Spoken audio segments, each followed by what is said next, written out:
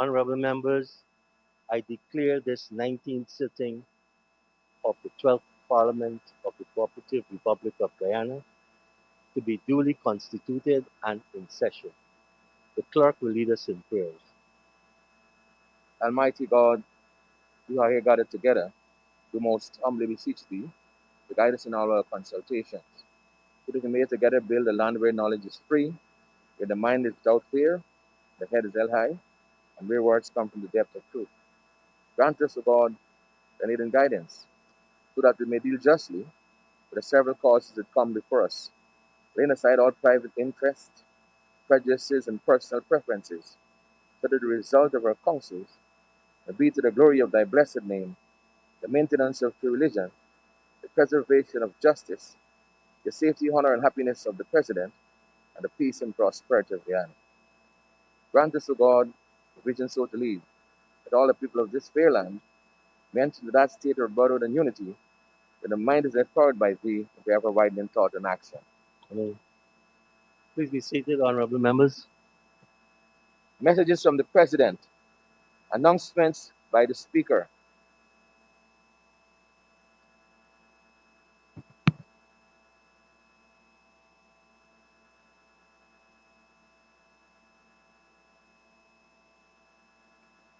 Honorable members, late last evening, I received an email containing a letter from the Honorable Leader of the Opposition making a number of serious allegations re the treatment of opposition members of parliament and against the chair. He declared that he and other members were locked out on allegations of being instructed by the speaker. He also made a number of other allegations against the speaker. These will be dealt with subsequently, and he calls for an apology. He asserts, and I quote, "We understand that they were acting upon your instructions when referring to the alleged treatment of the opposition members of parliament by members of the Guyana Police Force. I am disheartened, disappointed, but not distressed that the honorable member holding such an important title in the National Assembly, while being a practicing attorney at law, would intentionally traverse this route, allegation based on mere hearsay. Further, not only is he an attorney at law, but he has been a member of this House for over 10 years. It follows that to charge such irresponsible and damning allegations hurled at the chair of the Speaker of the National Assembly is highly condemnable. It ought to be within his basic knowledge that not only is his assertions based on hearsay, but also that the Speaker of the National Assembly has no jurisdiction over the operations of the Guyana Police Force. Further, his allegations of ordered being issued to the police by the Speaker simultaneously while presiding over the House is ludicrous. I add that the allegations of honorable members being locked out and shut in warrants a response. The 18th sitting began with APNO AFC members in this House. I note the Honorable Vincent Henry being the last to leave. I also note members from all sides taking part in the fair in the MP's lounge. And in addition, members of the APNO AFC greeted His Excellency President Dr. Irfan Ali with much loudness and enthusiasm. What happened outside the compound of this parliament remains a matter for inquiry and the police. Thank you. Presentation of petitions, presentation of papers and reports, etc.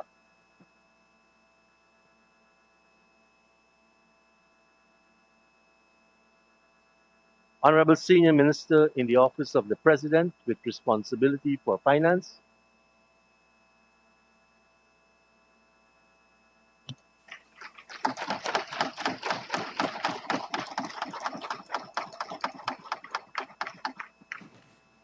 Mr. Speaker, I present to the Assembly the estimates of revenue and expenditure of Guyana for the financial year 2021.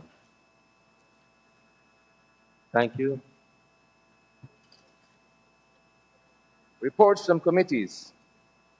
Oral questions without notice. Questions on notice. Statements by ministers, including policy statements. Personal explanations.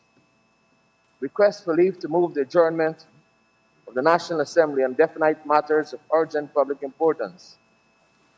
Motions relating to the business or sittings of the National Assembly and moved by a minister. Honorable Minister of Parliamentary Affairs and Governance will move the following motion. Thank you, Minister Mr. of Parliamentary Speaker. Affairs and Governance, you may proceed. Thank you, Mr. Speaker. Be it resolved that standing orders numbers 10, subclause 2, and 38, subclause 9A be suspended to enable the senior minister in the office of the President with responsibility for finance to complete uninterrupted the reading of the budget speech for 2021 at the sitting of the National Assembly today, Friday, the 12th of February, 2021. Thank you. Thank you, Honorable Minister. The motion is proposed. I will now put the motion. Those in favor say aye. Those against say no. The ayes have it. I note the Honorable Deputy Speaker here.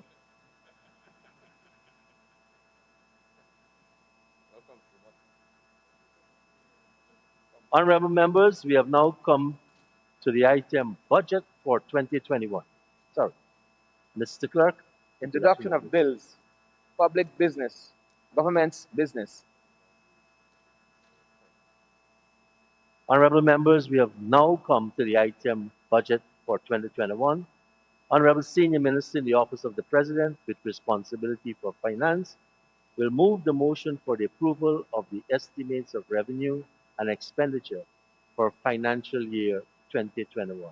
Honorable Senior Minister in the Office of the President with responsibility for finance, you may proceed, sir.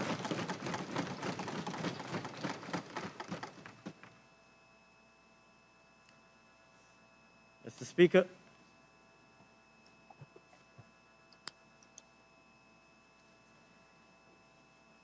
Mr. Speaker,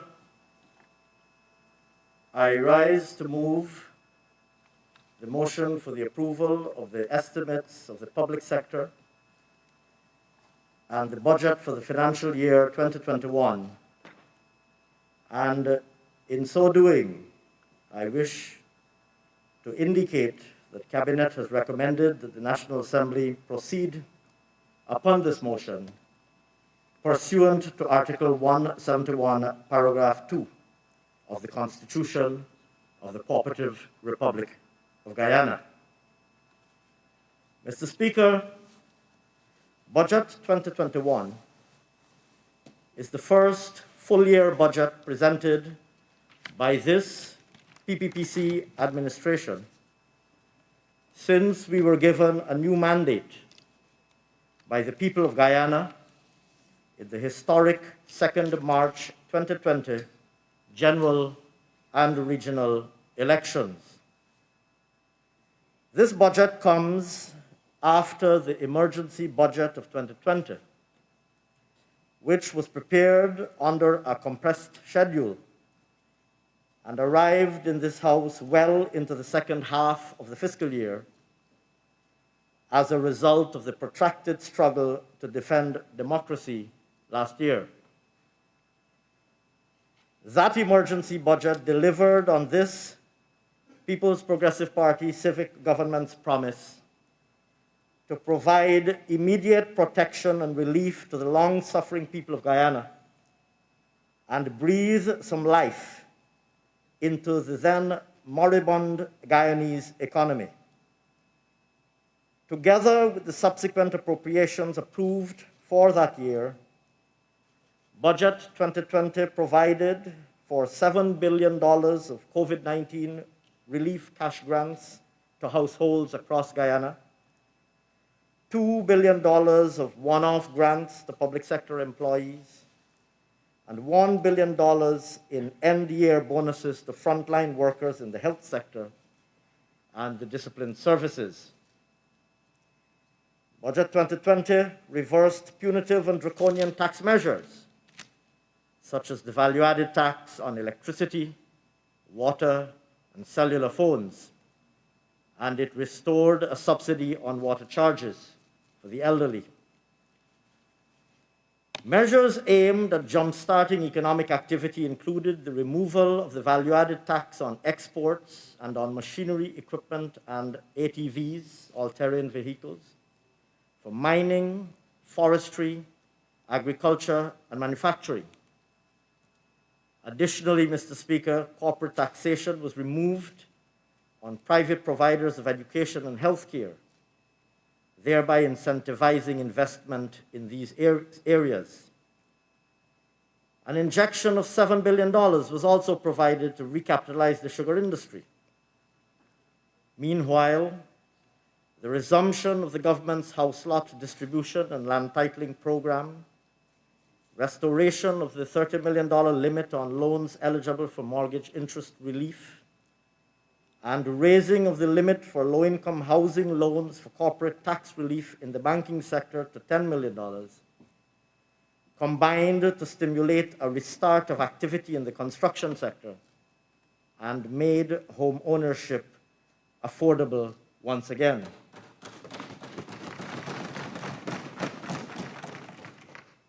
And Mr. Speaker, the list of reliefs provided in Budget 2020 goes on. Mr. Speaker, in 2 short months, we will celebrate 55 years of political independence. As we approach this milestone, it is worthwhile to cast our eyes briefly backward over those 55 years, particularly at independent Guyana's economic history. That history indicates a succession of clearly distinguishable phases in the evolution of the Guyanese economy and a strikingly close correlation with the political history of the country. The first phase, from 1966 to 1992, was an era of state domination and economic decimation and left our country bankrupt. The second phase, from 1992 to 2015, was an era of economic restoration and reconstruction, with widespread renewal and expansion, returned our country to solvency and creditworthiness, and it put us firmly on a path to prosperity. Tragically, Mr. Speaker, these gains were sharply reversed during the third phase, between 2015 and 2020, a period of renewed state domination and rapid economic retrogression and degeneration, made all the worse towards the end by the devastating effects of COVID-19. And that period returned the country in the short space of 5 years to the brink of bankruptcy once again and a deep economic despair. Being acutely aware of this history, scarred by pre-1992 memories, and bruised and battered by the last 5 years, the people of Guyana chose as they did in 2020. In doing so, they made a resounding statement about the direction in which they would like to go at this critical juncture for our country. And most of those who were still not convinced by March 2020 certainly were by August 2020, having stared in utter disbelief at the events of the preceding 6 months. As we look back at 2020, if there is one lesson we must all have learned, It is the lesson of how interconnected and interdependent we are, both within our country and more widely as a global community. At home, we witnessed in 2020 how the actions of a tiny few could so easily have subverted the will of so many. In our quieter moments, Mr. Speaker, we must all reflect on where we might have ended up as a country if the will of the many did not prevail over the ill intentions of the few. Isolated from the rest of the world, condemned as a pariah, and consigned to the dust pile of tin pot dictatorships. Make no mistake of it, that tragic outcome would have affected all of us, not some of us. At the global level, 14 months ago, COVID-19 was a mystery illness affecting a few people far away in Wuhan City. Today, it has infected over 107 million persons across 223 countries and territories and killed nearly 2.4 million. Some of them our neighbors and friends right here in Guyana. Not a single corner of the world has escaped the tentacles of COVID-19. Mr. Speaker, if that does not teach us a lesson of how interconnected and how interdependent we are, nothing will. With that historical context in mind, let us be clear. 2021 will not be an easy year. COVID-19 is still with us, and the need to keep our people safe and to keep the economy alive is still very present. While we've already started administering vaccines just a day or two ago, the speed of uptake and the time until herd immunity is achieved are still huge unknowns. Exactly when we will be returning to any semblance of normalcy is therefore far from certain. The matter is made worse by the fact that we are confronting these unknowns with limited fiscal resources, given the depletion and the plunder of the public treasury over the past 5 years. But recover we must.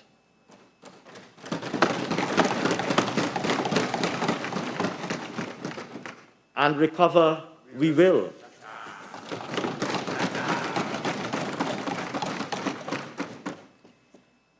On a far more positive note, if we look beyond our immediate travails, it is important that we appreciate the magnitude of the moment at which we now stand.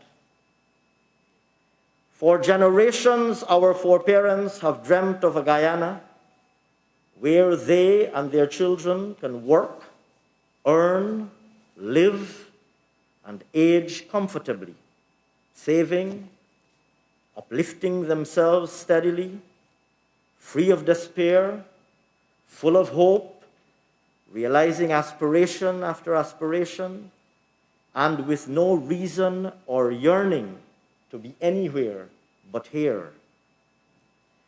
This dream would have renewed itself at every major point in our country's history. Sadly, until now, and for a variety of reasons, this dream has remained elusive, despite the tremendous gains we made when we were last in office. Many remained hopeful, but some lost hope along the way.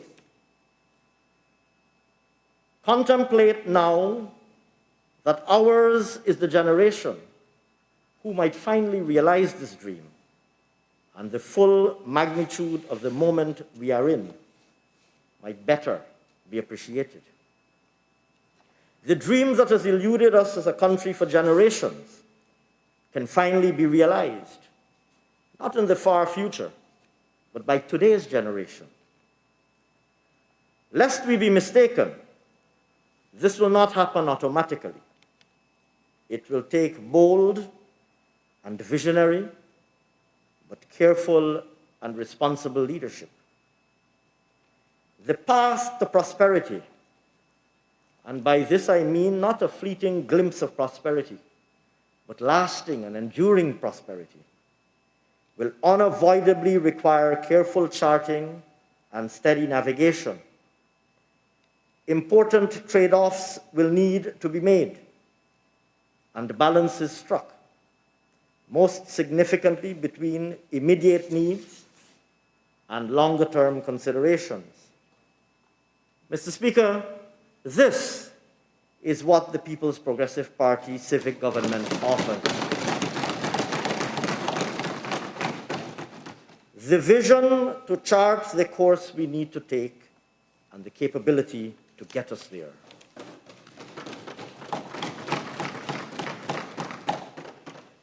Mr. Speaker, only yesterday, His Excellency President Irfan Ali, in his inaugural address to this National Assembly, spoke of the key word of his government being oneness, and he outlined his vision for one Guyana.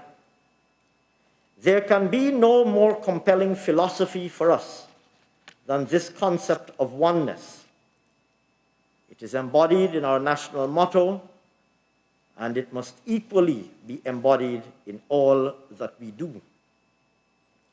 His Excellency also yesterday outlined a bold and exciting vision for our country across the entire spectrum of government policy, and including a number of specific targets by which his government will be held accountable.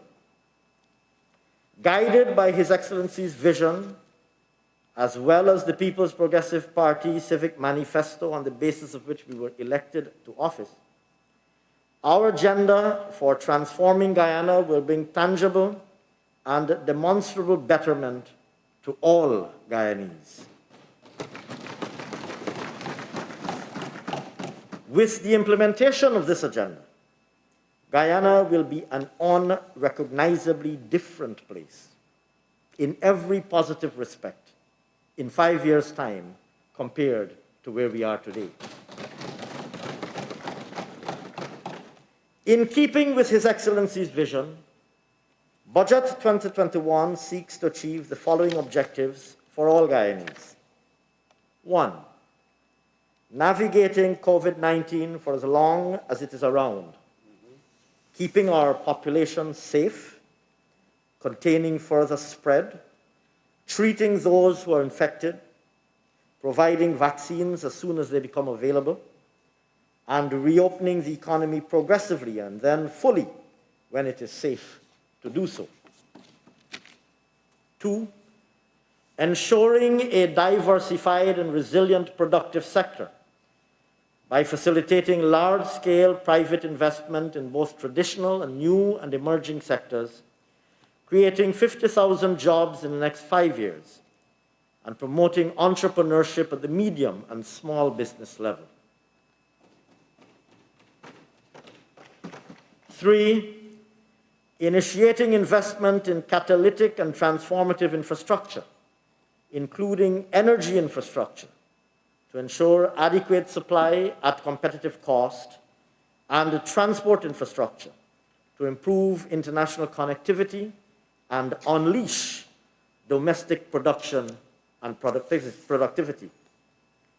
4, establishing world-class social services such as education and healthcare, so that these services are available to the domestic population, but also with a view to entering the international market for providing these services to a regional and global clientele.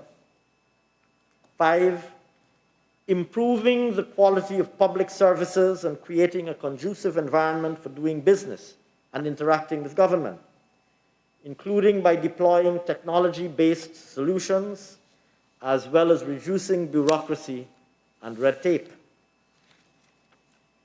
And 6, ensuring respect for the Constitution and the rule of law, maintaining good governance, safeguarding access to justice, and the preservation of a safe and secure environment for all Guyanese and visitors to Guyana.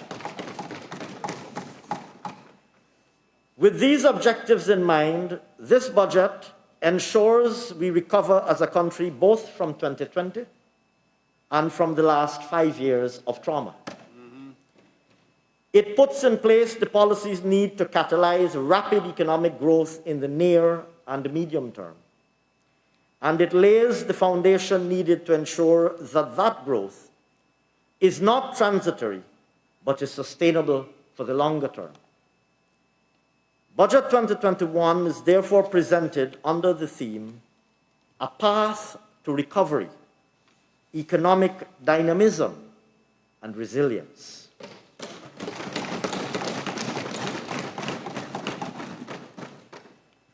Mr. Speaker, I will now review the global and regional economic context. From the global economic standpoint, the COVID-19 pandemic has been a catastrophe like no other, causing an economic shock much worse and much more pervasive than the 2007-2008 financial crisis. Countries rich and poor, advanced and developing, have plunged into recessions as they adopted containment measures, with data now suggesting that some economies have started to recover. A less severe recession is estimated for 2020 than previously forecasted. Global output in 2020 is estimated to have contracted by 3.5%. This revised position reflects some easing in the second half, mostly in advanced economies, the United States and the Euro area, as well as in China after lockdowns were scaled back and government support measures were rolled out.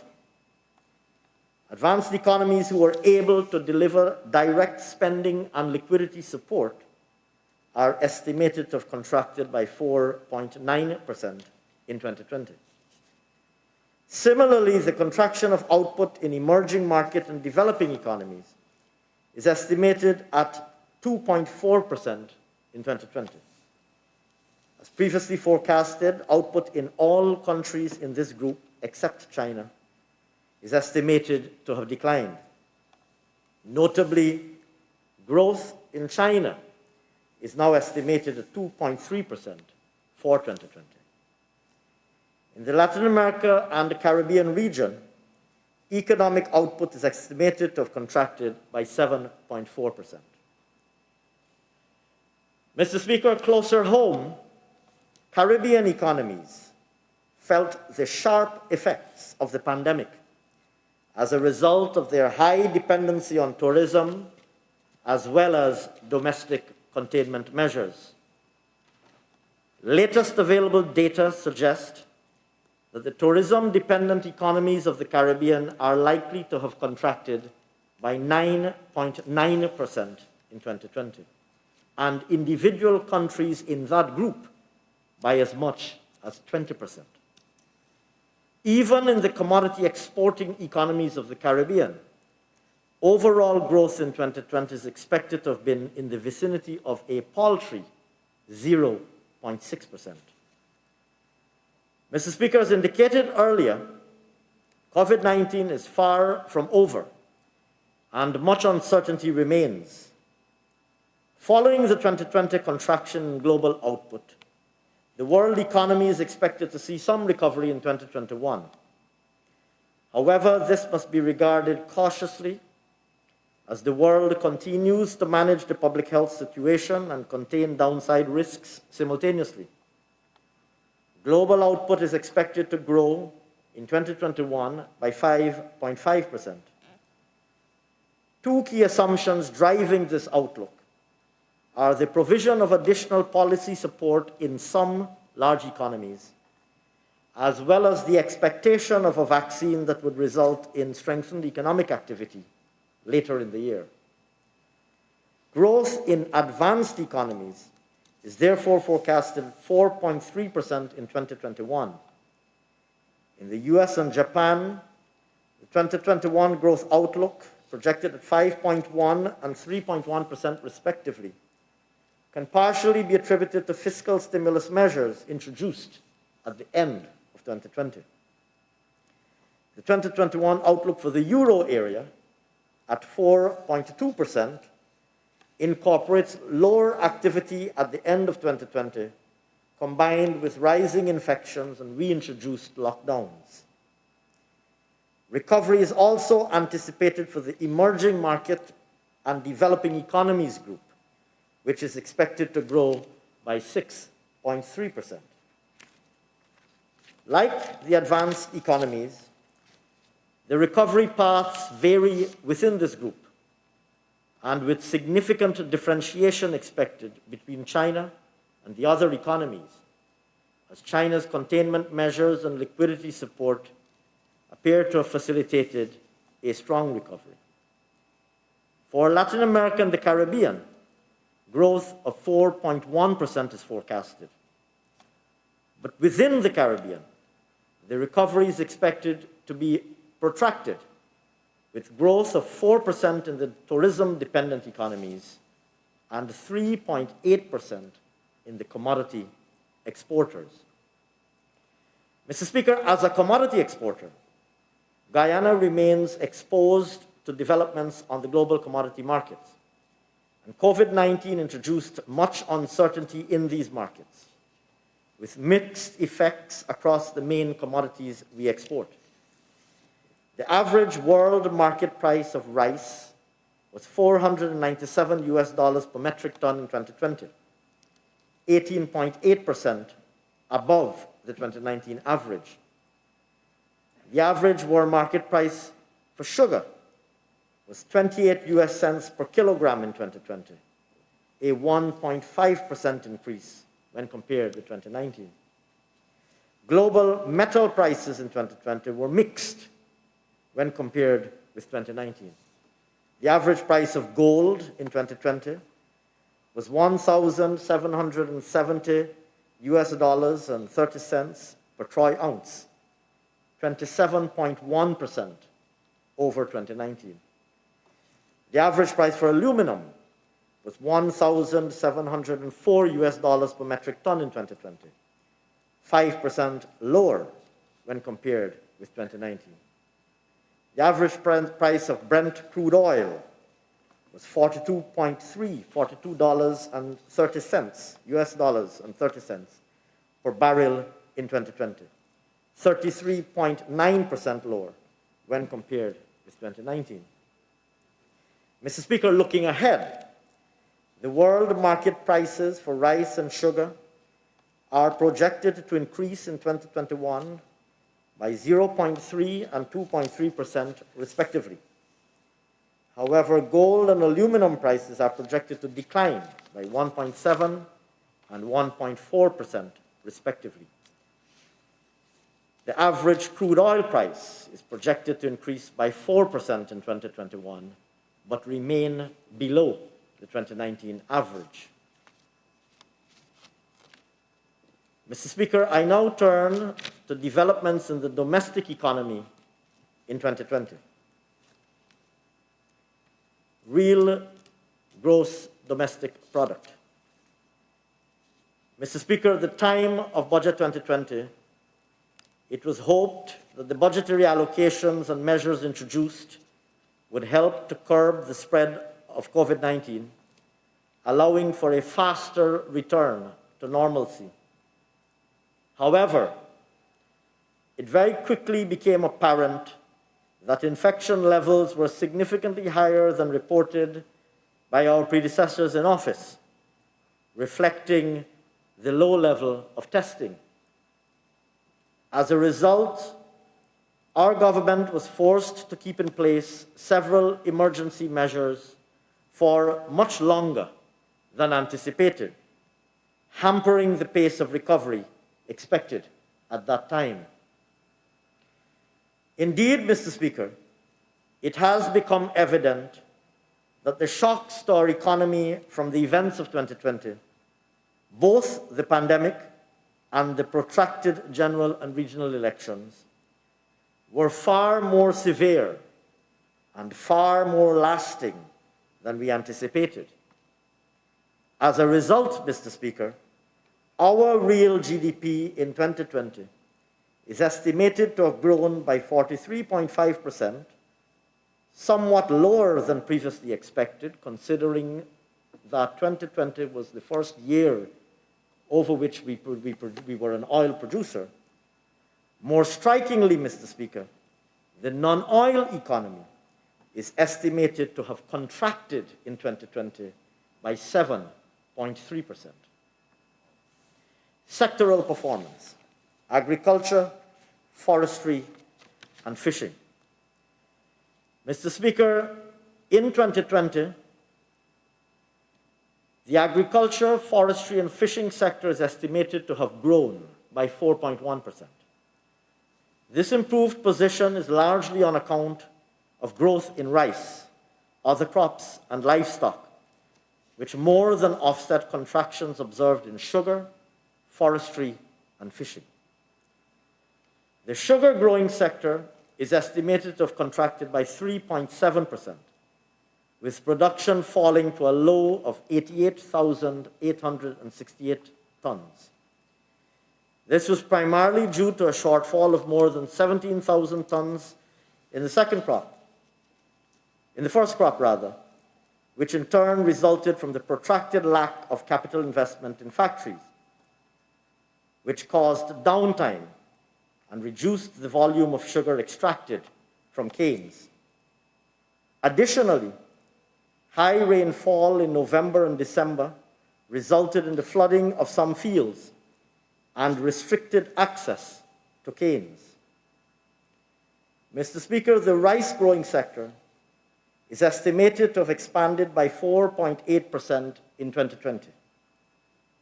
Paddy production reached 1,057,580 tons in 2020, 0.8% above the previous year. The increase was attributed to more hectares being harvested despite lower yields. The former improved by 4.4%, while the latter declined by 3.5% due to the incidence of various diseases that affected the second crop. With respect to the production of other crops, despite excessive rainfall in November and December, this sector is estimated to have grown by 6.6% in 2020. Notably, the COVID-19 pandemic would have resulted in increased demand for many fruits, particularly citrus. Like other crops, the livestock sector is also estimated to have grown in 2020, recording an increase of 5%. This was driven by poultry, egg, and beef production, which are estimated to have grown by 10.4%, 34.1%, and 3.4%, respectively. Mr. Speaker, the forestry sector is estimated to have contracted by 8.1%.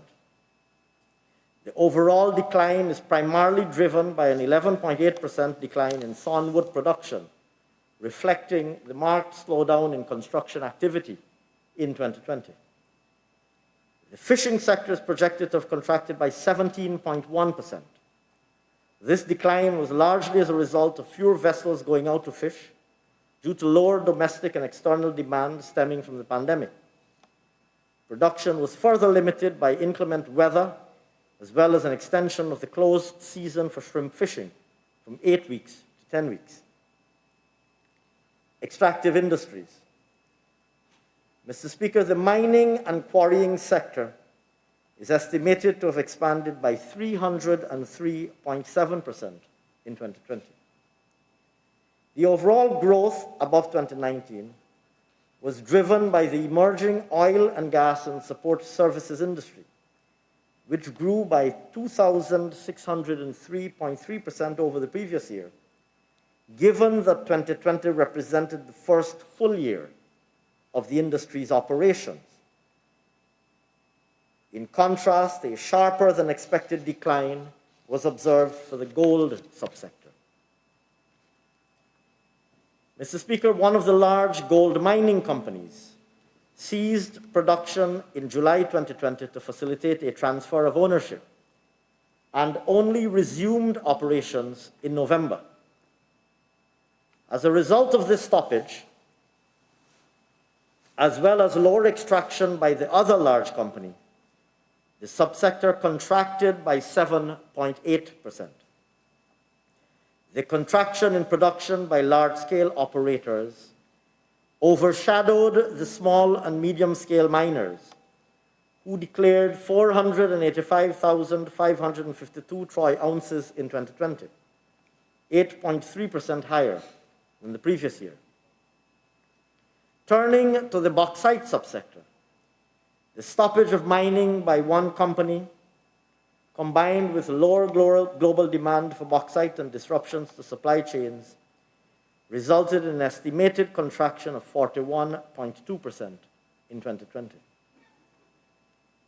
Mr. Speaker, the other mining subsector, which comprises diamond and sand mining and stone quarrying, is estimated to have contracted by a staggering 42.7% in 2020. Diamond declarations declined as a result of lower global demand for precious stones amid the global economic crisis caused by the pandemic. This resulted in lower prices. Domestically, as a result of the election's impasse, COVID-19 restrictions, and record high gold prices, less diamond mining activity was observed. The prevailing political and public health challenges also resulted in a significant reduction in construction activity, with public sector projects grinding to a halt for several months, resulting in reduced sand mining and stone quarrying. Mr. Speaker, the manufacturing sector is estimated to have contracted by 8.6% in 2020. Declines of 3.7%, 5.7%, and 10.8% were estimated for sugar, rice, and other manufacturing subsectors, respectively. Mr. Speaker, in 2020, the water supply and sewage sector is estimated to have increased by 8%. While this was partially due to new connections, it was also driven by increased sanitation activity as a result of the pandemic. Electricity supply is also estimated to have grown in 2020 by 1.2%. Construction. Mr. Speaker, as noted previously, construction activities were significantly lower than in 2019, largely as a result of restrictions put in place to curb the spread of COVID-19. While the relaxation of these measures in the second half of the year would have resulted in some improvement in the sector, it is still estimated to have contracted in 2020 by 6.3%. Mr. Speaker, the services sector is estimated to have contracted by 9.4% in 2020. The overall decline could be attributed primarily to contractions in wholesale and retail trade and transport and storage. These subsectors fell by 28.3% and 30.2% respectively, outweighing expansions in information and communication, real estate activities, public administration, and human health and social work, which grew by 5.5%, 0.3%, 1.2%, and 3% respectively. Balance of payments. The overall balance of payments recorded a surplus of $60.6 million in 2020, compared to a deficit of $48.9 million recorded in 2019.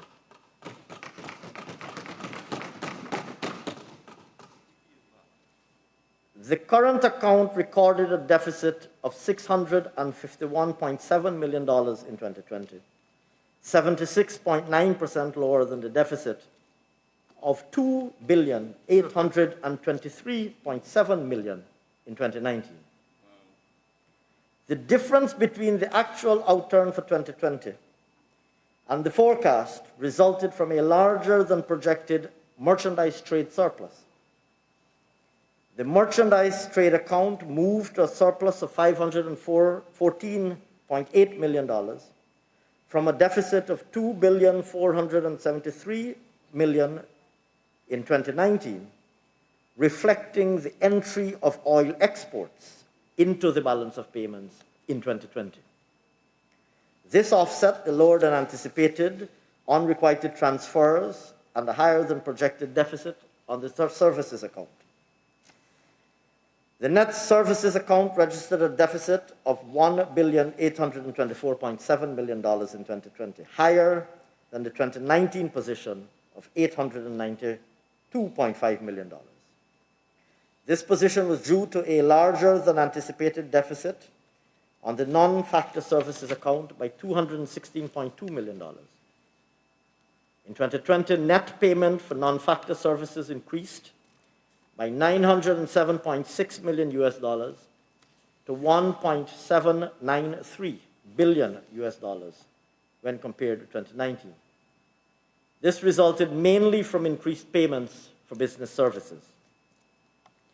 The surplus on the capital account was recorded at $720.9 million in 2020, lower than the $2,744.6 million in 2019.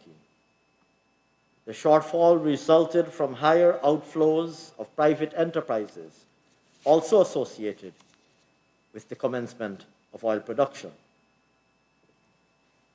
Net foreign direct investments amounted to $1.8243 billion in 2020. Mr. Speaker, under the capital account, the net non-financial public sector position moved to a deficit of $190.3 million compared to a surplus of $147.9 million in 2019. The 2020 deficit was mainly on account of lower than projected disbursements. The balance of payments surplus resulted in the Bank of Guyana increasing its external reserve position to $680.6 million, equivalent to 2 months of import cover at end 2020. Mr. Speaker, the money supply expanded by 13.7% to $521 billion in 2020 when compared with 2019. The outturn in 2020 was attributed to increases in both narrow and quasi-money, which grew by 20.5% and 5.6% respectively. The growth in narrow money was on account of increases in the currency in circulation and demand deposits, which grew by 30.3% and 13.7% respectively. These increases more than offset the decline of 29.6% in cashier's checks and acceptances. The growth in quasi-money resulted from an increase in savings deposits of 11.1%, despite a decline in time deposits of 25.9%. Mr. Speaker, in 2020, net domestic credit by the banking system expanded by 15.9% to $343.9 billion when compared with 2019. This position resulted from increased credit to both the private and the public sectors.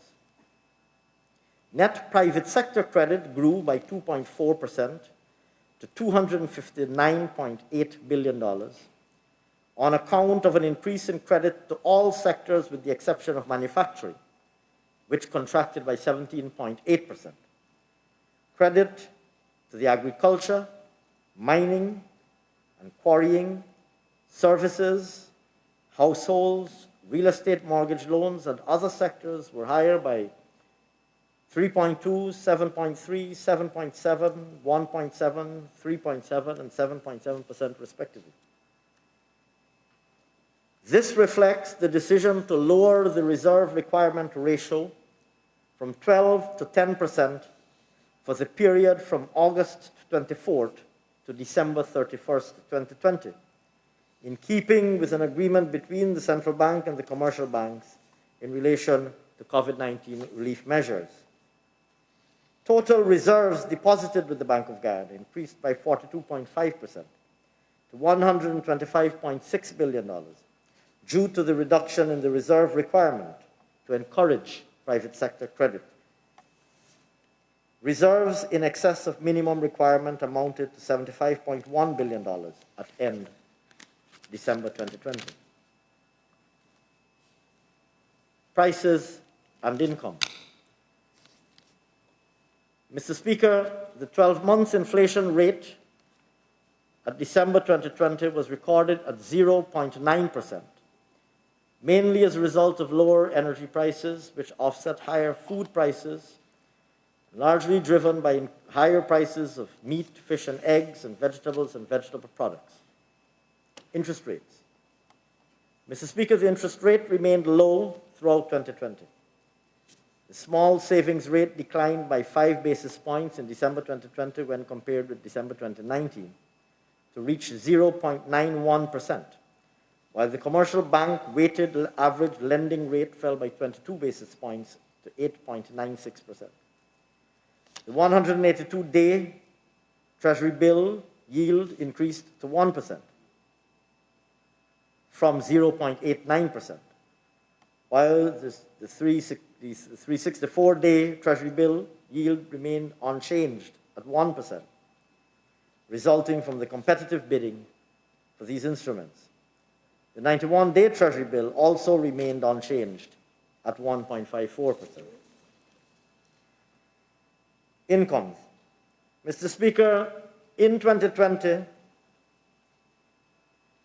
recognizing the hardship of COVID-19 and following the much delayed change in government in August 2020,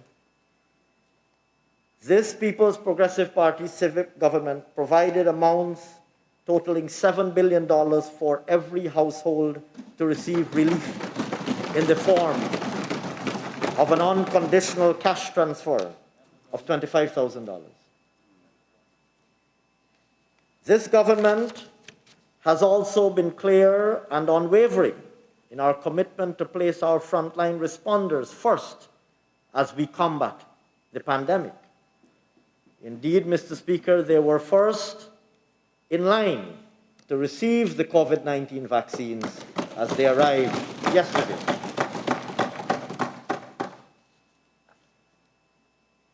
In this regard, Mr. Speaker, we put $1.1 billion in the hands of over 19,000 health workers and members of the disciplined services.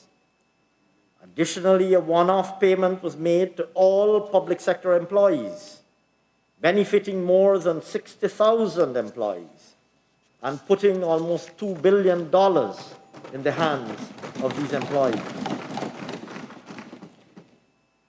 Mr. Speaker, while some countries around the world reduced working hours and salaries for their workers as part of their pandemic response, this government retained all public servants at full pay,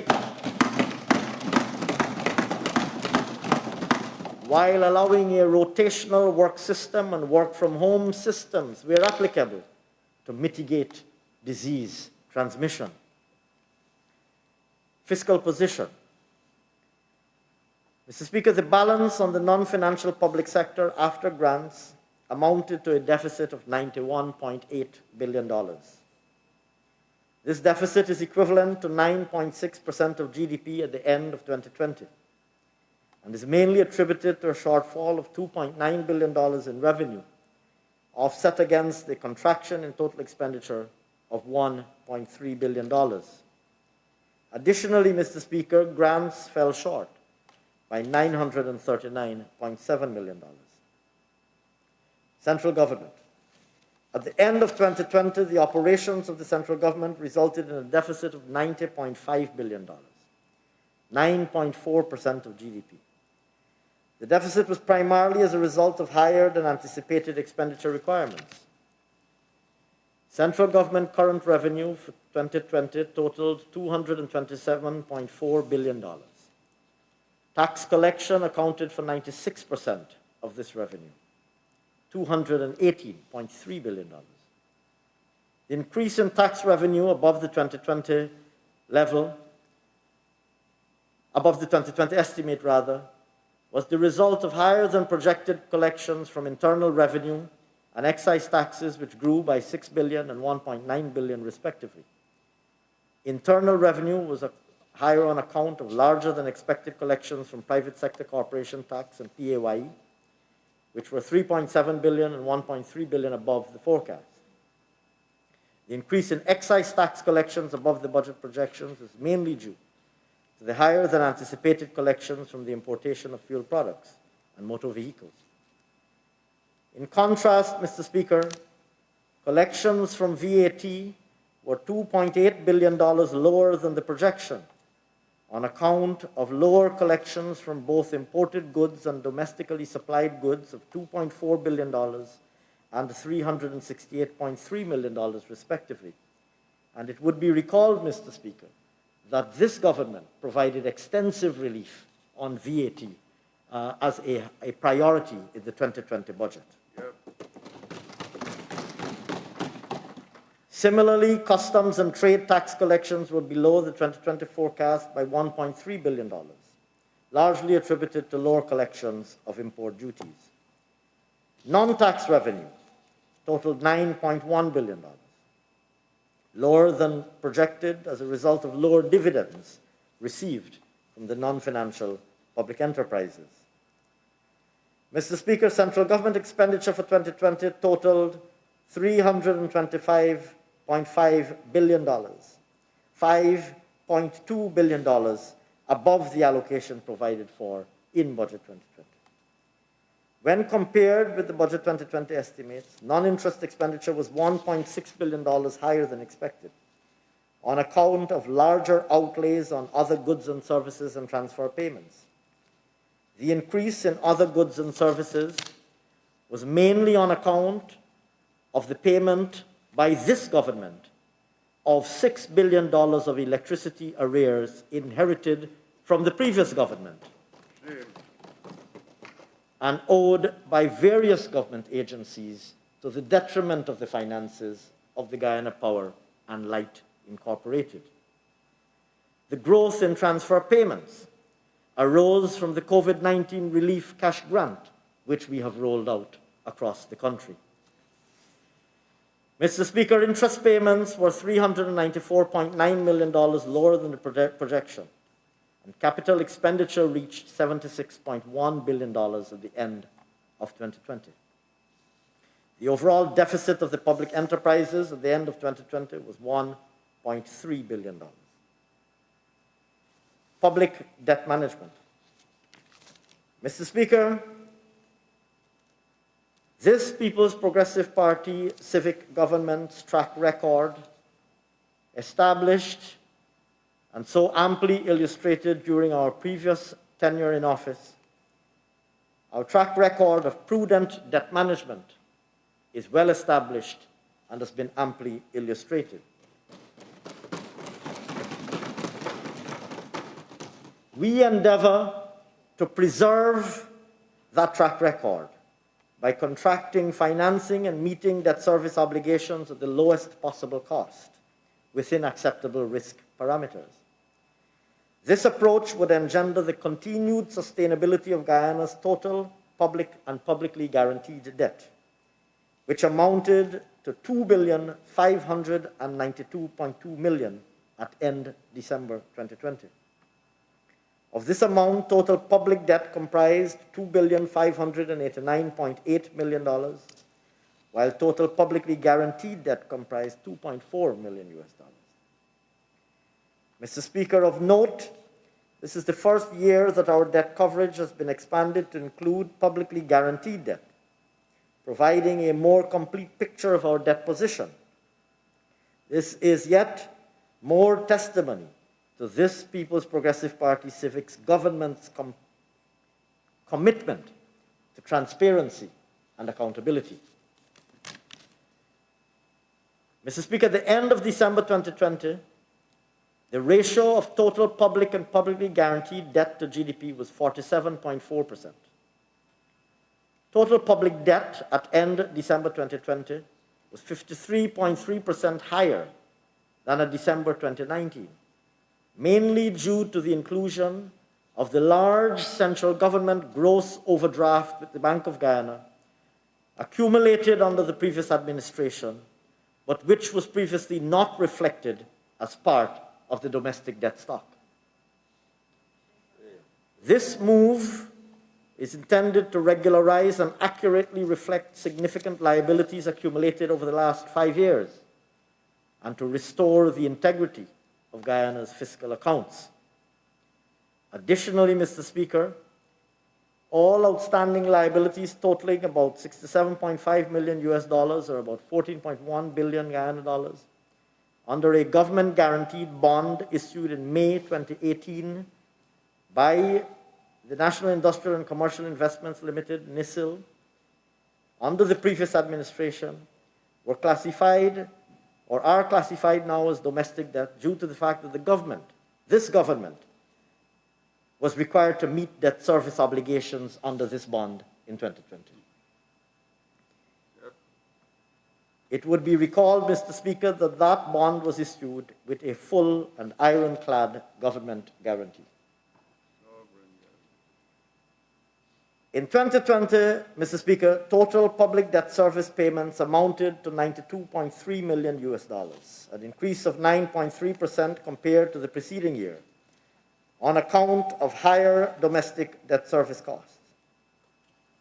Total domestic debt service payments in 2020 amounted to $16.1 million US dollars, more than twice the 2019 figure of $6.3 million US dollars, due to the need for government to meet the debt service obligations under the said NISIL bond.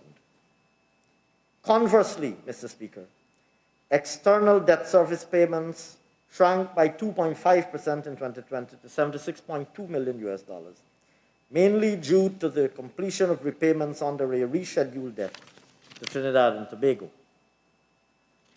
Mr. Speaker, early in 2021, indeed just a few days ago, government moved to increase the external and domestic debt ceilings from $400 billion to $650 billion and from $150 billion to $500 billion respectively, both for purposes of regularizing the outstanding liabilities inherited from our predecessors in office and also to accommodate new financing. We recognize that an increase, particularly in the level of domestic debt, is likely to materialize in the short term, but will be actively examining ways in which to contain this indebtedness going forward. Mr. Speaker, I now turn to sectoral vision and plans, the agenda for 2021 and beyond. Macroeconomic outlook. Mr. Speaker, despite the ambition of our development agenda and our intention to roll it out in the shortest possible time, we will do so within a macroeconomic framework that ensures that we remain competitive and that addresses issues of both stability and sustainability. In this regard, we will remain ever mindful of the need to avoid the pitfalls that have beset many new producers of oil and gas and many resource-rich countries, including Dutch disease. We will safeguard the fiscal and debt sustainability that we've worked so hard to achieve by prudent contracting of new financing, careful targeting and management of government expenditure, strengthened revenue administration, and ensuring that the fiscal deficit is managed in a way that minimizes any risk of crowding out credit to the private sector. The task before us is to ensure steady repair of the public finances from the parlous state in which we inherited them, while at the same time financing our aggressive development agenda. Mr. Speaker, we anticipate high rates of real economic growth in the immediate term, reflecting the ramping up of oil production, but moderating into the medium and longer term. We will ensure that those high rates of growth are accompanied by policies designed to minimize supply-side constraints to avoid the risk of overheating. We aim to ramp up adequate levels of external reserves, ensure exchange rate stability, as well as interest rate stability, and ensure low levels of inflation. Mr. Speaker, I now turn to the low-carbon development strategy. It is no secret that Guyana continues to face disproportionate exposure to the effects of climate change given our low-lying coastal plain.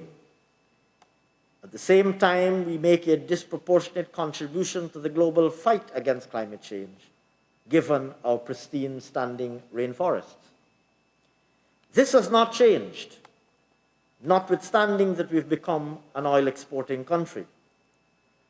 Our vulnerability to the effects of climate change and our desire to respond as a proactive participant in the search for solutions rather than lament as victims led to the vision of the low-carbon development strategy.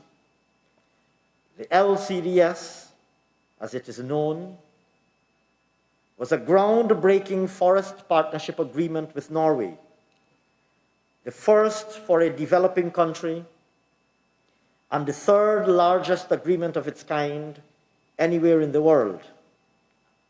This agreement provided for Guyana to earn payments for climate services up to $250 million over a 5-year period. Mr. Speaker, when the APNU-AFC government came into office in 2015, they squandered whatever funds were available and brought the release of the rest of the funds already earned by Guyana to a grinding halt. This culminated in the last payments from Norway being suspended. On top of this lost opportunity, a successor Guyana-Norway agreement for the period from 2015 to 2020 never materialized. Almost $30 million for existing projects has not been disbursed.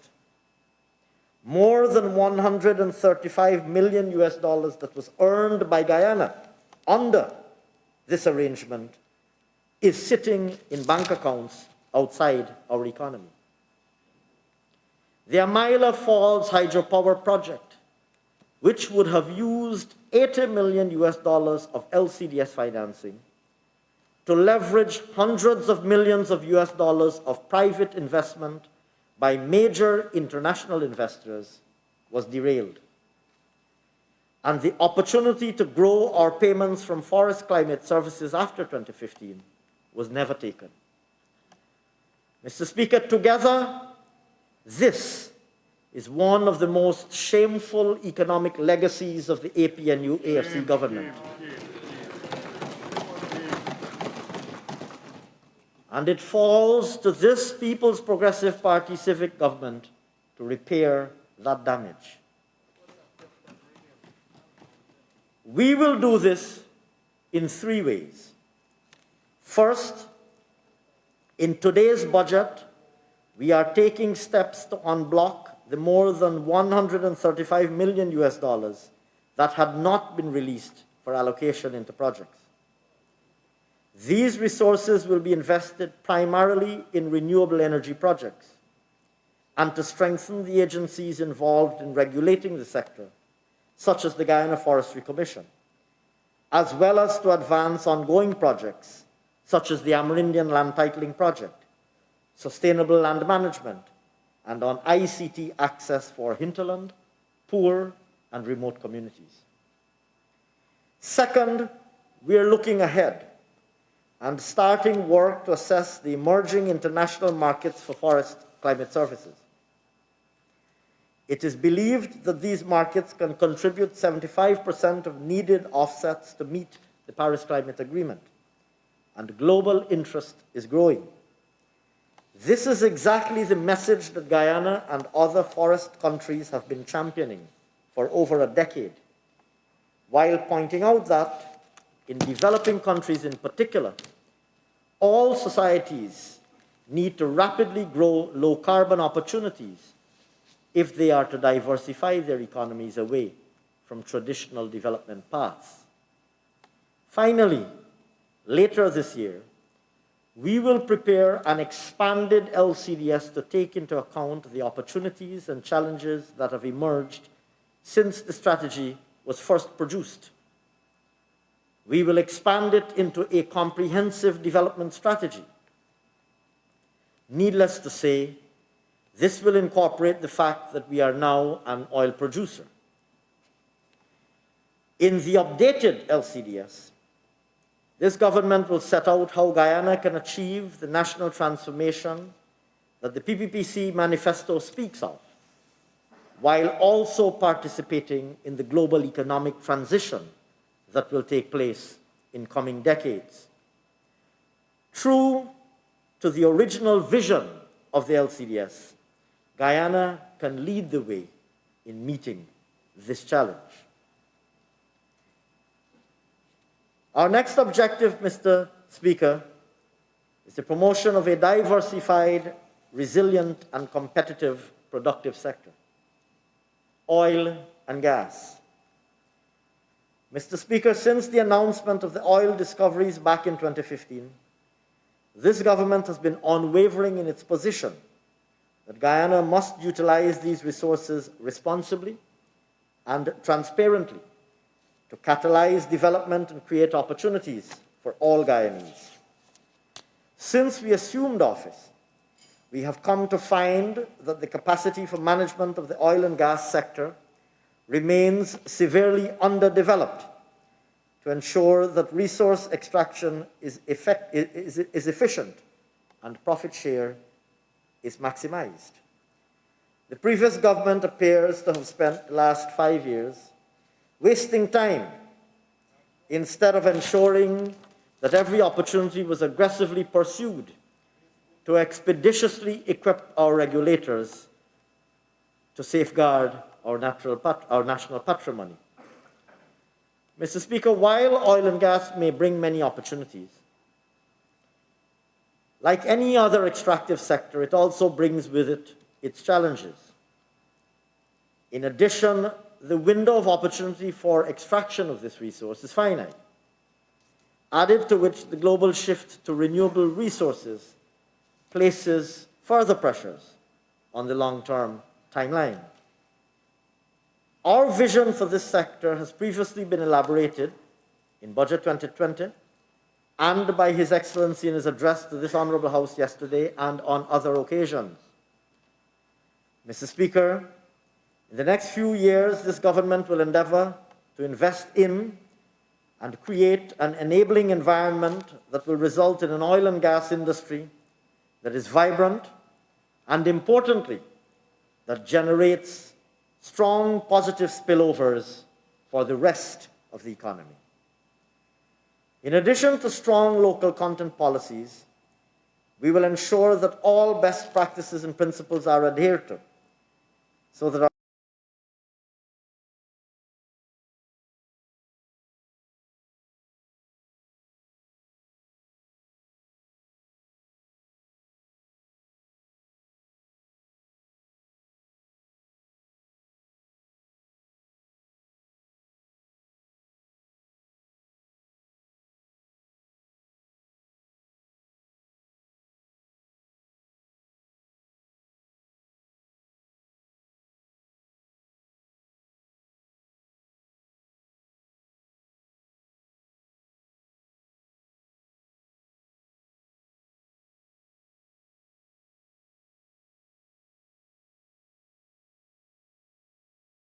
and once concluded, the outcome of that work will be enshrined in legislation for implementation.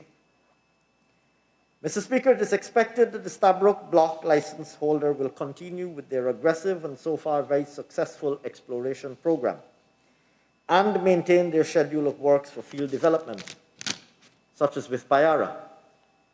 The operator for Kaichor and Kanji blocks, along with their partners, will also be conducting exploration drilling during 2021, hoping to repeat the same kind of success as in the Stabroek Block.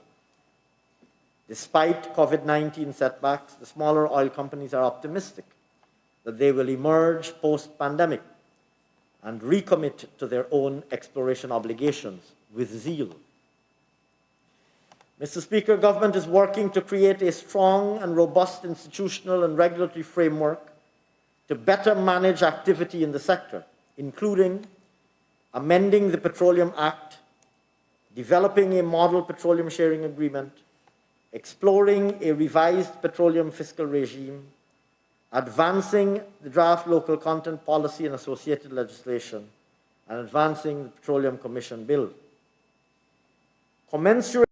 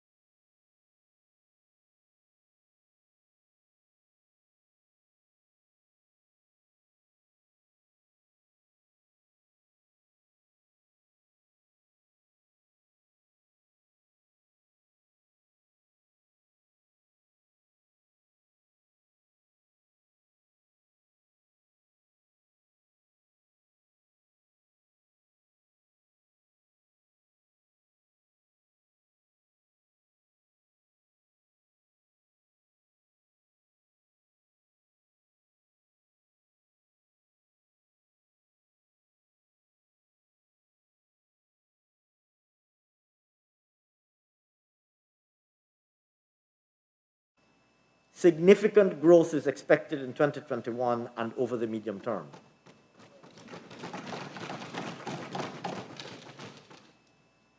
As partial operations recommenced in mid-September last year, shortly after this government assumed office, the company hired over 500 employees between the third and fourth quarters.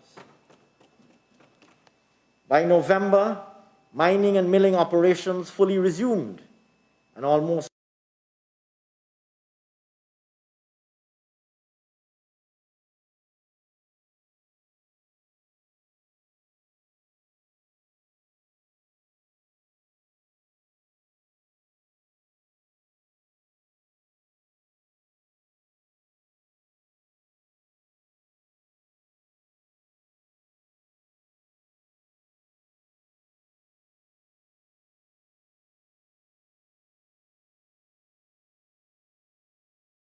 turned for the better when the operator of the Karuni mine made a world-class discovery in an underground mine, which showed 131.93 grams per ton of gold. This discovery not only highlights the exploration potential of the mine, but demonstrates the potential to extend its life. With the development of that mine expected to continue over the medium term, an initial production target has been set for 2021 of 22,000. At Aurora, the other large operator plans to produce 90,000 ounces of gold And in the second half of this year, work on the underground mine are expected to begin.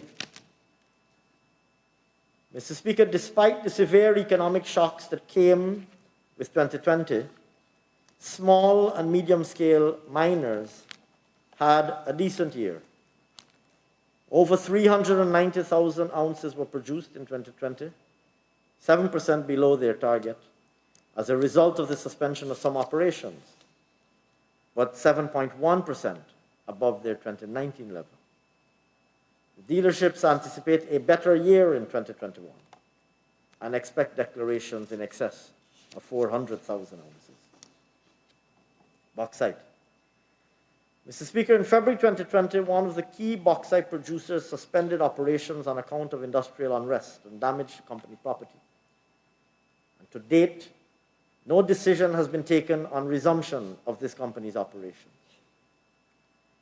Though there was continued production from the other companies, the performance of the industry was well below that of 2019, with overall production estimated to have fallen by over 65%. Mr. Speaker, having assessed the current state of the sector, a policy framework for bauxite development will be considered in 2021 in line with our manifesto promises for implementation over the medium term. Suffice it to say, Mr. Speaker, that our government will continue to do all that it takes to support growth and expansion in this sector. Sand.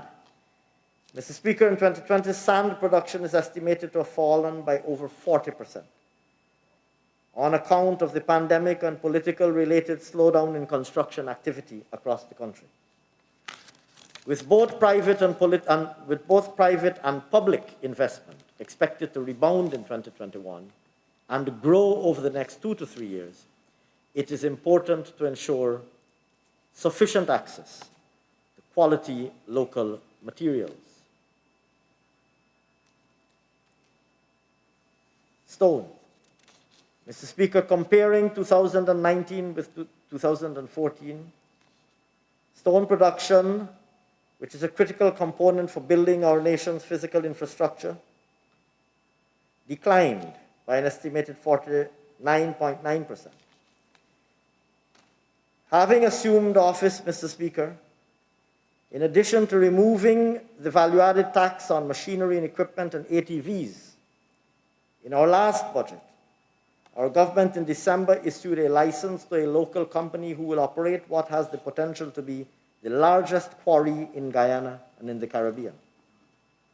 That quarry is expected to begin operations in mid-2021. The licensed area covers 7,000 acres, and the company plans to produce approximately 20,000 metric tons weekly. Another 3 licenses are expected to be issued within the first quarter, which will further increase production and which will result in a collective ramp-up in production of approximately 800,000 tons. This, combined with additional storage facilities,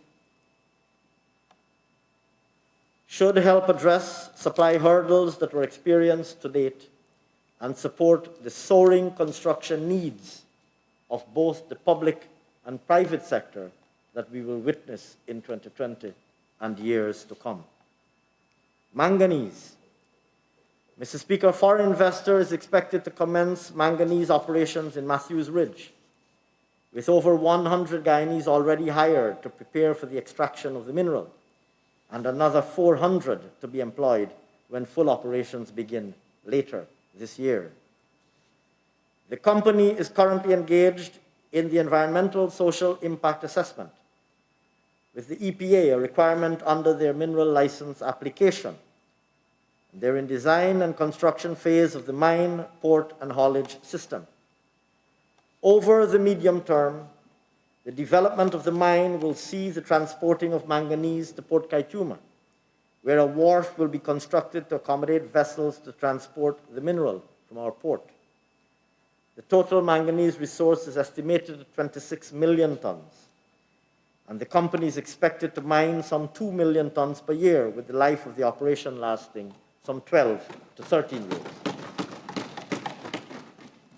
forestry. Mr. Speaker, successive PPPC governments have long recognized that our forest generates multiple sources of revenue and livelihoods, whether from the protected standing forests that contribute to the quality of air on the planet, while generating payments for forest conservation, as discussed earlier, or sustainable forest management that enables individual livelihoods to be built around the harvesting of our various species of wood or the rich untapped biodiversity.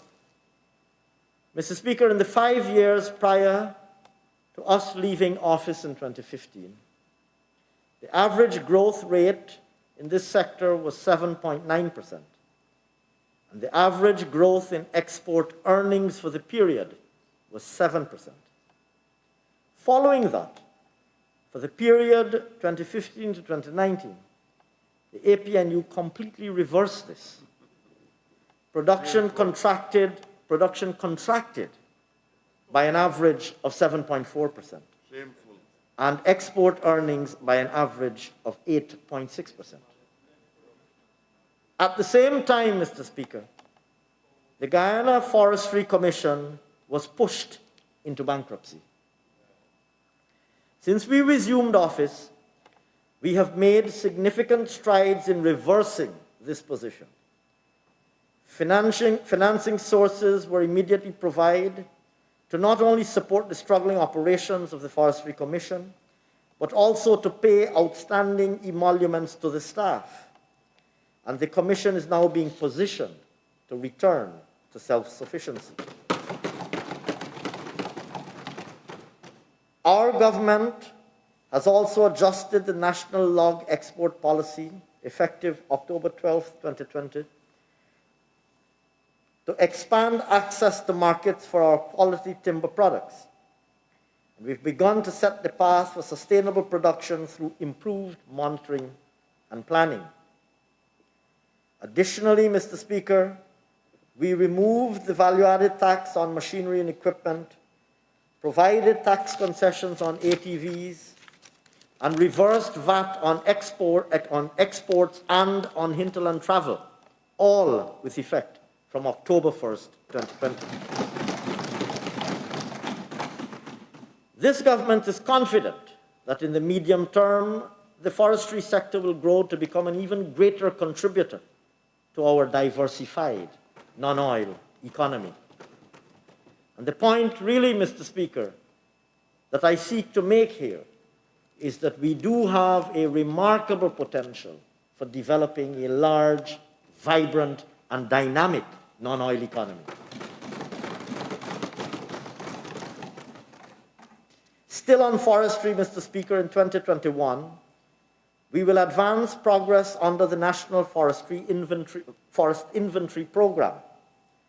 This initiative will provide specific information on types, locations, and quantities of timber within our forests. This will help improve national and concessional level planning. Notably, the last inventory was executed some 50 years ago. This year, $250 million has been budgeted for the implementation of the second phase of this initiative, with activities planned for regions 2, 7, 9, and 10. This initiative will create a reference data set on forest resources for long-term monitoring and decision-making, and is expected to continue over the medium term. Agriculture and food safety.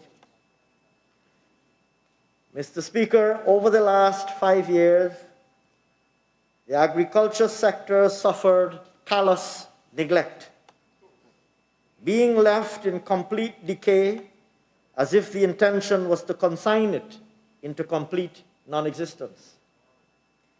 In stark contrast, this People's Progressive Party civic government's intention is that agriculture will be one of the major anchors of our non-oil economy.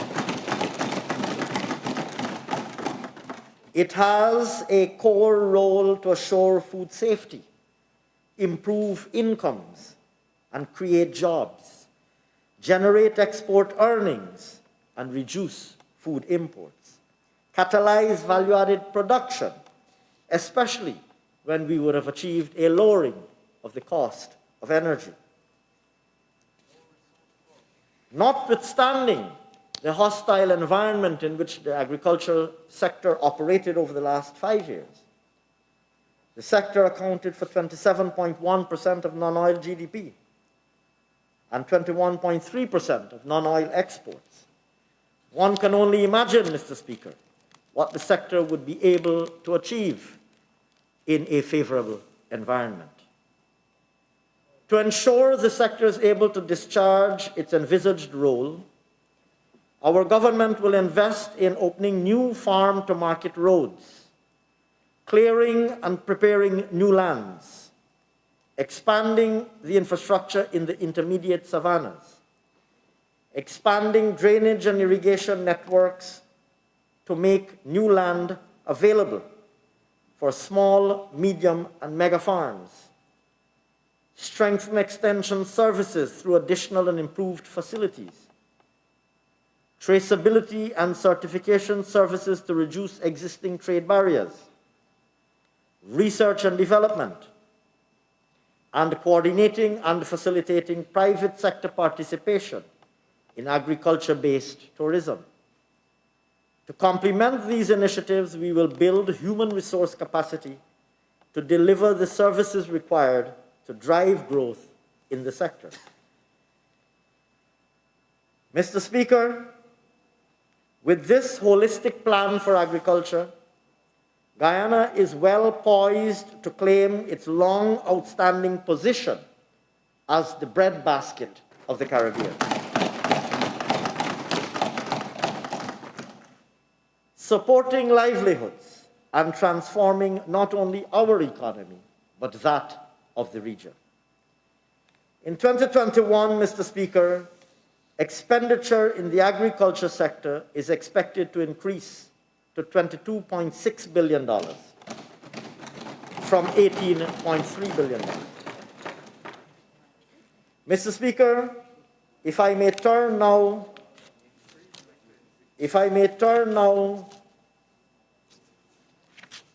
to sugar. Mr. Speaker, hundreds of years of sugar cultivation since colonial Guyana were brutally slaughtered at the altar of political expediency over the past 5 years. And it was done in a manner that will long be remembered as one of the most unconscionable acts committed by that APNU AFC government.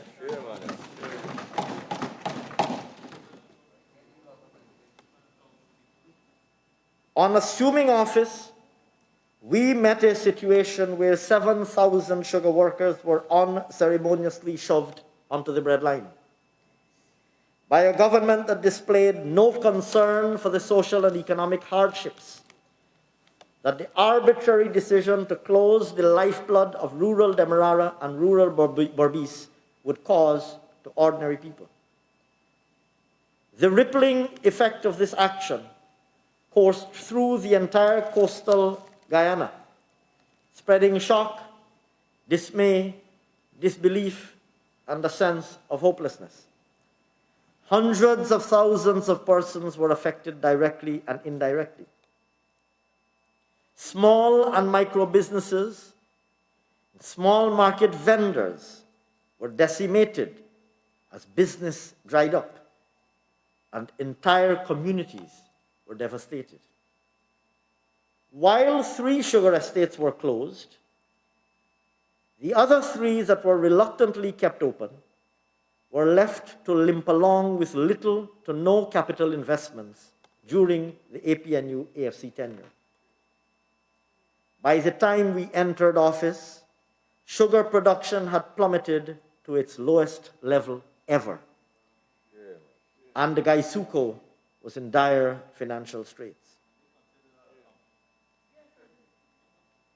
Mr. Speaker, notwithstanding the prophets of doom This government stands ready, willing, and resolute to deliver on our policy and manifesto promise to the sugar workers and to all Guyanese. In this context, we have appointed a new board and new management. Together, the board and management are charged with responsibility for conducting a detailed diagnostic of the industry in order to reboot the industry, to make it fit for purpose, for sugar and value-added opportunities, including diversification into non-traditional areas.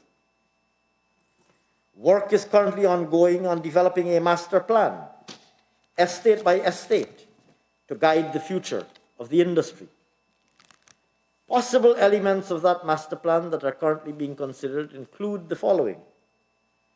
Gaisuco could concentrate increasingly on redirecting its efforts towards an optimized product mix, a shift away from the current low-value bulk sugar market.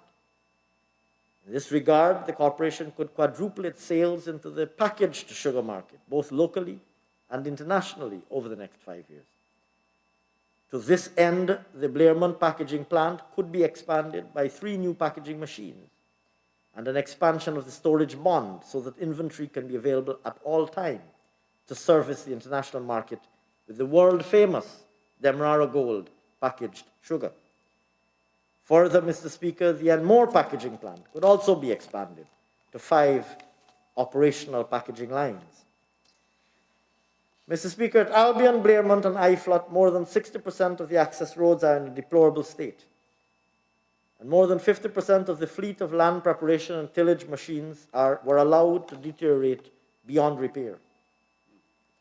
Additionally, more than 40% of the cane transport fleet, particularly the punts, were left to deteriorate to the point of disuse.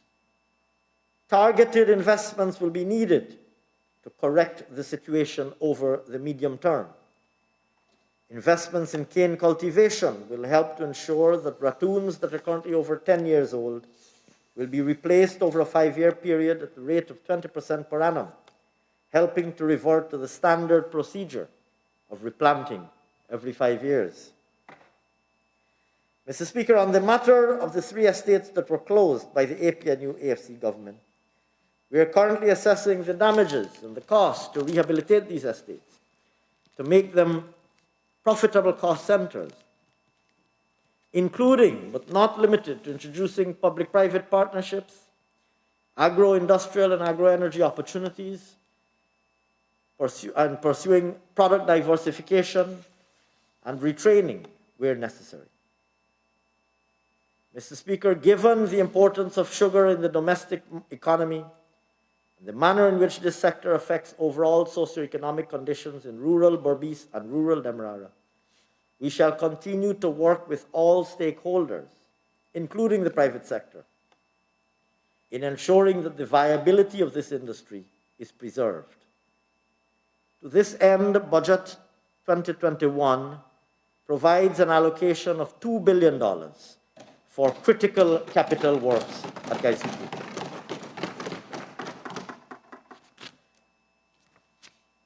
Mr. Speaker,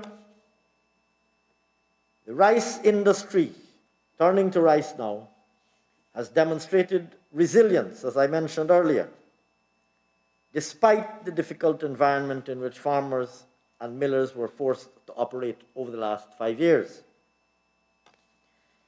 Our government has taken steps to ease the farmers from the burdensome overhead expenses imposed on them by reversing the punitive increases in land rents and taxes on agricultural equipment, machinery, fertilizers, and chemicals. For example, the rice farmers under the Mahika-Maikonia-Bari Agricultural Development Authority, MMA, will now see about $1.3 billion back in their hands annually with the reversal of land rent increases. By 2024, we expect a dramatic increase in annual rice production over the next 5 years. ensuring that the crop remains a mainstay in our agricultural output. The increase will be propelled by enhanced research and development, adoption of new technologies, and promotion of new high-yielding varieties, increased maintenance of drainage and irrigation systems and farm-to-market roads, and establishment of new markets. Mr. Speaker, in October 2020, a new high-yielding variety of paddy was released, which should produce 7 to 8 tons of paddy per hectare, 1 to 2 tons more than our current yield. By 2023, another high-yielding variety is expected to be released. Mr. Speaker, in 2021, 6 drying floors will be constructed at strategic rice-producing locations to provide much-needed support to farmers in regions 2, 3, 5, and 6. And a soil laboratory will be established to facilitate efficient and economic production of paddy. Additionally, Mr. Speaker, 5 long-reach sprayers will be acquired to control paddy bugs on dams and fields efficiently. A motorized thresher will be published to aid in plant breeding experiments. A laboratory will be constructed for experimental trials on value-added rice products. A post-harvest value-added department will be established at GRDB, and physical and sensory analyses will be pursued for shelf life studies for rice and rice-based food products. Mr. Speaker, these initial steps will position the rice industry to gain the momentum needed to achieve its targeted growth in the medium term. Other crops. Mr. Speaker, the expansion of cultivation of non-traditional crops is critical for diversification of the economy. In 2021, support for the establishment of over 100 shade houses countrywide will be provided, with a view to increasing the production of vegetables. To meet the high demand for planting materials for citrus, government will continue to provide assistance which will benefit farmers, particularly in the Pomeroon, in Region 3, and the Linden-Soesdijk Highway. Research-based extension support will be intensified for fruit production to improve productivity and meeting the growing demand of domestic fruit juice manufacturers. Mr. Speaker, to this end, over $1.2 billion is budgeted to support the operations of the National Agricultural Research and Extension Institute, NARI. Mr. Speaker, coconut is the new frontier crop of the sector and is expected to take off over the medium term. This administration will fund the establishment of 4 new coconut nurseries at Wakanam, Leg 1, Canal number 2, and number 63 in the quarantine. These will each produce 1,500 to 3,000 coconut seedlings every 3 months. As such, farmers can benefit from high-quality planting material at an affordable cost. Technical training on intercropping and cultivation will be provided to farmers to help them optimize their returns on investment. Mr. Speaker, support from government will see the private sector investing in over 1,000 acres of coconut estates in the near term. To support this effort, Mr. Speaker, Budget 2021 provides over $70 million to support Hope Coconut Estate. Corn and soybean also represent a major new frontier in the other crop sector. In 2021, government will cultivate 100 acres of planting material to support the production of corn and will make it available to farmers at affordable prices. This is intended to reduce the importation of this commodity and will augment plans for large-scale corn and soybean cultivation expected under the Intermediate Savanna Development Initiative, which I shall discuss shortly. Agro-processing.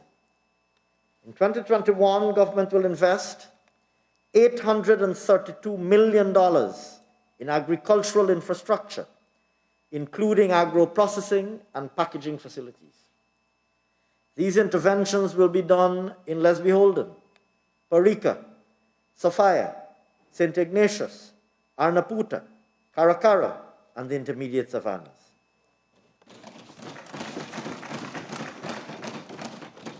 Farmers will now have access to affordable state-of-the-art processing and packaging at reduced operational costs. Moreover, government will provide laboratory services to agro-processors to ensure they can attain the necessary standards and certifications in a timely manner and at an affordable cost. Mr. Speaker, government will also be taking steps to strengthen the cold storage capacity for seasonal produce destined for exportation and processing. In this regard, 2 freezer trucks and 2 40-foot refrigerated containers will be procured at a cost of $60 million for the new GMC.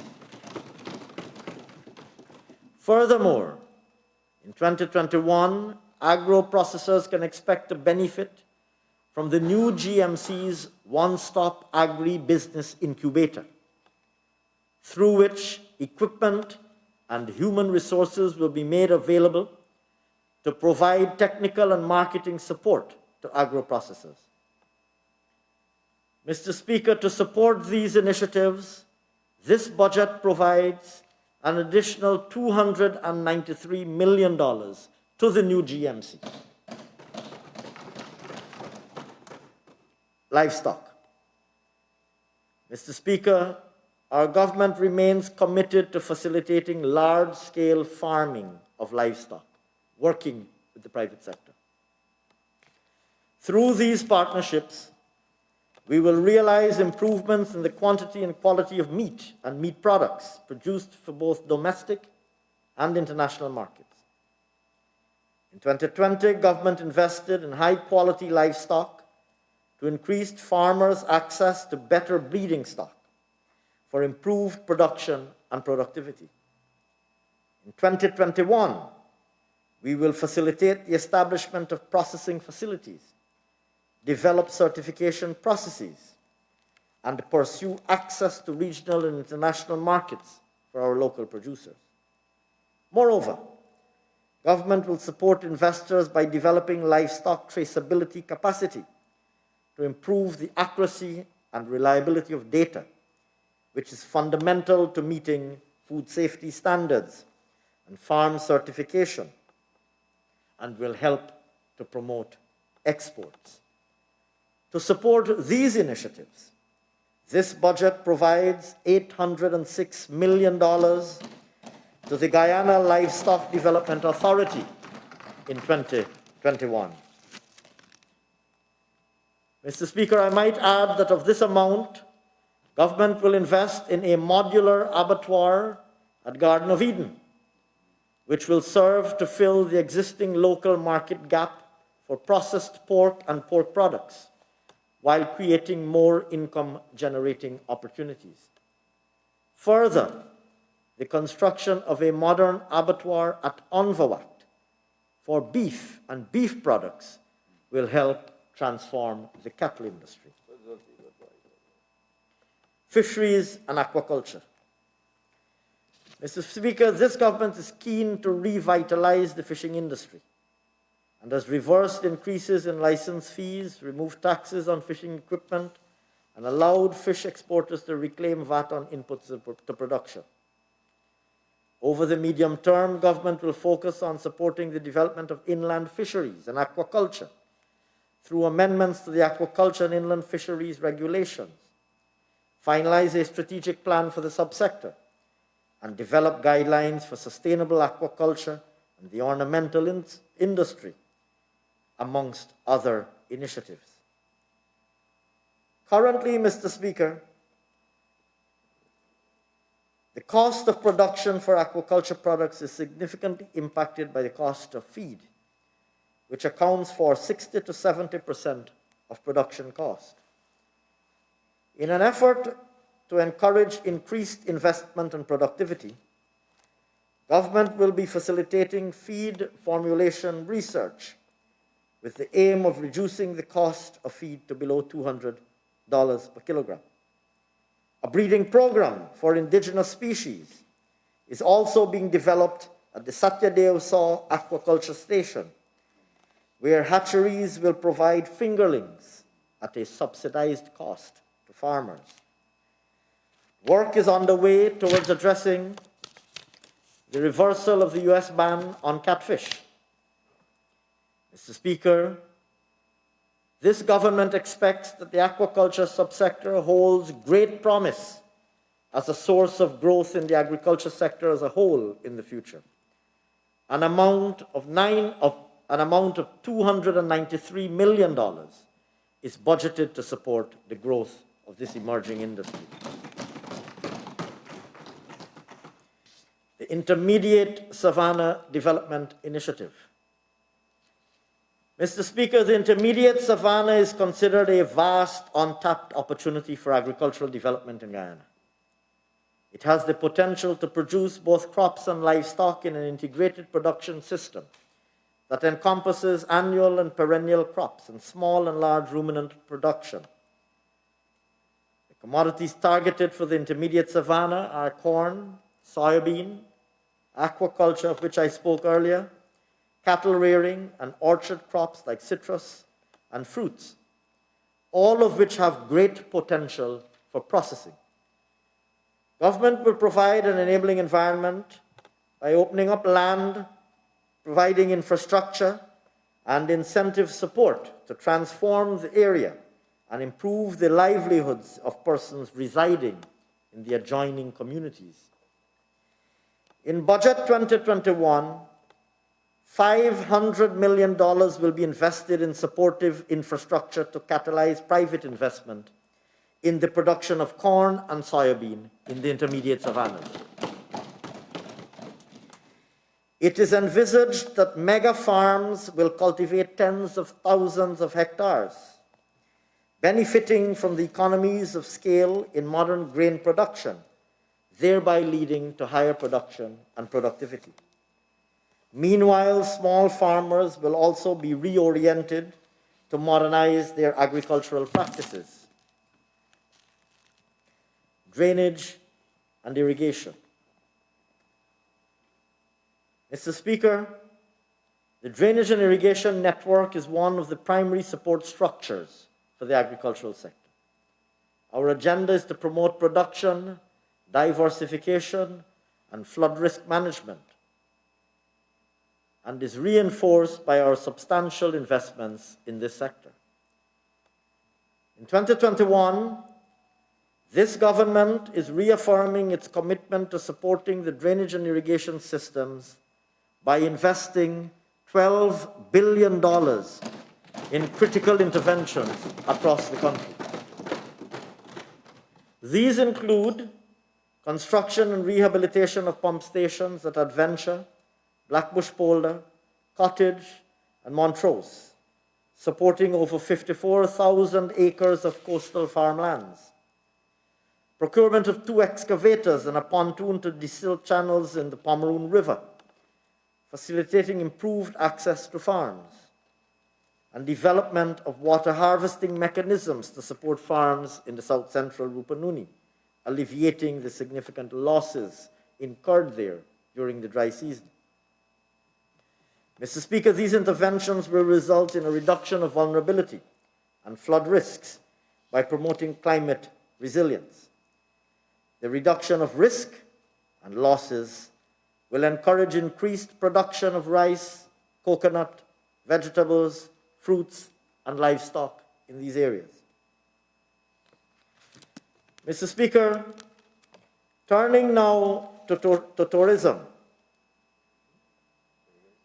The global tourism industry is amongst the most affected sectors by the COVID-19 pandemic. with an estimated decline of 70 to 75% in international arrivals when compared to 2019.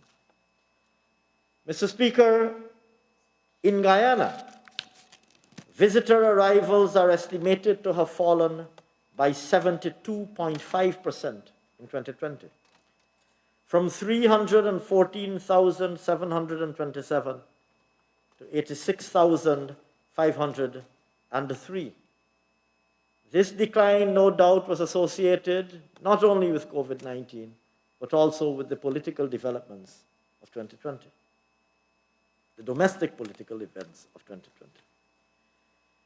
Mr. Speaker, with measures in place to limit transmission of the virus, the tourism and hospitality industry came to a virtual standstill, halting travel experiences, in-person engagements, and virtually every other aspect of the industry.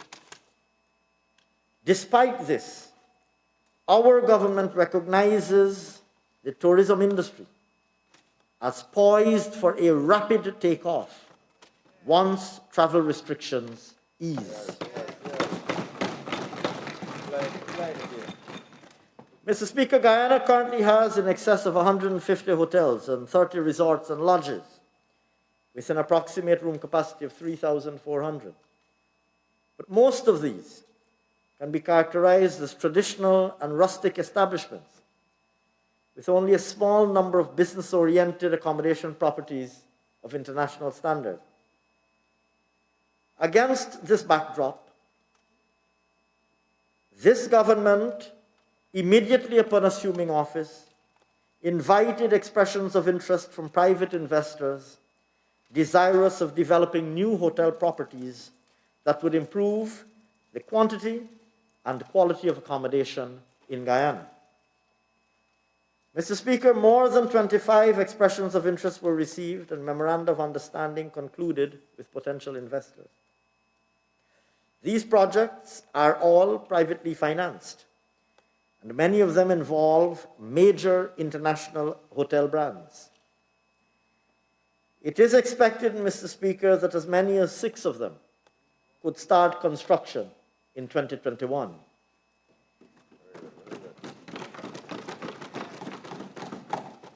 These initial incoming investments will add an additional 1,000 hotel rooms in the near term, and the others potentially could add a total of 2,000 to 3,000 hotel rooms in the medium term, catalyzing the development of the accommodation subsector and dramatically improving overall industry standards. Mr. Speaker, along with room capacity, the tourism sector has also been hampered by a skills gap at all levels, with few opportunities for top quality training. To address this glaring mismatch between demand and supply, in 2021, work will commence on the construction of the Hospitality Tourism Training Institute. On completion, this facility will cater for more than 1,800 students to be trained and certified annually.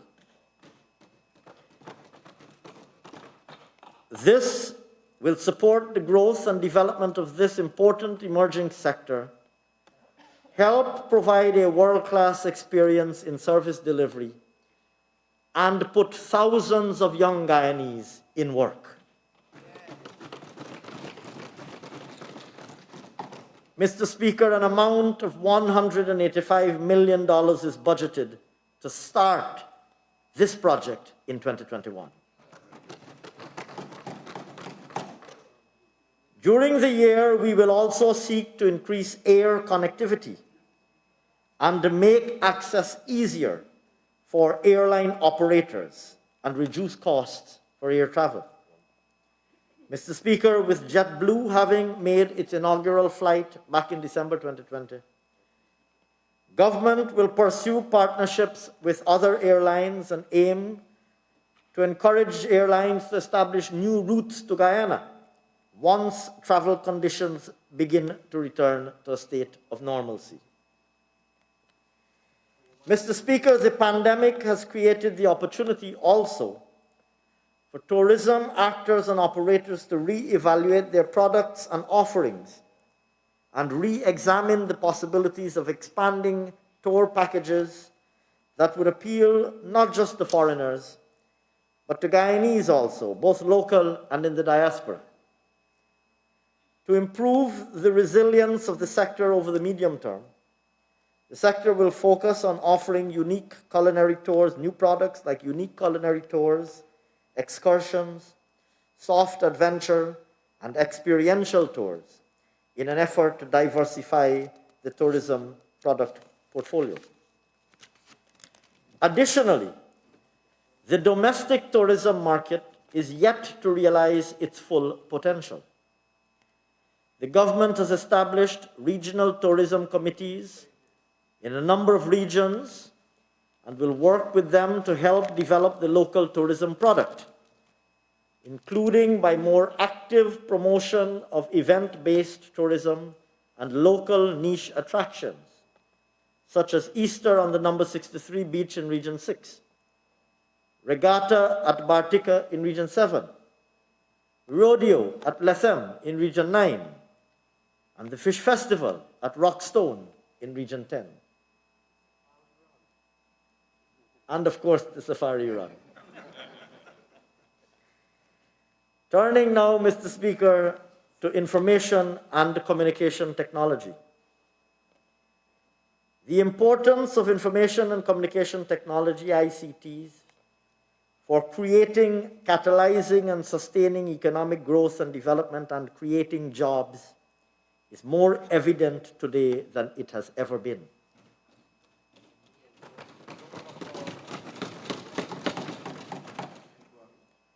One of the first steps taken by this People's Progressive Party civic government as soon as we assumed office was the liberalization of the telecommunications sector. And I hasten to point out, sir, that this was a campaign promise that we delivered 64 days after we took office.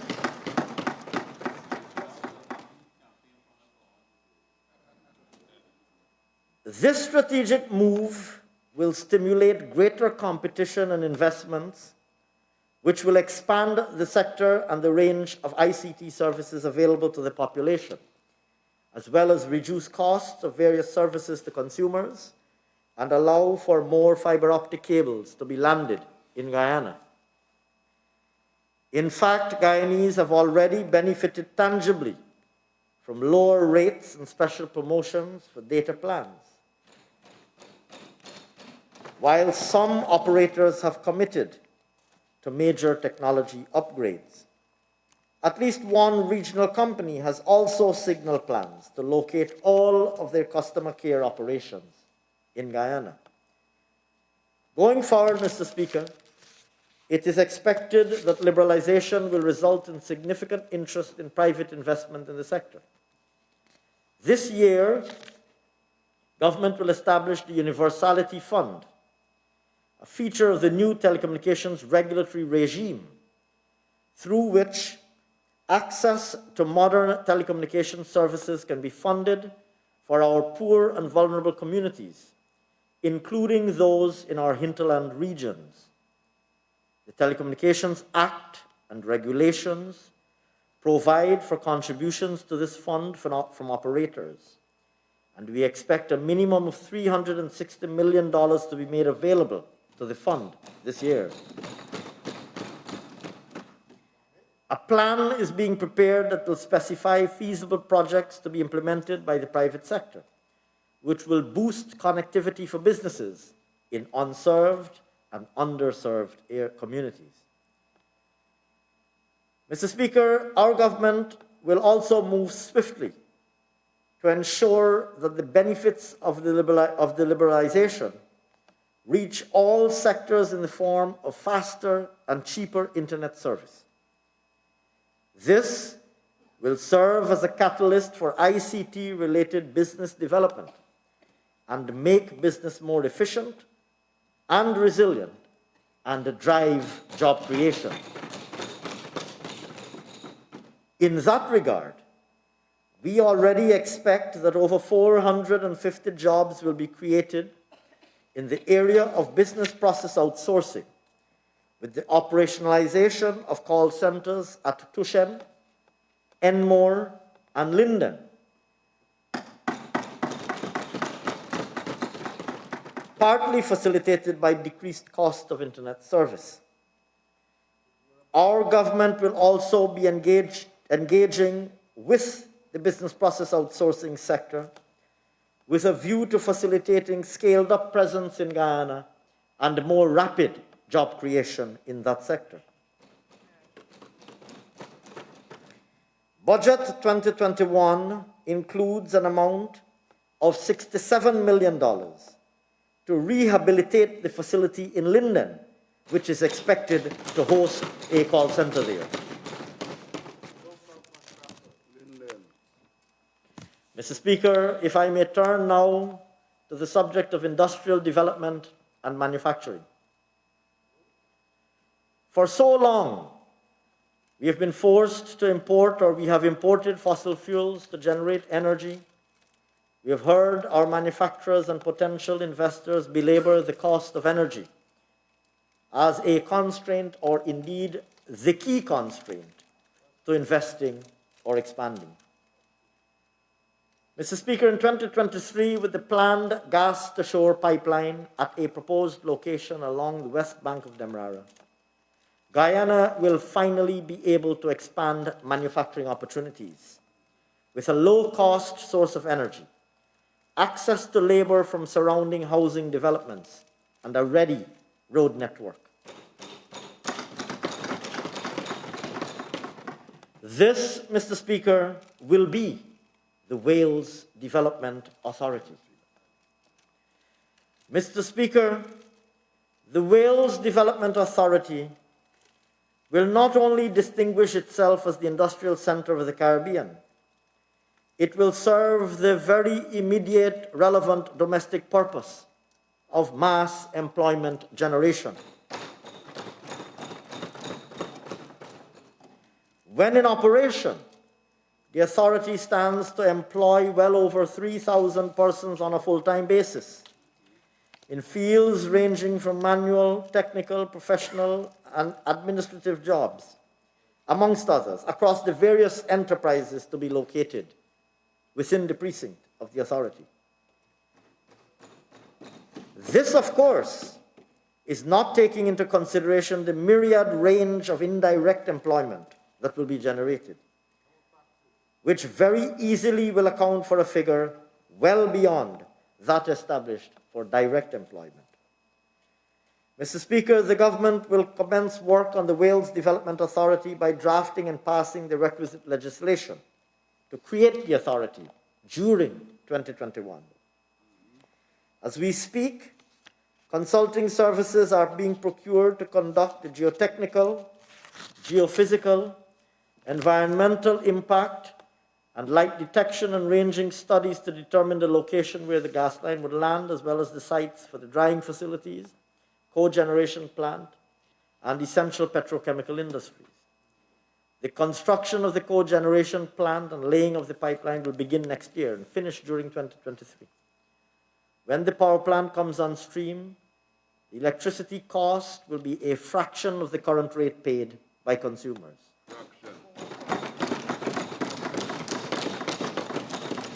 This reduction in electricity cost is expected to attract large industrial, agro-processing, and manufacturing firms.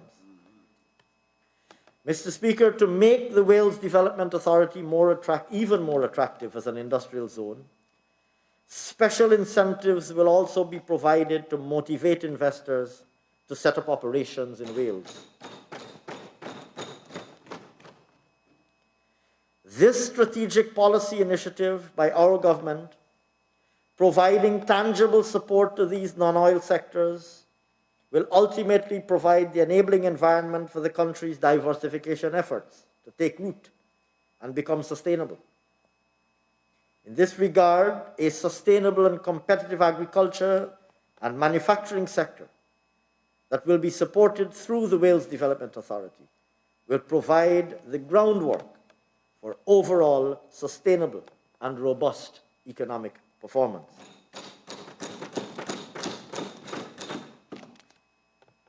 Small business support. Mr. Speaker, our government has always advocated small and micro enterprises as an important avenue for entry into entrepreneurial activity and as an area of endeavor with tremendous potential to provide gainful engagement to thousands of persons. And as we said recently at another forum, the small businesses of today are the medium and large businesses of tomorrow. Mr. Speaker, amongst the main concerns for small business owners and new entrepreneurs in Guyana is access to financing. To ameliorate this situation, we will utilize the Small Business Development Fund, the Small Business Fund, and will engage microfinancing institutions and the microcredit windows of commercial banks to stimulate investments and create jobs in the productive sector.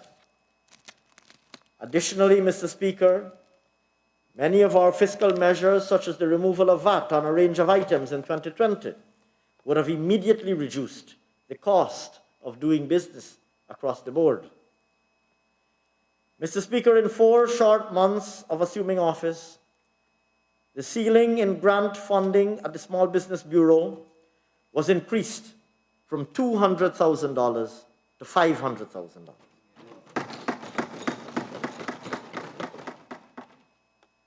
This served to attract greater registration with the Bureau. In 2021, government intends to harness the business acumen of small businesses, incubate more business ideas and innovations of these businesses, extend training and capacity services to create and sustain entrepreneurial opportunities for the small business sector. And for this purpose, Mr. Speaker, a sum of $250 million is budgeted to replenish the fund.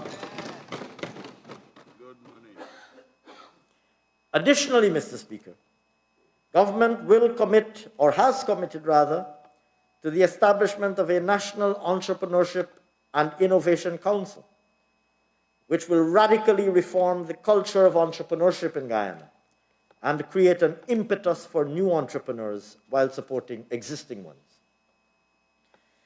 Mr. Speaker, the National Quality Infrastructure, a reference laboratory, and the electronic single window facility are initiatives which aim towards the digitalization of the licensing process and are flagship projects which will improve the quality of products and services on a national scale, particularly in the case of the national quality infrastructure, and the ease of doing business and trade facilitation in the case of the electronic single window. Budget 2021 has provided a sum of $135 million for the procurement of an electronic single window system, which is expected to be finalized, and a further $200 million to the National Quality Infrastructure Project.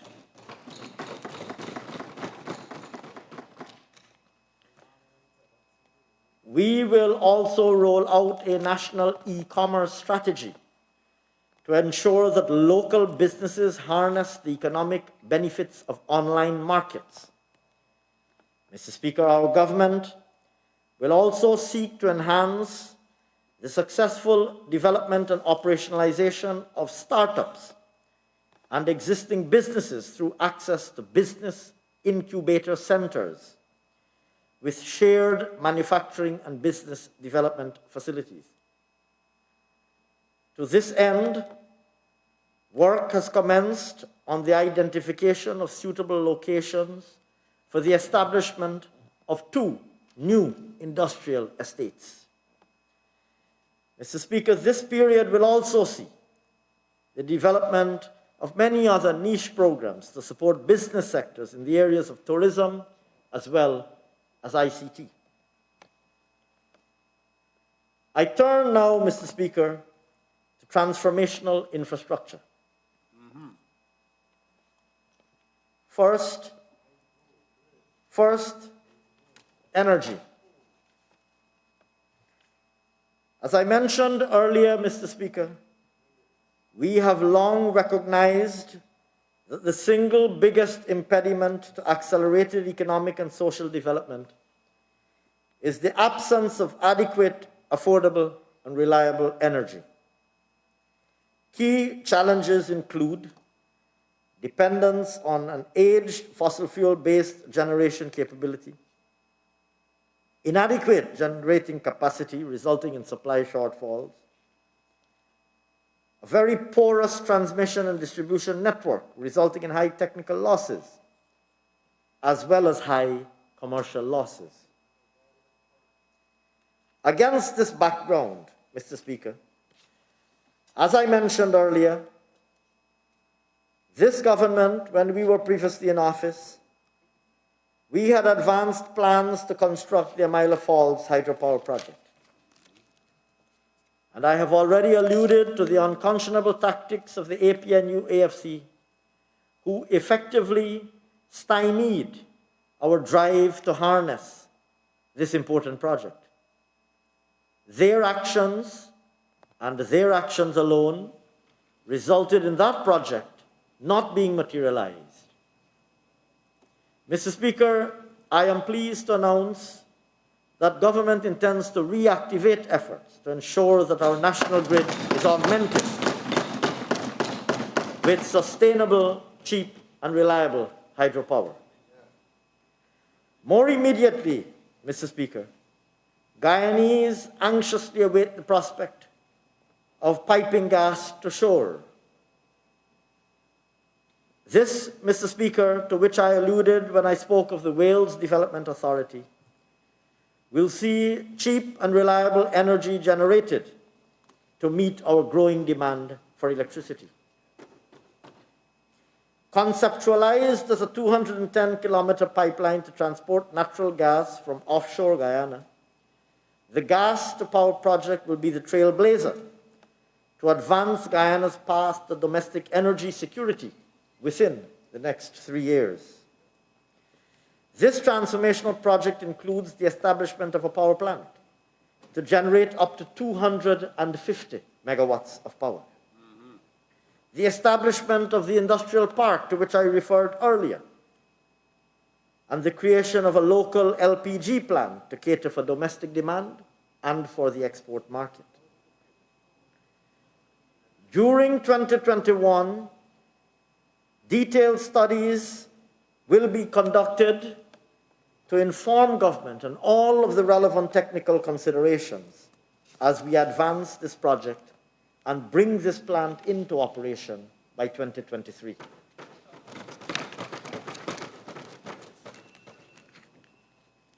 Mr. Speaker, given the high levels of growth forecasted beyond the gas-to-shore project, our vision is to develop and exploit a comprehensive and diversified energy mix that harnesses our vast hydropower, solar, wind, and biomass potential, conscious always of sustaining and preserving our pristine environment.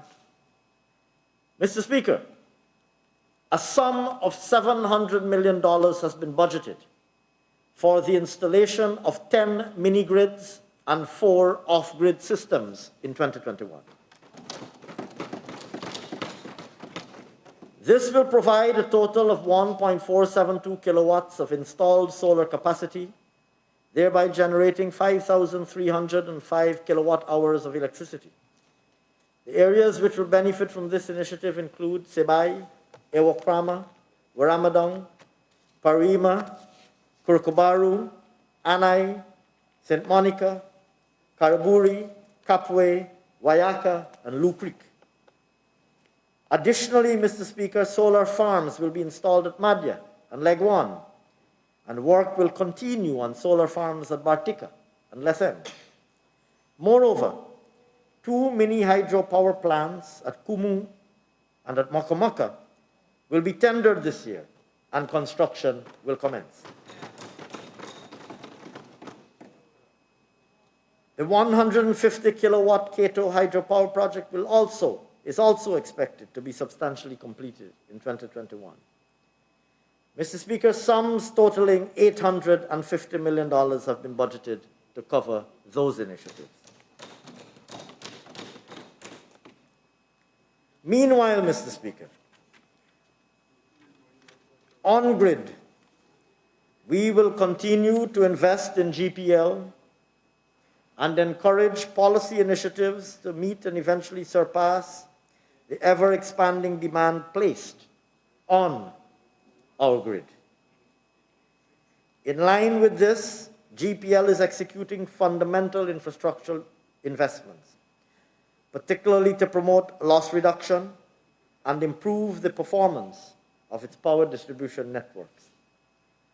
Mr. Speaker, to assist in resolving the difficult financial situation in which GPL was placed as a result of the accumulation of vast sum of arrears by the APNU AFC government, Budget 2021 provides a sum of $2 billion to continue to clear the stock of receivable arrears we inherited at GPL.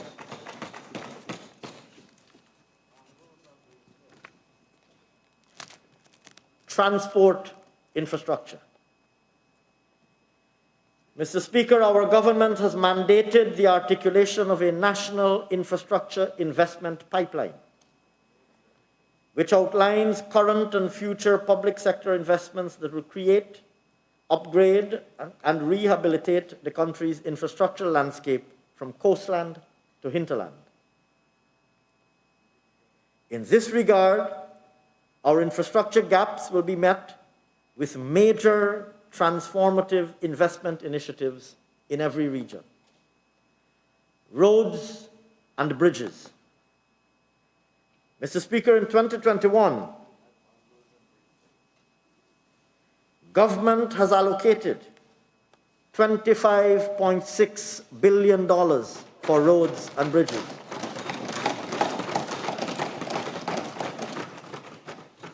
Of this sum, $23.7 billion will be spent on roads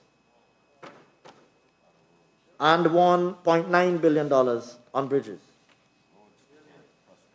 This will see investments being made in upgrading a number of existing major roads and bridges, as well as initiating several new projects. Mr. Speaker, an amount of $3.5 billion has been allocated for the commencement of the Linden to Mabura Road. And tenders will be launched in the first quarter. A further sum of $150 million has been budgeted for sectional rehabilitation of the Linden to Soesdijk Highway. In order to address the continuous traffic chaos on the East Bank Demerara Public Road, construction has already begun on a road linkage between Diamond to Mukka, connecting to an existing road network from Herstelling to Eccles. Mr. Speaker, in Budget 2021, our government has allocated the sum of $1 billion to continue and complete the construction of a 4-lane highway from Eccles to Mandela Avenue.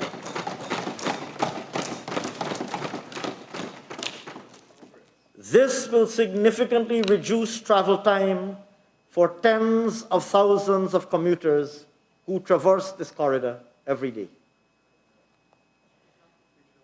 Mr. Speaker, over the next few years, a dramatic transformation will be witnessed in our country's roads and bridges network, creating new corridors for development in the agro-industrial, light manufacturing, commercial, and tourism sectors, paving the way for massive residential housing development and easing congestion. I will mention, Mr. Speaker, a few examples of these major projects that we will see unfolding in the coming months and years. The link between the East Coast Demerara Highway to Timeri, connecting our two major airports, the Chedi Jagan International Airport and the Eugene Correa International Airport. Establishing the Skunard to Parika four-lane superhighway, connecting communities throughout the west coast of Demerara. Developing the Parika to Goshen route, establishing a linkage for the trade and commercial centers of Parika with the central gateway town of Bartika. Developing the Timeri to Bartika link, connecting the west bank of Demerara, or the west bank of the Demerara River at Sand Hills, to Makoria on the Essequibo River, crossing at Monkey Jump to Bartika. Mr. Speaker, these routes will be established with a survey alignment to be completed in 2021, and clearing of the right-of-way will commence while we mobilize financing for construction works. Additionally, Mr. Speaker, we will be constructing a major farm-to-market road from number 58 village linking the Quarantine Coast Highway to the Kanji Creek.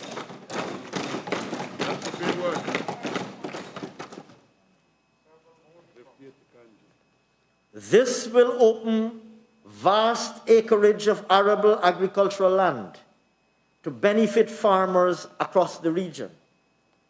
Mr. Speaker, preliminary designs are being completed, while survey and right-of-way alignment will be conducted, and works will commence in 2021. Mr. Speaker, bridging of the Demerara and Quarantine rivers will also take center stage in this government's plan to revitalize our physical landscape and open developmental opportunities in surrounding areas. To accomplish this, we have forged ahead by inviting expressions of interest for the design and build of the new Demerara River Bridge crossing. To this end, we've received proposals from a total of 20 companies. Indeed, I had the privilege of joining my distinguished colleague, Minister Edghill, at the opening of those proposals. Mr. Speaker, 9 firms have been shortlisted, and the process now moves to the second round, where more detailed designs, costing, and financial terms will be assessed. The new design of the high-span bridge will allow for free flow of maritime traffic, as it will not require opening or retraction, and it will be built with a lifespan of at least 50 years.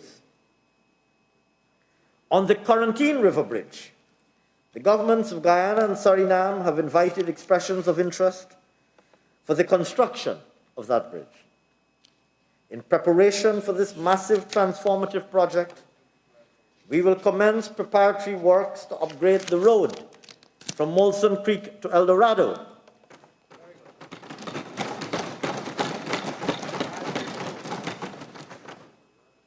with the ultimate goal, in due course, to extend to Oriala Siparuta. Mr. Speaker, amounts totaling $9 billion have been allocated under the miscellaneous and other roads programs. And I add further that an additional $2.1 billion has been allocated to upgrade hinterland roads.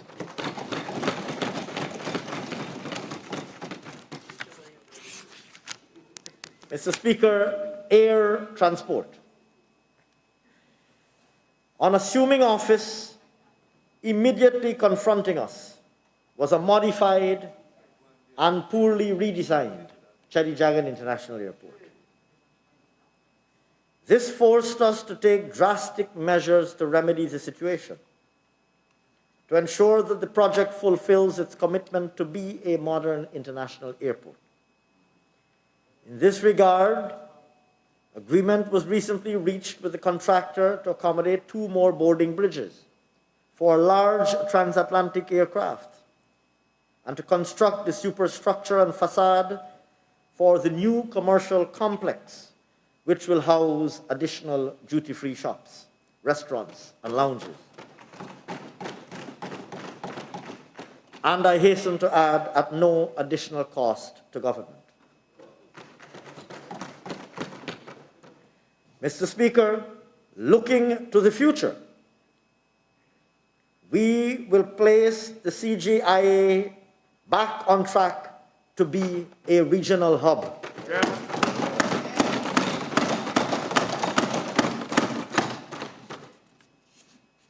In Budget 2021, a sum of $2.5 billion is allocated for the further upgrade and modernization of the airport to finance other major improvements, including procurement of the 2 passenger boarding bridges to accommodate the said large transatlantic aircraft. This will bring the total number of bridges to 6. Rehabilitating the airport, the airline and airport administration offices, and outfitting the commercial complex. Mr. Speaker, in addition, an amount of $415 million is budgeted for the completion, upgrade, and rehabilitation of a number of hinterland airstrips.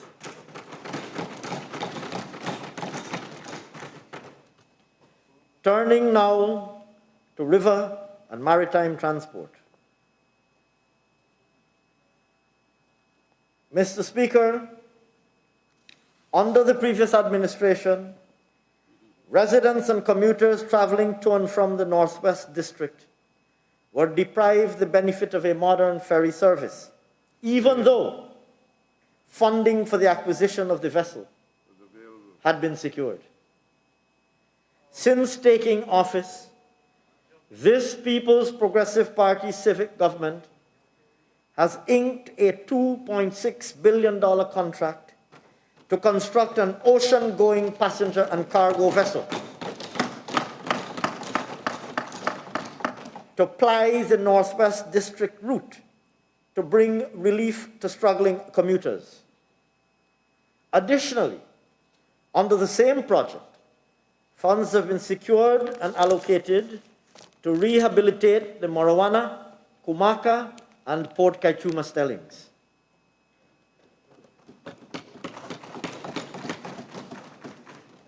In 2021, $1.2 billion has been budgeted to facilitate the implementation of this project. And I add further that an additional $500 million has been allocated to rehabilitate the MV Malali, the MV Makaria, and the MV Kimbia.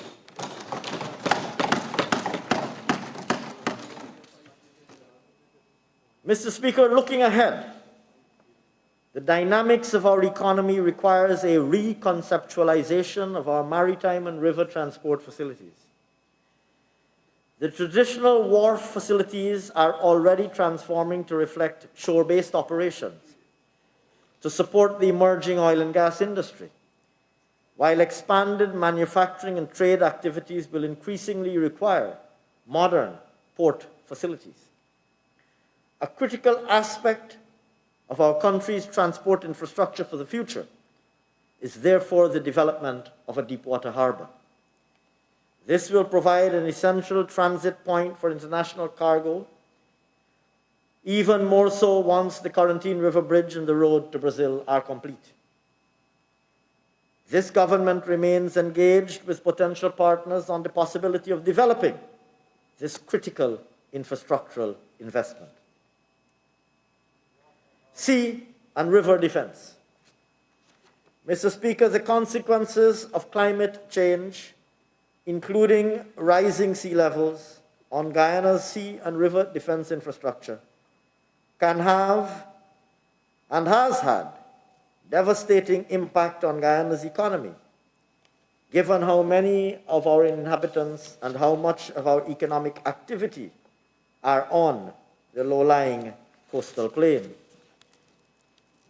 Mr. Speaker, within 2 days of taking office, our ministers were deployed to Danzig to grapple with the devastation of massive breached sections of the Maikoni Sea defense. Floodwaters inundated farmlands and residential communities, resulting in loss to property, livestock, and farming activities. The APNU AFC administration was negligent, first in anticipating and then in addressing the situation adequately, causing our new incoming government to deploy emergency arrangements to seal the breach, which had remained open and threatening for over 1 month previously. Mr. Speaker, in 2021, a total of $5.1 billion has been budgeted to further strengthen our sea and river defense infrastructure. Earmarked for this year is the construction, rehabilitation, and maintenance of sea and river defense infrastructure in areas including Danzig, Prospect, Content, Fairfield, Zeeland, Cane Garden, Iflot, Anna Katrina, number 63 Beach, Manila, and Baijival. Mr. Speaker, government continues to keep close monitoring of our shoreline by reactivating the Sea Defense Rangers, applying drone technology to monitor shoreline movement and the erosion and accretion cycle, intensifying routine maintenance, and deploying stockpiles of armor rocks to strategic locations, all to ensure that quick response mechanisms are in place to avert breaches. Mr. Speaker, as we continue to make strident steps to protect our vulnerable shoreline, we have found that existing conventional hard infrastructure solutions are expensive and are not always adaptable to rising sea levels and climate change vulnerabilities. It is for this reason that we intend to promote more natural interventions in the form of groins and restored mangrove forests, from replanting and natural regeneration. These, we expect, will prove to be valuable complements to our significant investments in hard structures.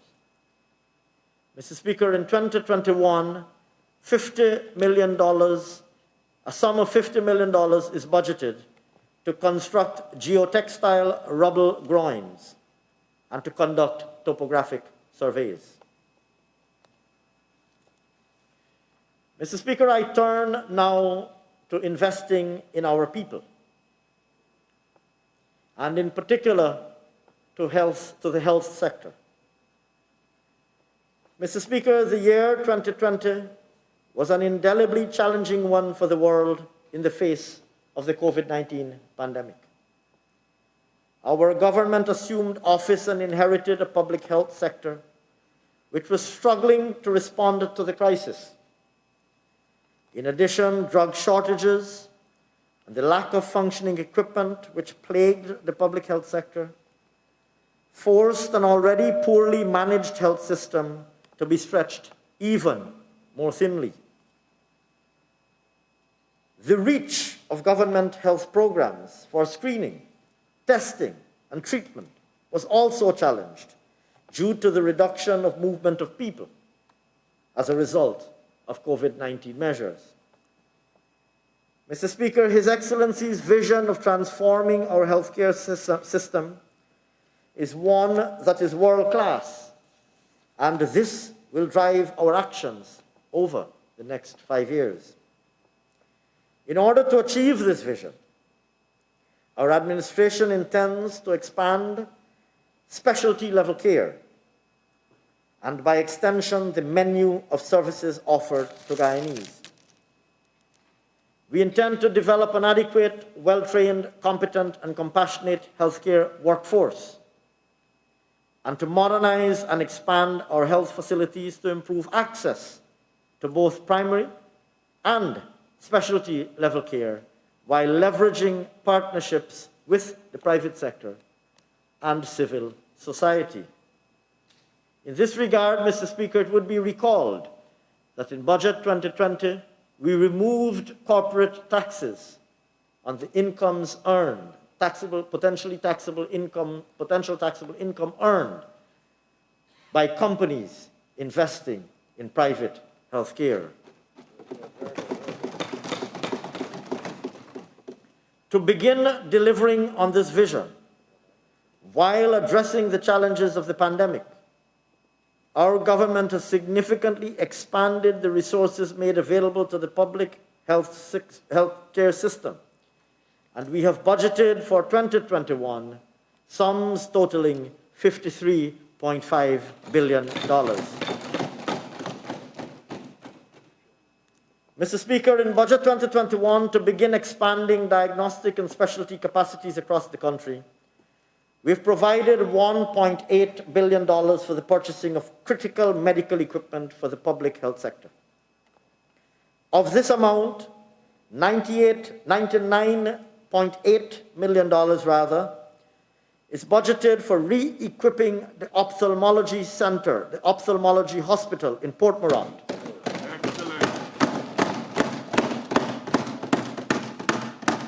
The only one of its kind in the country, one that was established when we were last in government, and one that was abandoned and left to languish over the last 5 years.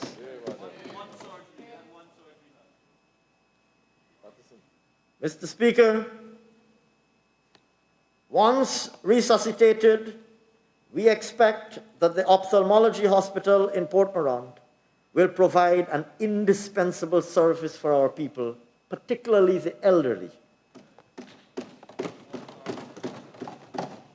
Mr. Speaker, government also intends to spend $322 million in 2021 for the acquisition of medical equipment, including such items as ventilators and anesthesia machines, which will serve to expand the diagnosis and treatment capacity at the National Referral Hospital. We have also budgeted an additional $35 million to strengthen our emergency medical services capacity, while we formulate a holistic plan to introduce an ambulance authority. Mr. Speaker, as we proceed along our first full fiscal year in office, we are fully aware that COVID-19 continues to pose a significant challenge. Upon assuming office, we immediately ramped up testing from conducting approximately 21 tests daily to 200 tests daily with a capacity of 2,000. This expansion allowed for the provision of a larger data sample to improve the Health Emergency Operations Center's coordination and response to the pandemic. Our government has also strengthened disease surveillance through the use of the COVID-19 antigen-based rapid diagnostic tests, which offer point-of-care testing and near immediate results. 4 gene expert machines have been procured for $17.6 million to be deployed in regions 1, 6, 9, and 10, with expansion of testing facilities to regions 7 and 8 planned for 2021. Mr. Speaker, the health sector is adapting to the new reality of continual pandemic preparedness and heightened infection prevention and control. We have brought the Infectious Diseases Center to functionality, where we have treated 450 patients in the COVID-19 ward and 38 in the ICU. Additionally, as part of the ongoing COVID-19 response program, $2.1 billion was spent on critical items, including medical supplies, COVID-19 test kits, sanitizing materials, and personal protective equipment, or PPEs, as they are known. For 2021, government has made a provision of over $750 million to support the rolling out of COVID-19 vaccines from February.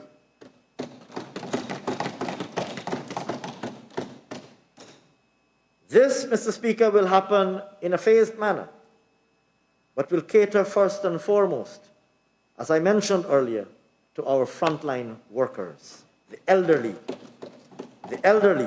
and persons living with comorbidities.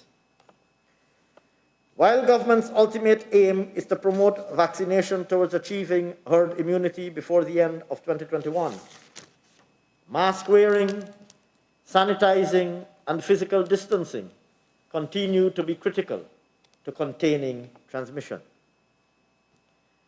Mr. Speaker, the challenges of the pandemic also mean that we must reassess our treatment of non-communicable diseases.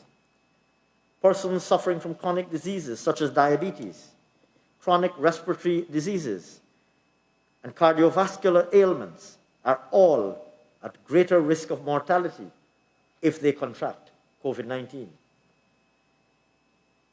Our government's focus is on bringing to the forefront the prevention and curative aspects of chronic diseases, recognizing that screening for these diseases needs to be scaled up exponentially. In 2021, we have reoriented ourselves to increase our outreaches, to take healthcare and screening to communities, anticipating to reach at least 30,000 individuals as we endeavor to minimize the movement of people, which could exacerbate COVID-19 transmission. Mr. Speaker, we have also made a provision of $35 million for the establishment of a diabetic prevention and rehabilitation clinic at the Lusignan Health Center. With regards to HIV, we will intensify our partnerships with civil society organizations to encourage expanded testing and continued care, to ensure that persons living with the virus are able to remain on their antiretroviral treatment, thereby curbing transmission. For related treatment and testing, government has made a provision of $900 million. With respect to our national and international target to end the epidemic of malaria by the year 2030, we shall be undertaking a mass distribution of 135,000 long-lasting insecticidal nets, with emphasis on areas deemed most vulnerable, such as mining towns and their nearby environs. Mr. Speaker, we will also be dedicating more resources to address mental health issues, suicide prevention and care, and expand access to psychiatric and psychological services, including the resuscitation of these initiatives in our hinterland areas. Further, Mr. Speaker, we have allocated over $70 million to address the shortage of essential medication for psychiatric patients. Additionally, government will strive to ensure greater resilience and access to mental health services at a national level through the construction of an 18-bed mental health ward at the National Referral Hospital at a cost of $26 million.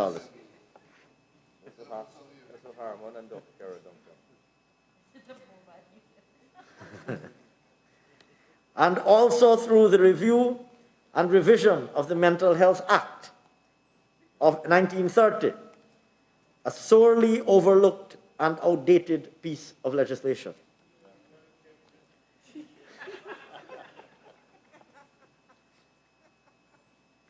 I am sure, Honourable Minister, that you will have an opportunity to refer that bill to Special Select Committee when it comes before the House and propose amendments that you might deem suitable and appropriate. And I encourage you so to do. Mr. Speaker, the current state of infrastructure requires modernization and expansion for which this budget is allocated. This is infrastructure still in health, for which this budget has allocated $2.8 billion. Within this sum, the continued implementation of the $860 million Smart Hospital Initiative will result in operationalization of the upgraded Leonora Hospital and the commissioning of the upgraded Diamond Diagnostic Center and the Mabaruma Hospital in 2021, while works will advance at Lethem and Paramakatoy. This initiative will lead to improved flow design and infection control under more improved energy efficiency. Government will also endeavour to complete the construction of a polyclinic at Festival City and the remodeling of the Skeldon Hospital, all at a combined cost of $88.3 million. As a result of this, Mr. Speaker, these facilities will now cater for surgical interventions, or this facility rather, will now cater for surgical interventions, including an operating room, recovery room, and an ICU, amongst others. Other areas that will benefit from capital investments focused on providing surgical interventions are Ashalton and Kumaka district hospitals, with over $100 million earmarked for these projects.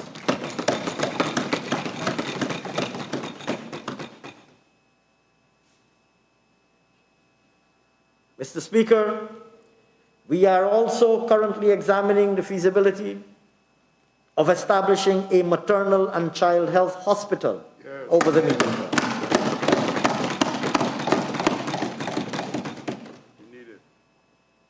Still on maternal and child health, in a bid to strengthen our country's capacity to cope with the particular health needs of our mothers and children and reduce associated mortality rates, our government, this government, has committed in 2021 over $140 million towards the financing of maternal waiting homes and facilities at Moruka, Enmore, and Kato, as well as $100 million for the construction and retrofitting of the maternity ward and the maternity wing at the New Amsterdam Hospital. In the broader area of reproductive health, this administration intends to improve the coverage and range of family planning services, including wider contraceptive options and education and screening for gynecological, breast and prostate cancers. We will also be rolling out sexual and reproductive health policies, which will guide health sector interventions over the medium term. Mr. Speaker, with regard to ensuring improved elderly health, we will expand the package of services to now include a community nutrition program, expanded services offered at home visits, and specific clinic days for the elderly, amongst other things.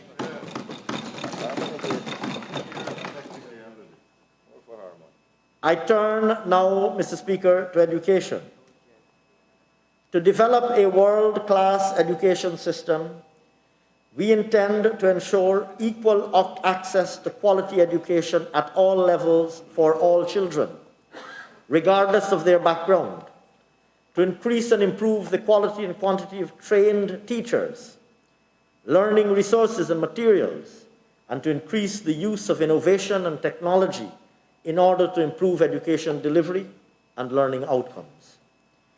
Our government will intensify classroom monitoring to ensure we afford our teachers every opportunity to improve their pedagogical skills. Mr. Speaker, the state of the public education system inherited by our administration, to put it mildly, leaves much to be desired.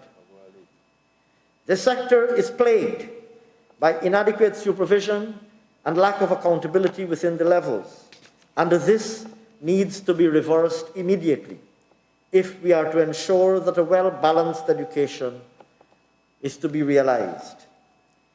Moreover, Mr. Speaker, learning outcomes continue to fluctuate, while the proportion of trained teachers across the sector, one of the core inputs to improved learning, has remained at approximately 71% since 2014. Furthermore, the pandemic has caused the public education system to reconfigure how it delivers its mandate to the people of Guyana. In 2021, Mr. Speaker, amounts totaling $60.7 billion have been budgeted for the education sector.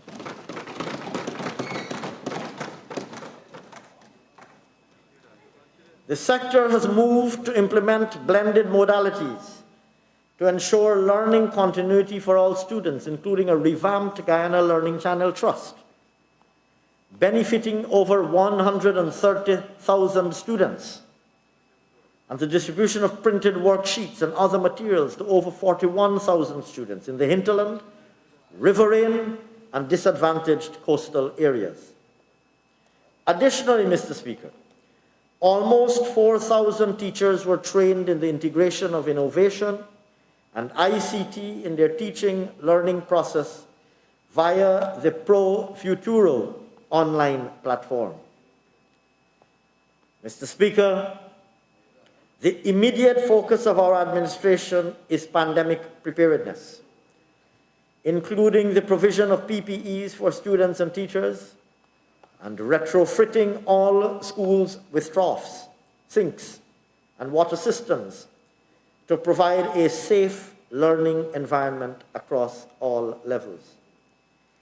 Even as we adjust education delivery to a pandemic-sensitive modality, our goals for the sector in the medium term are set high. In order to deliver world-class education over the next 5 years, our administration plans to improve access with construction and equipping of nursery, primary, and secondary schools across the country with the necessary resources inclusive of quality teachers, updated curricula, and STEM laboratories, worthy of a system comparable to international standards. In 2021, we will conduct a review and mapping exercise with a view to increasing the number of schools across the country. In the interim, we intend to commence with 2 secondary schools in Region 6 and Region 9. Additionally, we will commence work on a secondary school at Prospect, where I believe, Mr. Speaker, the sod was recently turned. This school will help address the growing demands on the east bank of the Demerara. In addition, Mr. Speaker, the Abram Zool Secondary School will be reconstructed to provide necessary facilities for learners on the Essequibo Coast. An amount of $5.2 billion has been allocated for construction, rehabilitation, and maintenance of educational facilities countrywide. Mr. Speaker, in the area of teacher training and development, we found that our teacher training college has made no significant improvement over the past 5 years. It still functions based on traditions deeply steeped in time. If we are to modernize our national education system, one of the first steps we must take is to modernize the way our teachers are trained. Thus, our administration will ensure that the CPCE transforms to a fully online compatible modality from application forms to tutorials to courses being offered online. Mr. Speaker, as the economy evolves, the education sector must be positioned and will be positioned to respond to the demands of the labor market. In recognition of this, the sector will aggressively intensify its efforts to increase enrollment in technical, vocational education and training institutions, as we endeavor to promote non-traditional forms of learning and lifelong learning. Mr. Speaker, an amount of $884 million has been allocated to equip and retool technical and vocational training centers.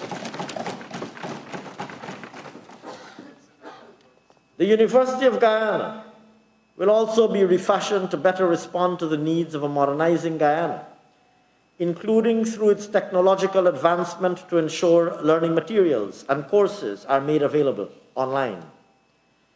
Budget 2021 provides a total of $3.3 billion to finance the operations of the 2 campuses of the University of Guyana.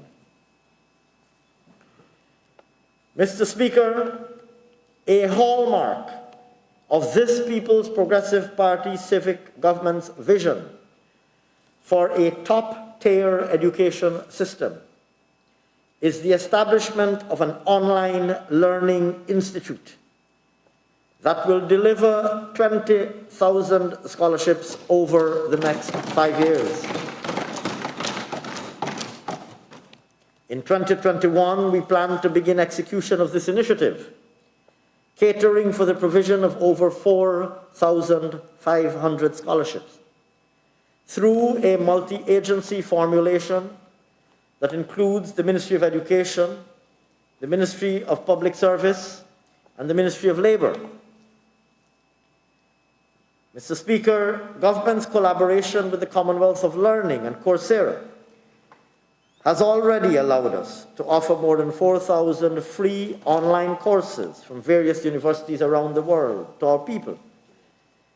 Mr. Speaker, 64,605 citizens are benefiting from online courses offered by these 2 entities, of which to date, 8,481 participants are teachers who have since registered or participated in at least 1 course. Mr. Speaker, a sum of $1 billion is budgeted to support the online scholarships to be granted in 2021. Housing. Mr. Speaker, the evidence that home ownership is one of the fundamental pillars upon which the Guyanese dream is built is indisputable. Our party, the People's Progressive Party, has long recognized this and has pursued a policy of creating decent and affordable housing for all Guyanese. It is opportune for me to briefly remind this Honourable House that where once stood barren wastelands, marginal agricultural lands, and open underutilized pastures, now stand thriving, booming, successful housing development schemes. A fitting tribute to successive visionary PPPC governments. Mr. Speaker, the bustling communities of Eccles, Providence, Diamond, Parfait Harmony, Good Hope, and Grove are just a few examples of these schemes that are now huge, bustling, and prosperous communities. Sadly, Mr. Speaker, this drive slowed and virtually came to a halt when new and misconceived notions pervaded the unimaginative thinking of the last 5 years. The model for housing development adopted then proved to be inadequate, inappropriate, and unattainable. This PPC administration must now refocus and has now refocused government's attention to provide for the welfare of our citizens by creating new housing stock and opening access to lands for housing development. Recall, sir, that we removed, as soon as we returned to office, the value-added tax on locally produced building and construction materials such as sand and stone and concrete blocks, plywood, logs, and lumber, to enable Guyanese families to be able to afford their own homes. Mr. Speaker, in the housing sector, works are progressing apace to restore the lost vibrancy and vitality that once exemplified the sector. Before we demitted office in 2015, a total of 22,964 house lots had been allocated during our last 5 years in office. In contrast, Mr. Speaker, only 7,534 house lots were distributed during the APNU's 5 years in office. The slowdown in distribution of house lots under the APNU-AFC administration was due to a lack of a clear vision or policy for the housing sector and capability. Mr. Speaker, this People's Progressive Party civic government's commitment, as reflected in our manifesto on the basis of which we were elected to office, is to make available and distribute 50,000 house lots across the country. The major partner in this exciting and evolving transformation will be the private sector and the household sector, who, together with government, will create the incentives and opportunities for affordable housing and invest their own domestic savings in order to realize the dream of owning their own home. Mr. Speaker, given our promise to the people of Guyana, we plan to allocate 10,000 house lots as well as distribute 7,000 land titles across the country in 2021.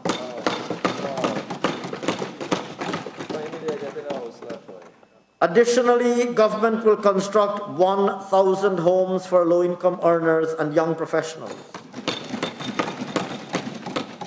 as we strive to improve the standard of living of all Guyanese.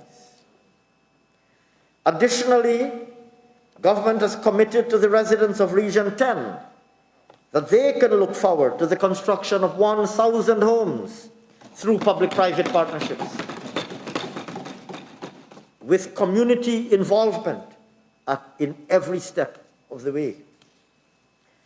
The diaspora will also be engaged in financing housing initiatives and also benefit as migrant homeowners. In addition, Mr. Speaker, a single window approval system for construction permits will soon be reality, considerably reducing the processing time from land allocation to construction.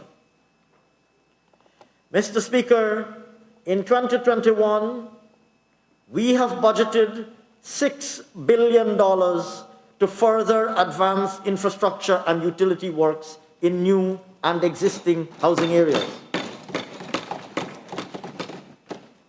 Additionally, the sum of $1.5 billion is allocated to continue with infrastructure works in the Sophia, Diamond, and Parfait Harmony housing areas.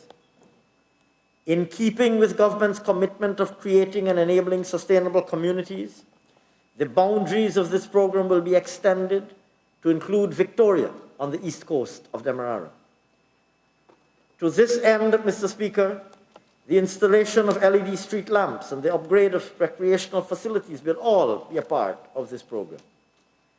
Under the Core Home Support and Home Improvement Subsidy Initiative, Government will be working towards providing subsidies to low-income households, and successful applicants will be given a new housing unit at a subsidized cost or materials to improve their homes. Mr. Speaker, our government continues to engage stakeholders to address issues of squatting and informal settlements by working to ensure that land is distributed in an equitable manner. We are facilitating the allocation of house lots to occupants of regularized squatter settlements and working with others to address the matter. Water and sanitation. Mr. Speaker, this administration aims to improve the water sector by increasing treated water coverage and access to potable water, reducing non-revenue water, and modernizing sanitation facilities across the country. Unfortunately, as we take stock of the existing situation in the sector, critical challenges and missteps were identified which persisted over the last 5 years. These included high iron content, low treated water coverage, high levels of non-revenue water, and a very low proportion of the hinterland population having access to potable water. We also found a sector that was burdening our vulnerable population, as VAT had been introduced on water consumption, and the water subsidy for pensioners had been removed. Within 2 months after we took office, we ensured the reversal of these two draconian measures, benefiting all Guyanese, but more particularly our senior citizens.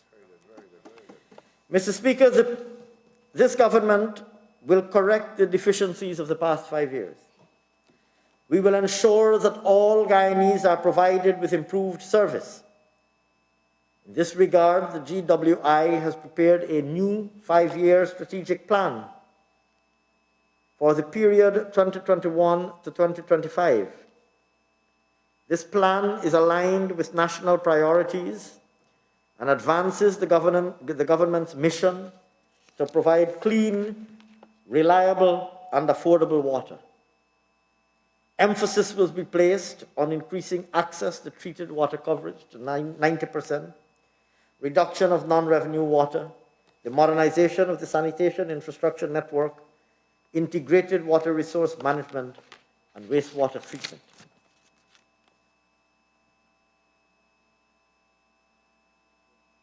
Mr. Speaker, a sum of $4 billion has been allocated in 2021 to procure equipment and improve and expand the water supply systems across the country.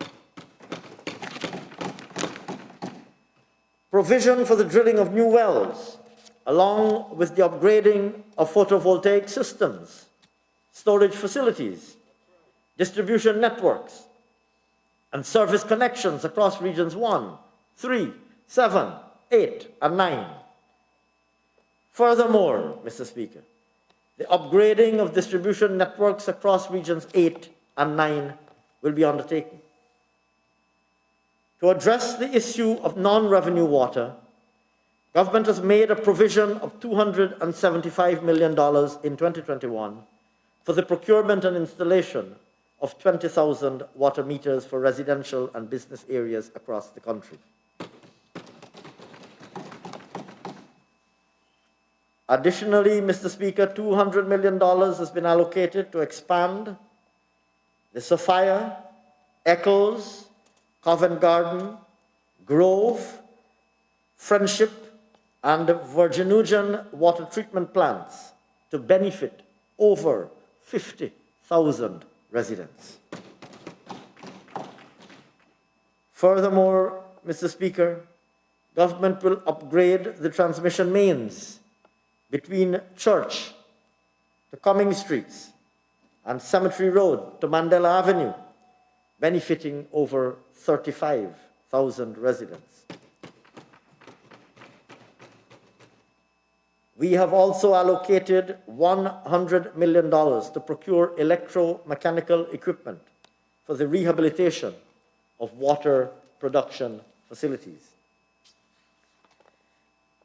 Mr. Speaker, on solid waste management, this government is committed to promoting integrated sanitation management through enhanced awareness on sanitation practices and solid waste management across the regions to safeguard human health and the environment. In 2021, we have budgeted $1.1 billion for this subsector, and we will undertake activities including the completion of the construction of Cell 1 at Hagsbosch Sanitary Landfill Site and the upgrading of disposal sites at Rose Hall, Port Kaituma, Bellevue, Lethem, Lima, Charity, Luziknan, and the Edward. We have also catered for the preparation of temporary locations for waste disposal in regions 2, 3, and 5. Turning now, Mr. Speaker, to our youth. Mr. Speaker, this government has continually expressed the importance of our young people, our next generation of leaders. A signal moment after returning to office last year was the re-establishment of a Ministry of Culture, Youth and Sport. Bringing it and its values, objectives and programs back from having been placed on a dusty backbench by the previous government. Mr. Speaker, every young person is entitled to be nurtured in a healthy, protective, and supportive environment to develop their full potential. As such, in keeping with our promise to the people, His Excellency the President has established the Youth Advisory Council, which, as he indicated, will be at the heart of policy making. We expect the Council to be operationalized shortly. Mr. Speaker, in 2021, we have budgeted $90 million to expand the Youth Innovation Program of Guyana, which provides grants to young people across the country who successfully develop innovative solutions to address local issues and challenges. The program provides opportunities for youths to have access to and unlock innovative, creative, energetic, and bold talents, all within the context of our low-carbon economy in line with our new and expanded low-carbon development strategy. Mr. Speaker, government will also continue to generate opportunities for our youth to participate in the job market and in national development. In this regard, the government intends to improve access to education from nursery to university, as I've already discussed when I spoke on education just a few minutes ago. But in addition to that, the $820 million Youth Entrepreneurship and Apprenticeship Program will provide training and stipends for community service officers from 213 hinterland villages to create employment opportunities and generate income for young people in the development of their communities. Additionally, government has made provision through the Department of Youth of over $85 million to deliver youth-targeted training in areas such as robotics, oil and gas, climate change, the environment, information technology, and agro-processing. And we will establish a national job bank and labor exchange to improve access to employment opportunities for job seekers, including our youth. Culture, youth, culture, sports, and the arts. Mr. Speaker, this government is cognizant of the vast talents and skills of our people, which have gone underutilized and unappreciated or underappreciated, or indeed unappreciated and unutilized over the last 5 years. In this regard, we will aim to develop and showcase the potential of our sportsmen and women and artists both at home and internationally. We will endeavor to create the enabling environment to increase income generation for the culture subsector through partnerships with the private sector for the creation of galleries, museums, dance schools in communities across the country. These initiatives are also intended to augment our drive to create niche tourism throughout our country. And for the culture inclusive of arts and sports programs, we have budgeted in 2021 sums totaling $2.7 billion.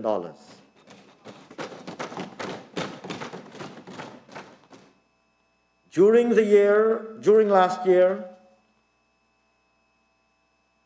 shortly after we assumed office, we hosted a One Guyana concert that showcased the culture of Guyana over a virtual platform, and which attracted over 500,000 online viewers. In 2021, we will develop a national cultural and creative industries policy to guide the development of the sector and reinstitute the advisory boards for the National Gallery of Art and the National Archives. The National Trust will also undertake to update their legislation in alignment with modern trends in heritage preservation and to support their expanded mandate. Mr. Speaker, in Budget 2021, we have allocated $30 million for grants to the cultural and creative industries, for which emphasis will be placed on original cultural and creative projects with a credible and well thought out plan for commercialization and sustainability. Additionally, over $120 million, a sum of over $120 million is budgeted for capital works in support of the advancement and preservation of culture and art, specifically to improve seating in the lower auditorium and sound and lighting systems at the National Cultural Center, to improve visitor experience at the Castellani House, to rehabilitate the dance studio of the National School of Dance, and to improve facilities elsewhere. A further $36 million is budgeted to upgrade heritage sites at Fort Nassau, the Dutch Heritage Museum, and the Indian Arrival Monument at Palmyra to improve facilities for the promotion of our rich and diverse history. Mr. Speaker, our government has budgeted $1.5 billion in 2021 to facilitate the development of sport across our country.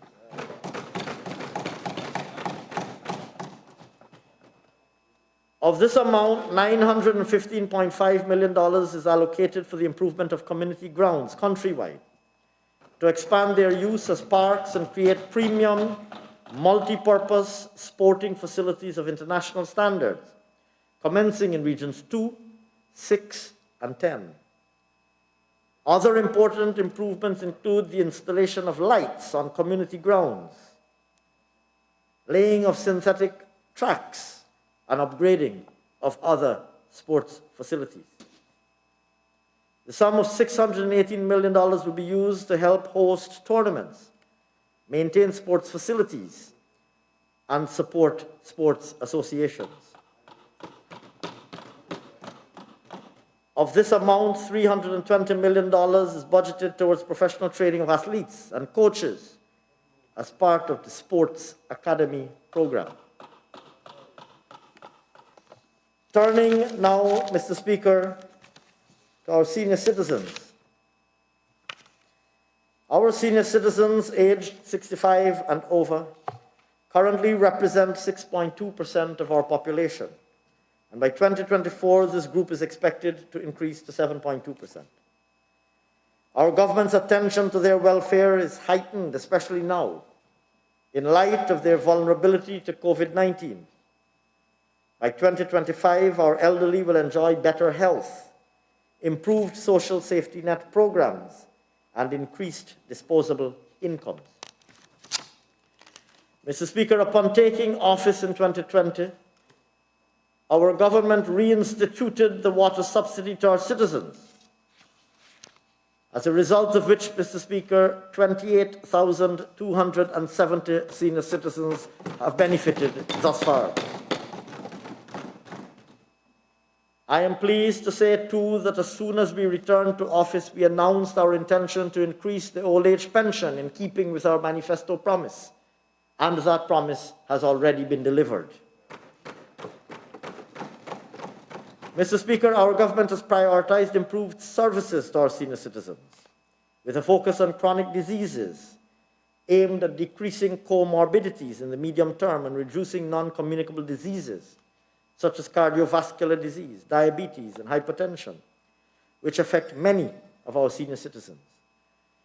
We have taken steps to strengthen the delivery of healthcare services, and our senior citizens will have improved access to primary healthcare services and drugs and medical supplies. With effect from March 2021, we expect that some private payment outlets will provide additional options for pensions to cash their old age pension. Our government has commenced direct delivery and payment to shut-in pensioners, including persons living with disabilities, with 3,400 persons benefiting to date. Moreover, our government will continue to support and improve the care facilities for our senior citizens. Persons with disabilities. Mr. Speaker, this government will champion and support the rights of persons with disabilities. In 2021, the Persons with Disability Act will be reviewed and amended. We will continue to deliver key services to this vulnerable group who are at risk of being discriminated against. As part of our government's charge to ensuring that persons throughout Guyana are given equal opportunities to access a complete range of healthcare services, in 2021, optometry services will be expanded to regions 2, 6, 7, and 9 through the public healthcare system. Mr. Speaker, for the first time, there will be rehabilitation professionals stationed in each region. We will strengthen the provision of medical and therapeutic care, vocational and skills training programs, and the creation of jobs through private sector partnerships. Further, Mr. Speaker, $50 million a sum of $50 million has been allocated to the National Commission on Disability, even as we increase resource allocations to the disability and rehabilitation services within the Ministry of Health. More importantly, government will embark on the construction of a complex valued at $30 million at Mahaika that will provide training to disabled persons in the areas of life and vocational skills. In addition, Mr. Speaker, this budget allocates an amount of $120 million for programs, for special programs supporting the community of persons with disabilities. Victims of domestic violence. Mr. Speaker, our government is extremely concerned with the level of domestic violence and its impact on victims and their families. We took immediate action to address this issue on multiple fronts, and we will continue to collaborate with communities, faith-based and non-government organizations to pursue actions that curtail domestic and sexual abuse in our country. We have significantly increased allocations to the organizations providing support to victims of domestic violence, including Help and Shelter, who will receive over $50 million this year. In addition, we will be developing multi-sector domestic violence protocols, which will serve to improve the operational procedures across relevant public and private institutions and stakeholders. Mr. Speaker, our government launched the 914 toll-free hotline to allow victims of domestic violence to report incidents and request assistance in December 2020. This is being complemented by the $1 billion Spotlight program, which will see government working along with stakeholders, including international agencies and the CSOs, towards curbing gender-based violence. We will establish a court superintendent department with a cadre of lawyers to lead prosecutions in each regional division for cases of domestic violence. A survivors advocates program will also be implemented to offer emotional support and crisis counseling to victims of domestic violence and sexual abuse, and will be piloted in the region, and will be piloted in those regions with the highest reported cases. Mr. Speaker, we must collectively show zero tolerance for any form of domestic violence. Amerindian and hinterland development. Mr. Speaker, by the time we demitted office in 2015, we had already set in train planned interventions to issue several new certificates of titles for Amerindian villages.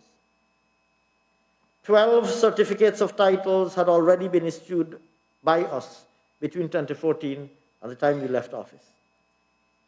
This is in stark comparison to the dismal performance of the previous administration, who from 2016 to the time they lost office, reluctantly issued only 2 certificates of title to our Amerindian brothers and sisters.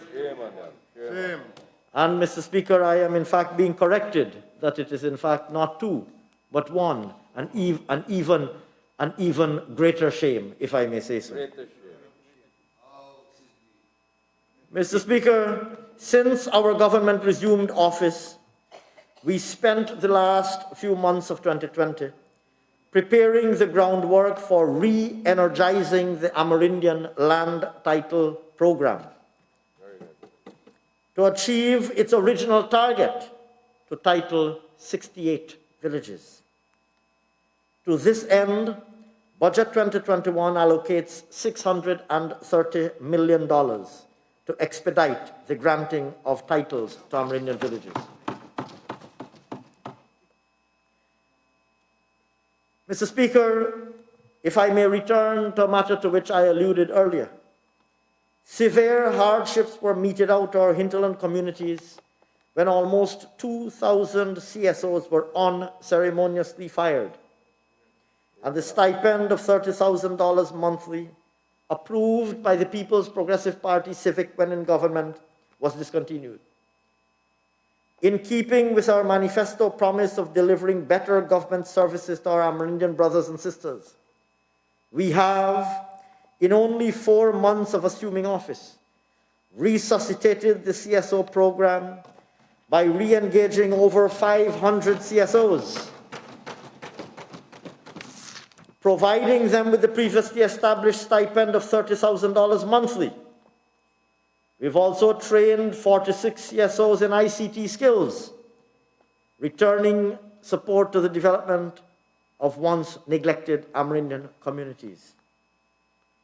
Mr. Speaker, we will continue to create employment opportunities for our Amerindian brothers and sisters to promote capacity development. To this end, this government will employ 2,000 CSOs, maintaining our manifesto promise to the First Peoples of Guyana. We will support economic activity in their villages, including by support for purchasing of boats, engines, and other inputs into generating economic activity. In addition, Mr. Speaker, we will invest $1.75 billion for the Hinterland Roads program to enhance connectivity and access. Finally, Mr. Speaker, we will award 196 scholarships, bridging the educational disparities between starting to bridge the educational disparities between the hinterland and coastal areas. Improved governance and institutional reforms.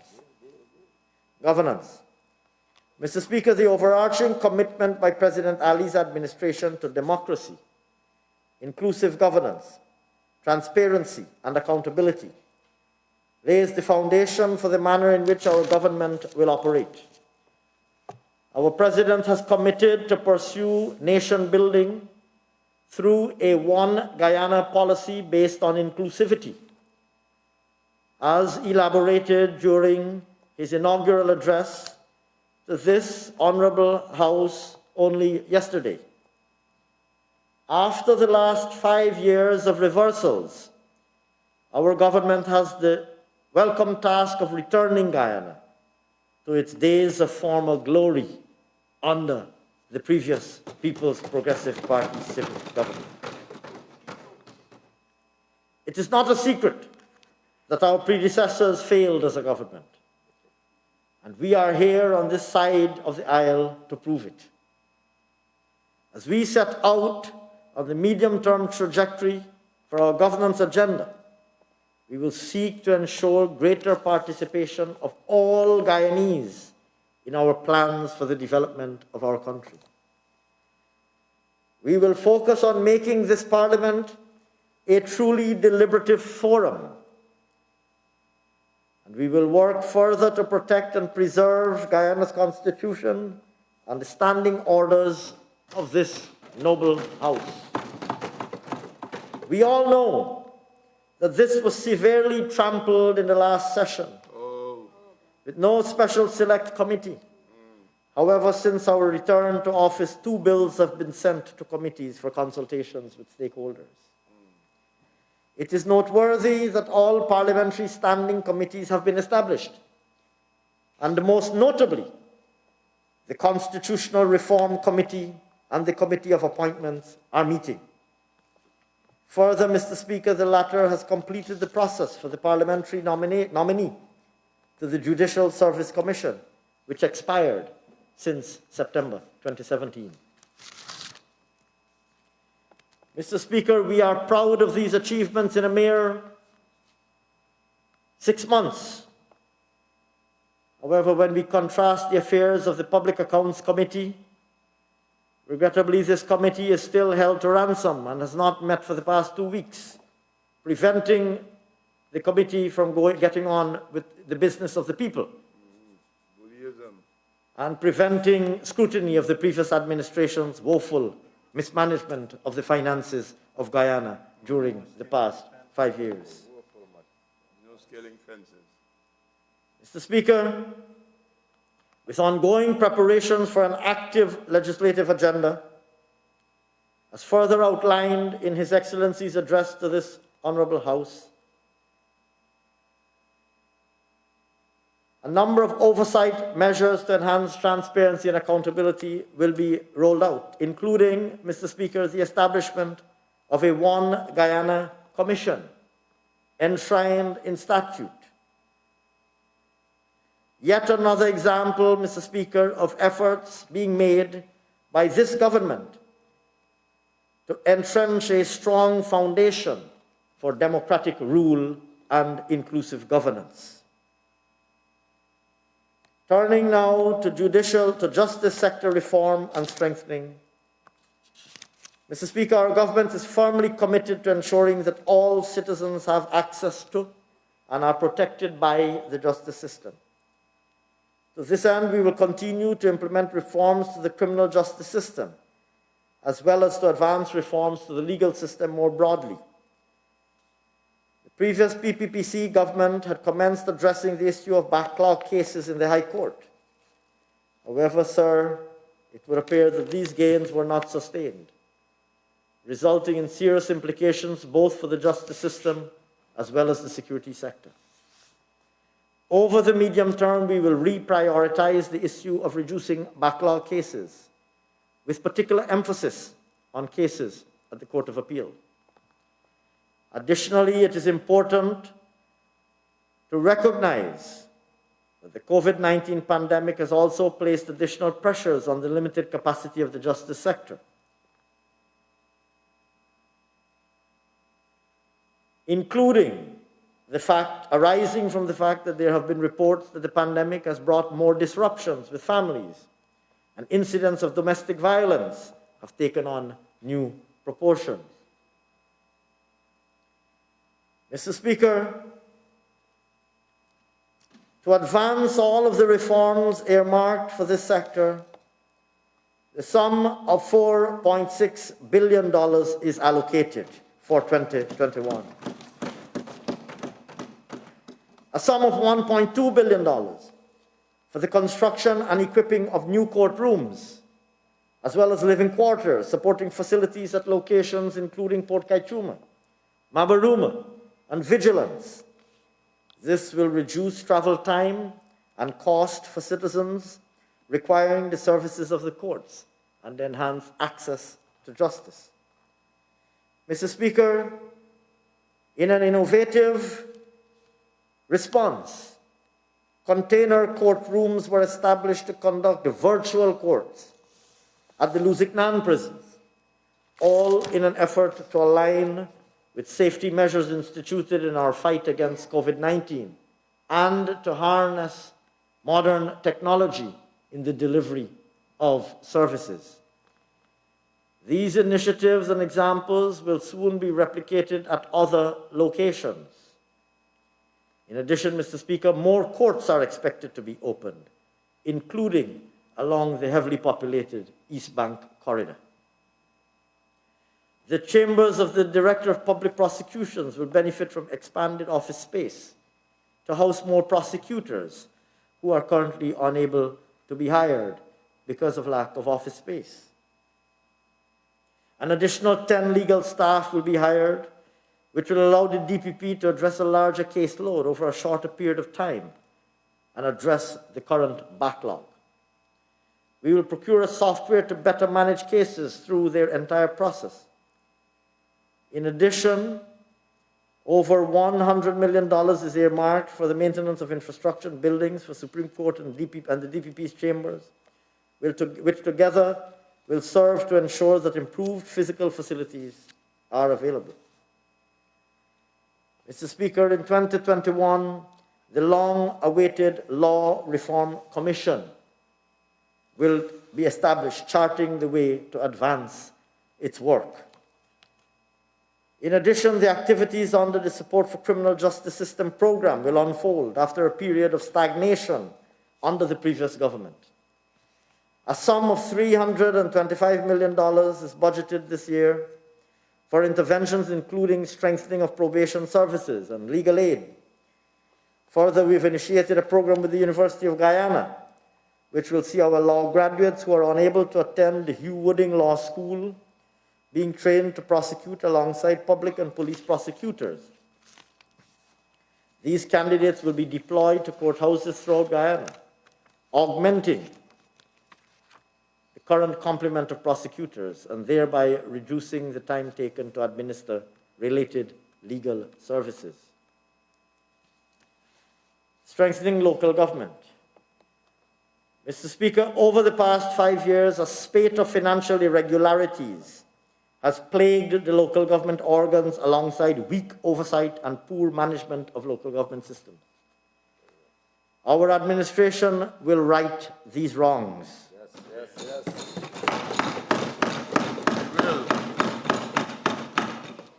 Already, our government has signaled our strong commitment to maintain the legal and regulatory framework for the system of local administration through the development of local organs. To this end, the local democratic organs will benefit from technical support to perform their roles and functions, as well as to enhance leadership and capacity development for the provision of quality services in all the communities across the country.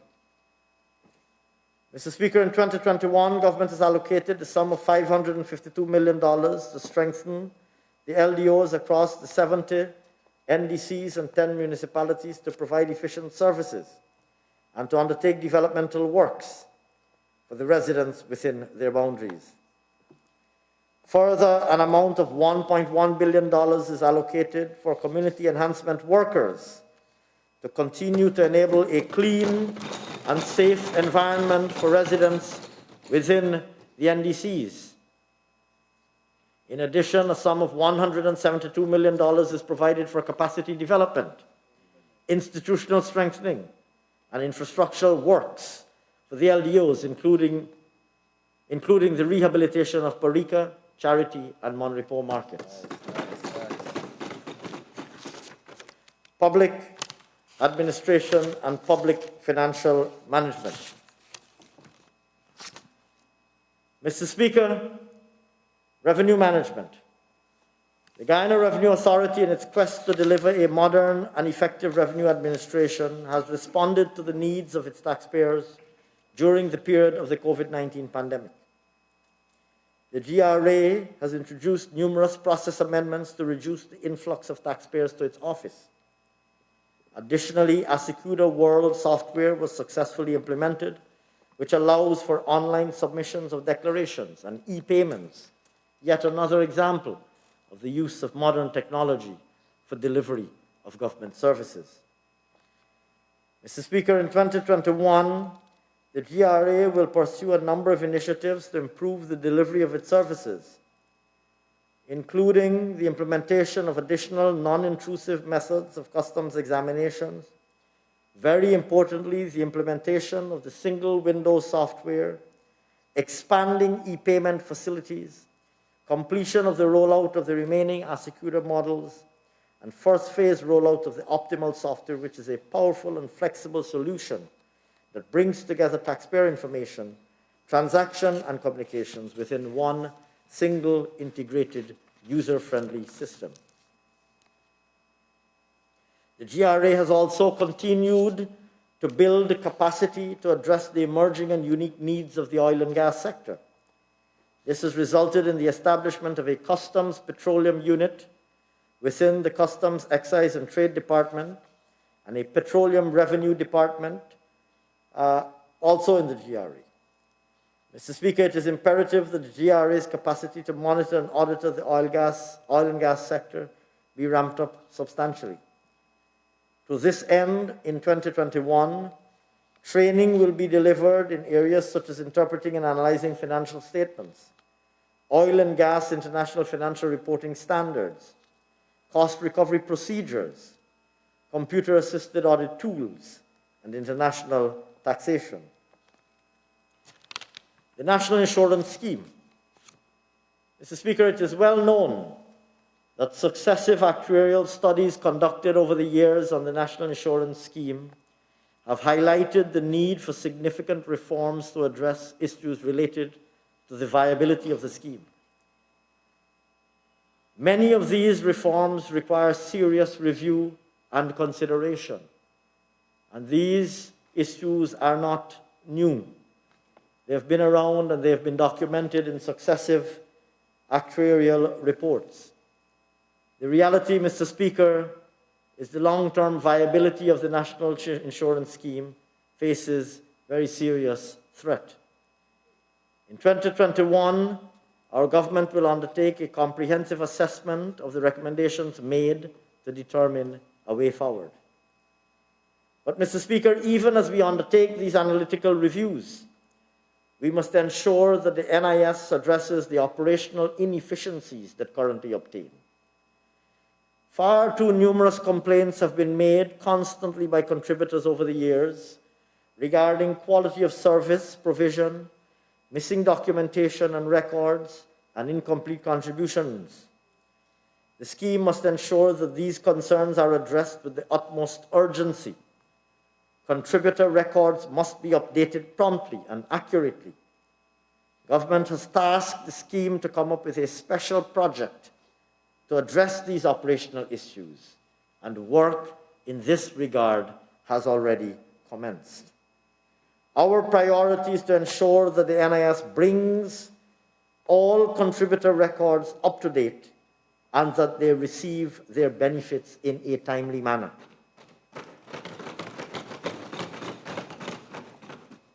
In this regard, the scheme is to be commended for taking a step in using technology.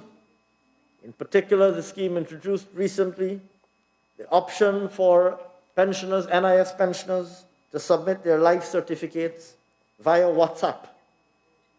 Since then, several pensioners have been using the WhatsApp facility, calling the WhatsApp hotline, making video calls, and submitting their life certificates live on their, via the WhatsApp video call. We urge the embrace of more technological solutions, some of which, like this particular example, need not involve large sums of money or complex technology, but in fact can use simple and readily available technology applied to the particular problem in hand. Public procurement. Mr. Speaker, on assuming office, government quickly realized that much of the public procurement systems, processes, and procedures instituted prior to 2015 had been dismantled. Constant and persistent complaints abound regarding excessive delays and slow processing of tender awards, much to the detriment and slothful implementation of the public sector investment program, and indeed, much to the frustration of competing bidders. This situation has to be addressed. This situation has to be arrested immediately. And this PPPC government has taken decisive action to restore public confidence and reliability in the tender process. To this end, the National Procurement and Tender Administration Board will take a number of steps to improve transparency and accountability, including by developing a new website to provide information on procurement opportunities, as well as to publish tender awards as required by the Procurement Act. We will reintroduce standard bidding documents, enforce the requirement to prepare and publish procurement plans, reactivate bid protest procedures, and live stream tender openings. The NPTAB will also collaborate with the Public Procurement Commission to review the Procurement Act and regulations and make recommendations for improvement, paving the way for e-procurement and digital submission of tenders. Additionally, Mr. Speaker, the NPTAB will more stringently enforce compliance with the requirements of the Act by all budget agencies, as well as provide training to evaluators, bidders, and all individuals. Data systems strengthening. Mr. Speaker, we place the highest importance on data-driven policymaking. Recognizing the importance of good quality and timely data, we will be taking steps to strengthen the Bureau of Statistics and the statistical departments of the various line ministries where they exist. One immediate example where action will be taken to update our statistical framework is in the area of our national accounts.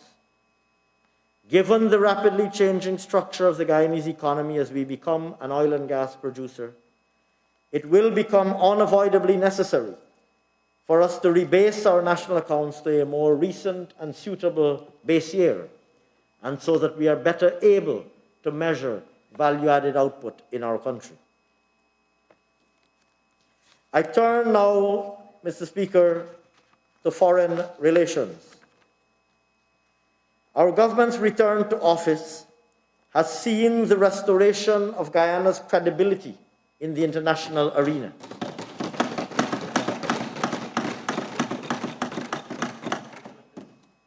Since this administration took office in August 2020, our president has participated in several international events. His interventions have signaled the importance with which our government views Guyana's role in the international community.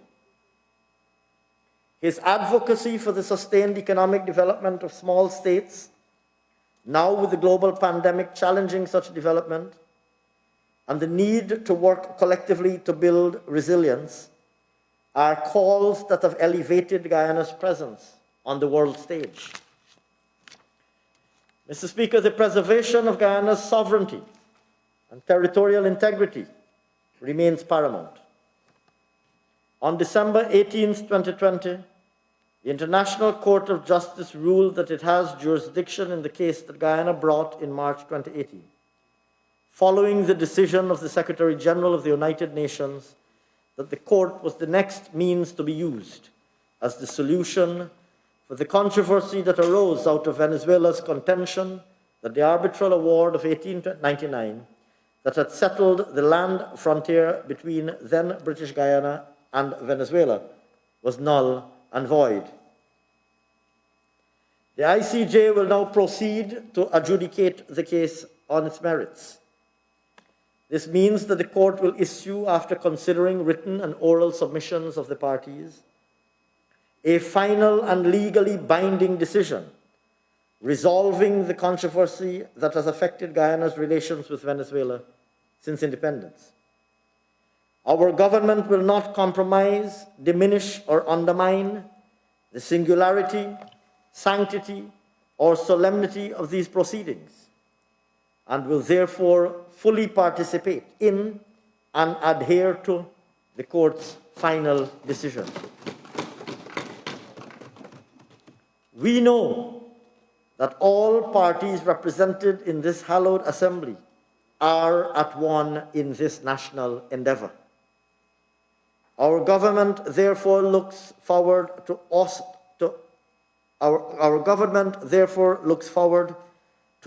all going forward together as we continue to demonstrate to the world that we are at one in our fight to ensure that Guyana's sovereignty and territorial integrity are preserved and maintained. In the national fight to combat the global pandemic, the government has also received much support from our bilateral and multilateral partners, which must be acknowledged. Mr. Speaker, to advance Guyana's interests worldwide, we've allocated $3.9 billion in Budget 2021 for our missions and consulates to promote Guyana's foreign policy. We will continue to consolidate our relationships with our traditional development partners and forge the building of new relationships. In this regard, we'll be strengthening our diplomatic presence in the Middle East with the establishment of 2 missions in Qatar and the United Arab Emirates. Mr. Speaker, this government is committed to strengthening relations with the diaspora, and we are aggressively pursuing their involvement in Guyana's development agenda. As you would have heard from His Excellency the President in his speech to the Parliament yesterday, his government is in the process of establishing a diaspora council to ensure that the objective of engaging our diaspora in a structured manner is realized. We're also working to create a one-stop shop for Guyanese overseas to engage in trade and investment through collaboration with the Guyana Office for Investment. And in 2021, it is expected that a virtual diaspora conference will be held after the finalization of the diaspora engagement strategy and plan of action. Public safety and security. Mr. Speaker, the security sector has long been plagued by issues of lack of public trust, poor response times, and inefficient resource allocation. Our administration immediately undertook, upon assuming office, to equip the sector to improve its ability to deliver on its mandate.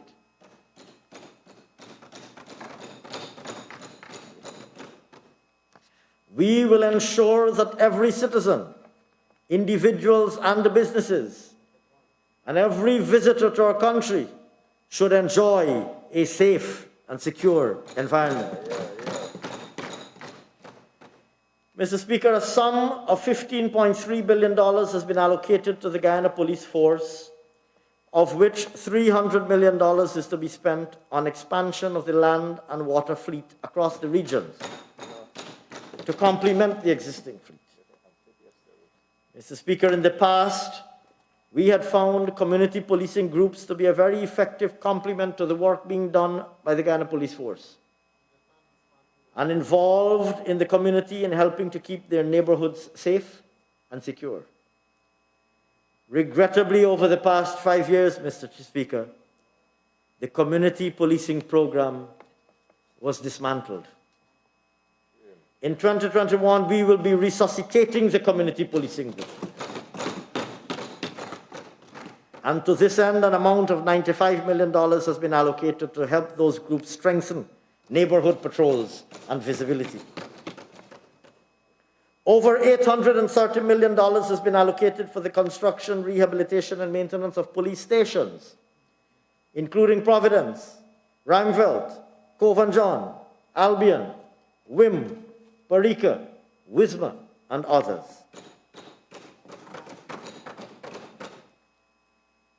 We also plan to improve investigative and forensic capabilities of ranks by conducting training in 20 courses for 828 police ranks, along with ongoing overseas training. Turning to the Guyana Prison Service, major works are ongoing to upgrade prison infrastructure. Work will commence this year on constructing 3 new blocks at Lusignan, which will accommodate 600 inmates, while works are also progressing on the cells at New Amsterdam Prison. Additionally, the construction of the Mazruni Prison to accommodate 220 high-profile inmates is expected to be completed during 2021. A sum of $50 million will be expended towards training of inmates in areas such as anger management, literacy, agriculture, and culinary arts.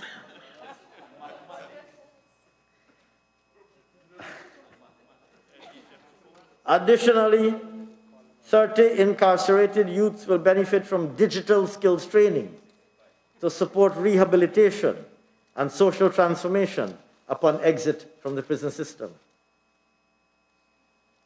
To finance these and all other initiatives, an amount of $5 billion is earmarked for the prison service.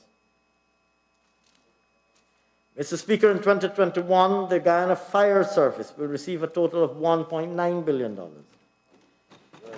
good. Major interventions will include relocation of the central fire station at the congested Stabroek Market and construction of a new fire station at Eccles. Additionally, Mr. Speaker, 6 water tenders and 2 ambulances will be procured. Mr. Speaker, I turn now to our macroeconomic targets for 2021. Real GDP. Mr. Speaker, Guyana's real GDP is projected to grow by 20.9% in 2021, with the non-oil economy growing by 6.1%, a significant reversal of the 7.3% contraction in 2020. This is premised, of course, on the assumption that a reopening of the economy takes place with COVID-19 restrictions being gradually lifted and is therefore subject to significant downside risks. On the sectoral front, Mr. Speaker, agriculture, forestry, and fishing. This sector, responding to the policy environment created, is expected to expand by 5.6%. The restructuring of Gaisuco, along with the recapitalization of sugar estates, will see some improvement in production and productivity. As a result, the sugar industry is projected to grow by 9.6%. The rice growing industry is forecasted to expand by 3.5%. Forestry, livestock, other crops, and fishing are also expected to see major improvements. In the case of forestry, Mr. Speaker, responding to the policy environment that we have created, this sector is projected to grow by 18.5% in 2021. Extractive sector. Mr. Speaker, the mining and quarrying sector is forecasted to grow by 39.1% in 2021.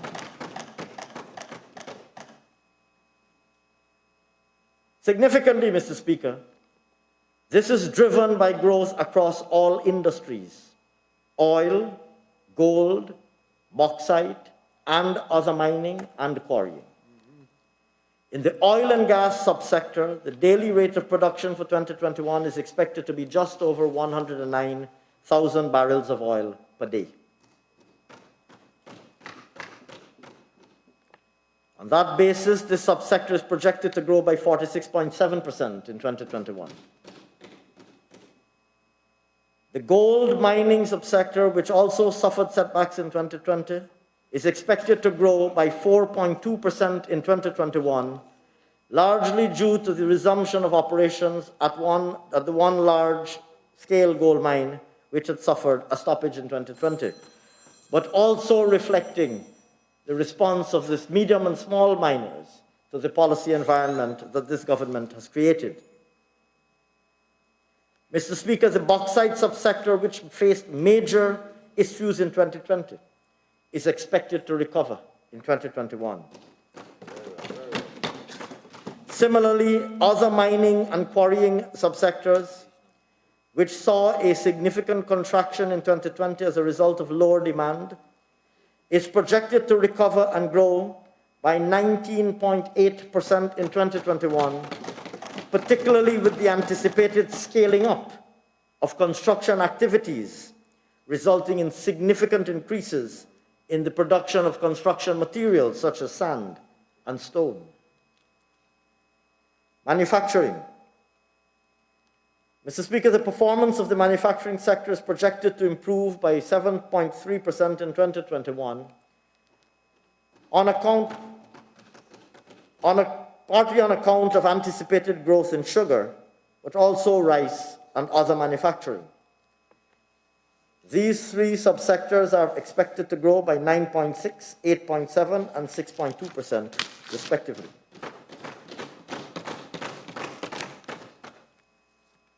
Construction.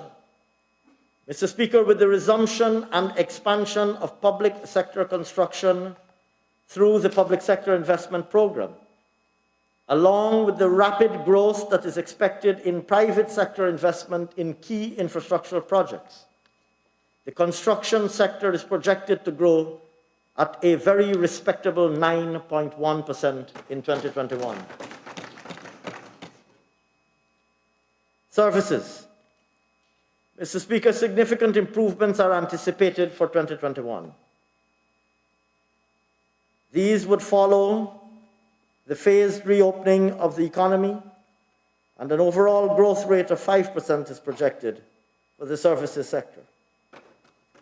This is largely driven by anticipated recoveries in wholesale and retail trade, transport and storage, and financial and insurance activities. These are projected to grow by 10%, 9.9%, and 7%, respectively.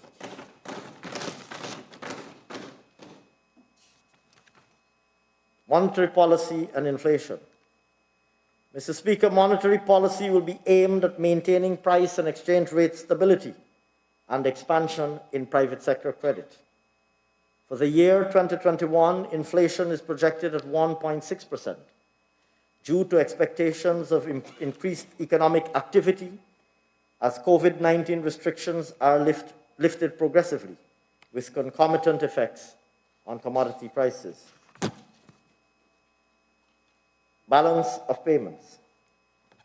Mr. Speaker, the overall balance of payments is expected to register a lower surplus in 2021, amounting to $59.9 million US, compared with $60.6 million US in 2020. The current account is expected to move from a deficit of $651 million US to a surplus of $65.7 million US, mainly due to projected higher export earnings, driven by a combination of higher export volumes and prices of export commodities. Export receipts are projected to increase by 46.4% to $3,788.8 million US. This reflects projected higher export earnings from all commodities, but in particular, crude oil exports are projected to increase by over $1 billion US. Mr. Speaker, the capital account is expected to move from a surplus of $720 million to a deficit of $5.8 million, reflecting higher projected outflows of private enterprises, despite projected increased foreign direct investment. Mr. Speaker, I turn now to the fiscal operations of the non-financial public sector, targets for the non-financial public sector, central government. Total central government current revenue for 2021, net of inflows from the Guyana Red Plus Investment Fund, popularly called GRIF, is estimated at $257.9 billion, 13.4% above 2020 collections. Tax revenue collections are projected to grow by $23.8 billion to reach $242.1 billion in 2021, and non-tax revenues by $6.8 billion to an estimated $15.8 billion. The 2021 tax revenue outlook is on account of an anticipated 8.4% increase in income taxes as a result of intensified activity in the private sector. Withholding tax, largely driven by remittances from companies involved in the extraction of crude oil, is expected to grow by 13.9% or $4.6 billion above 2020. Expansion is also expected from collections of customs and trade taxes, which are estimated to grow by $3.3 billion to $24.6 billion in 2021. Collections from excise taxes and VAT are targeted at $40.1 billion and $53.6 billion, respectively. Non-tax revenues are estimated to grow by 74.7% in 2021 on account of higher collections of royalties, special transfers, and Bank of Guyana profits. Mr. Speaker, central government total expenditure for 2021 is projected to reach $366.9 billion, 12.7% above the $325 billion spent in 2020, driven mainly by an anticipated increase in expenditure for an intensified public sector investment program. Non-interest current expenditure is targeted at $256.7 billion, or 6.2% above the amounts expended in 2020. This is driven primarily by growth in transfer payments and employment costs of $9.1 billion and $7.7 billion, respectively. The higher anticipated transfer payments are largely due to a significant increase of $2.6 billion allocated for educational grants to nursery, primary, and secondary school students across the country. In addition, subsidies and contributions to local organizations, as well as old age pensions and social assistance, are expected to increase also. Mr. Speaker, capital expenditures projected to expand to $103.2 billion, 35.6% above the amount expended in 2020.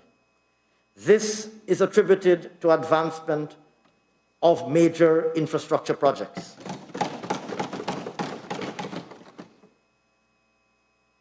Mr. Speaker, the overall deficit of the central government is projected to be 8.7% of GDP, compared with 9.4% at the end of 2020.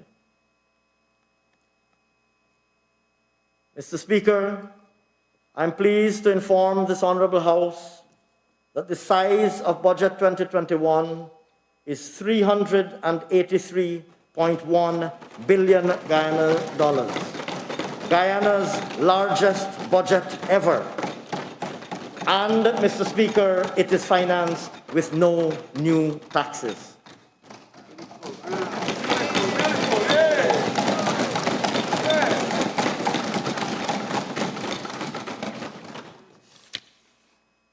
Public enterprises. Mr. Speaker, public enterprise receipts are anticipated to increase by 25.7% to $146.8 billion in 2021. This outlook could be attributed mainly to higher expected receipts at GPL, driven partly by government interventions to clear arrears, to which I alluded earlier, and to the Guyana Oil Company, who are projecting a 17% increase in sales volumes. Mr. Speaker, the deficit of the non-financial public sector is projected at $100.9 billion, or 9.8% of GDP. Mr. Speaker, I turn now to measures. In addition to the wide range of public investment projects and initiatives announced earlier, all of which will stimulate economic activity, create jobs, and generate incomes, Budget 2021 also proposes additional measures aimed at bringing relief to the many businesses and households that have been experiencing financial distress over the past year and beyond.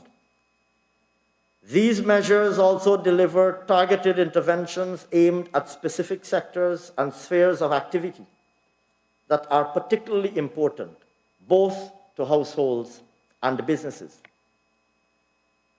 First, Mr. Speaker, reducing the cost of basic food and other household items. 1. Restoring the value-added tax zero rate on basic food items and household necessities. Mr. Speaker, during the PPPC's prior tenure in government, an extensive list of basic necessities were zero-rated so as to ensure that the VAT did not lead to an increase in the cost of these goods and services or become burdensome on taxpayers. The APNU over AFC, over their term in office, moved a number of these items from the zero-rated category to either the standard-rated or exempt category. Mr. Speaker, in fulfillment of another one of our manifesto promises, we will restore to the zero-rated status all of the food items and other basic household necessities that were previously zero-rated at the time we demitted office in 2015. Promise delivered. Mr. Speaker, another promise delivered. These items include basic wheat and flour, basic breads, oats, unflavored cracker biscuits, cooking oil, locally produced bed linen like bed sheets and pillowcases, toothbrushes, etc. Still on the category of reducing the cost of basic food and other household items, reducing water tariffs. Mr. Speaker, water is essential to all aspects of our daily lives, both at the residential and commercial levels. I wish to announce a 5% reduction in water tariffs across the board, targeting all levels of consumers. Next, Mr. Speaker, reducing the cost of construction and home ownership. Mr. Speaker, as I have indicated during the course of my earlier presentation, the construction sector is a key sector and contributor to our economic development. Along with the significant developments that we will see taking place within the sector over the medium term, this People's Progressive Party civic government has committed to providing 10,000 house lots annually. We have worked tirelessly to clear the backlog of applications and to promote home ownership across the country while providing access to financing, recognizing as we do how important home ownership is to the economic empowerment of individuals and of families. Mr. Speaker, to aid the achievement of this vision of home ownership for all Guyanese, we are proposing to zero rate the value-added tax for the following items: stone imported for construction and housing from CARICOM. It will be recalled, Mr. Speaker, that our government had previously zero-rated this with a sunset clause expiring at the end of June 2021. We are now extending the zero-rated status until further notice.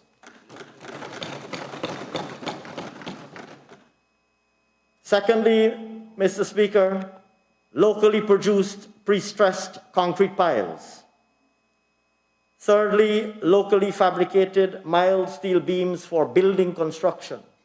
And many of these, Mr. Speaker, even if they don't affect home construction, they will nevertheless affect the cost of construction in the business sector. Fourthly, Mr. Speaker, and this is of particular relevance and interest to home construction, locally manufactured roofing and PVC products for building construction. Mr. Speaker, we will also continue to monitor the cost of other basic construction materials such as cement and steel, and examine the possibility of applying relevant taxes in such a manner as to serve as an adjuster from time to time to cushion the impact of imported price fluctuation. Furthermore, Mr. Speaker, as another boost to the construction sector, we are proposing to reduce the duty on industrial-grade cement from 15% to 5%.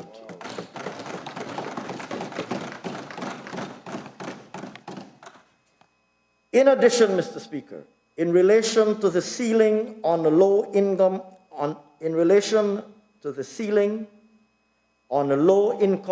mortgage loans, Mr. Speaker, it would be recalled that we announced last year an increase from $8 million to $10 million in the ceiling on low-income housing loans that may be obtained through commercial banks under the Low-Income Housing Loans Program supported by this government. I thought that was a necessary qualifier.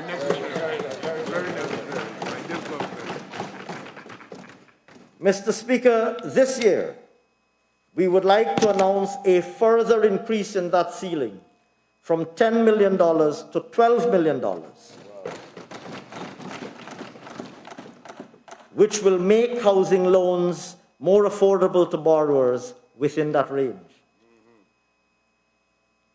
I might add, Mr. Speaker, that we will also, in due course, examine the appropriateness of extending this program to include other financial institutions, such as insurance companies, depending on the legal framework.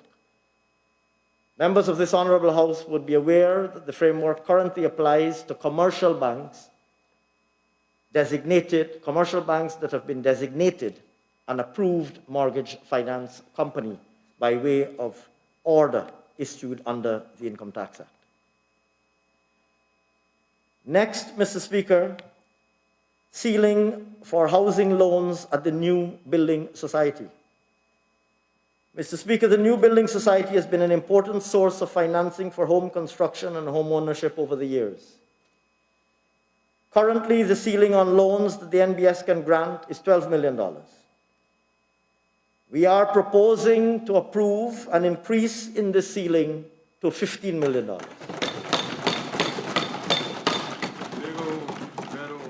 This will enable borrowers desirous of borrowing in that range to access financing more affordably from the NBS.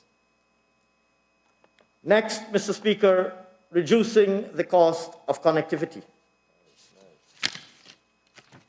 Mr. Speaker, our government has been proactive in working with stakeholders in the diffusion of ICT across all sectors and regions of Guyana as a means of economic and social empowerment for our citizens.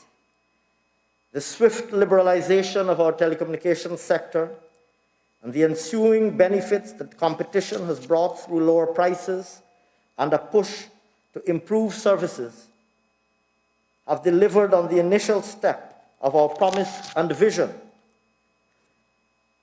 for enhanced ICT services.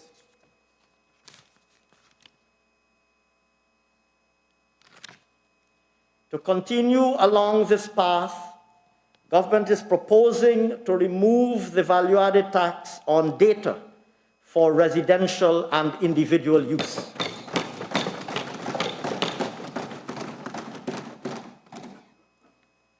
Reducing the cost of transportation in the hinterland. Mr. Speaker, in our 2020 budget, the value-added tax, VAT, was removed from ATVs for mining, forestry, agriculture, and manufacturing. To further reduce the cost of transportation for hinterland communities and operators, the government will remove the duty on ATVs for use in the hinterland.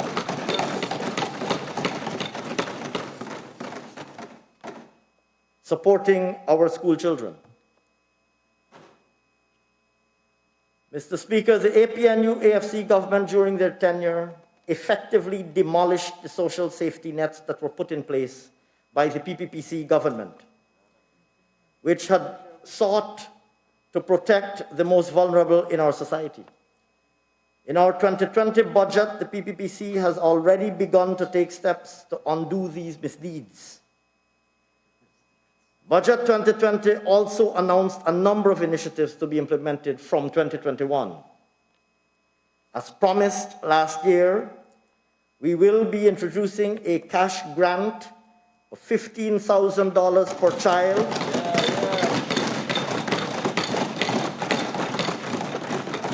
to be given to the parents of children in the nursery, primary, and secondary schools in the public school system, supporting the elderly. Also, as promised in Budget 2020, we will be increasing old age pensions from $20,500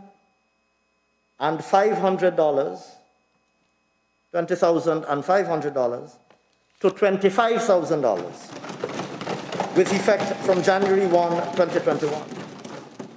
This will benefit over 60,000 persons and put an additional $4 billion of disposable income in their hands.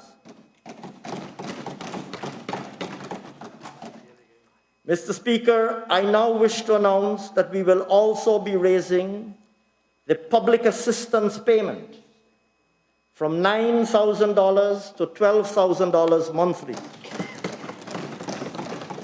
benefiting over 13,000 vulnerable persons and providing an additional $500 million in disposable income to these individuals. Capital gains tax. Mr. Speaker, at the time that we demitted office, no capital gains tax was payable on assets that were owned for over 25 years. In 2019, the APNU-AFC changed this policy and abolished the 25-year limit. We are proposing to reinstate the original position, whereby the sale of assets that were owned for more than 25 years will not attract capital gains tax on their disposal.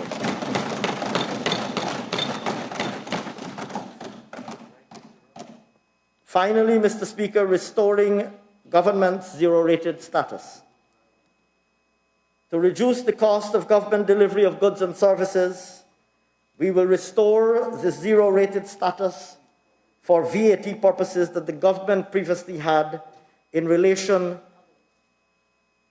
to the importation of goods and services, or rather in relation to the importation of goods and works and services purchased by a budget agency. Let me say that again, Mr. Speaker. In relation, this applies to budget agencies, government ministries and agencies. In relation to budget agencies listed under the in the schedule to the Fiscal Management and Accountability Act. So this is a status that will be enjoyed only by budget agencies listed in the schedule to the Fiscal Management and Accountability Act.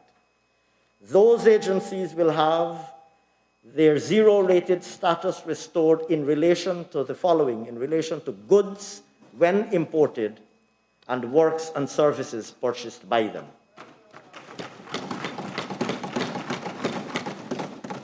Mr. Speaker, the annualized cost of the measures we introduced last year exceeded $40 billion on an annualized basis. The further measures we are introducing this year are expected to cost an additional $10 billion. Taken together, Mr. Speaker, that puts in the hands of the citizens of Guyana an additional $50 billion of disposable income. Mr. Speaker, I will conclude as I began. This budget comes to this House at a time of extraordinary challenge, both to our country and to the global community in which we live. But it also comes to this honorable House at a time when Guyana faces epic opportunity. Mr. Speaker, the choice is ours, whether we wish to be weighed down by the challenges before us or to be buoyed by the opportunities before us. This People's Progressive Party civic government has charted a course outlined in our manifesto and elaborated by His Excellency the President that, once followed, will see us seizing those opportunities and will guide us to a destiny of which our foreparents have dreamt for generations. The task will not be easy, but neither is it impossible. One thing, Mr. Speaker, is sure: the task will be made considerably easier if we have all hands on deck, embracing the very spirit of oneness so eloquently elaborated by His Excellency the President yesterday. Mr. Speaker, Budget 2021 outlines a set of policies, programs, and projects which will not only catalyze economic growth directly, but will also see billions of US dollars of private investment realized across several sectors of the economy. Over and beyond oil and gas, the opportunities in agriculture, in tourism and hospitality, in manufacturing, in the service sector. And this is why I belabored the developments in each one of these sectors as I addressed them in the substantive body of this budget speech, really to make the point that each one of these sectors holds remarkable promise for the future of Guyana.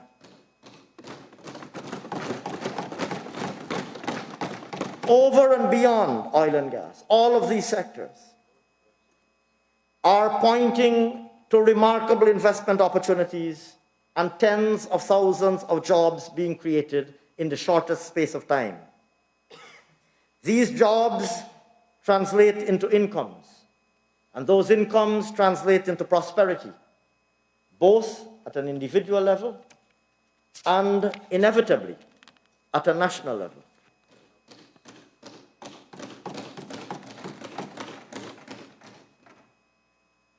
Mr. Speaker, the choice is ours.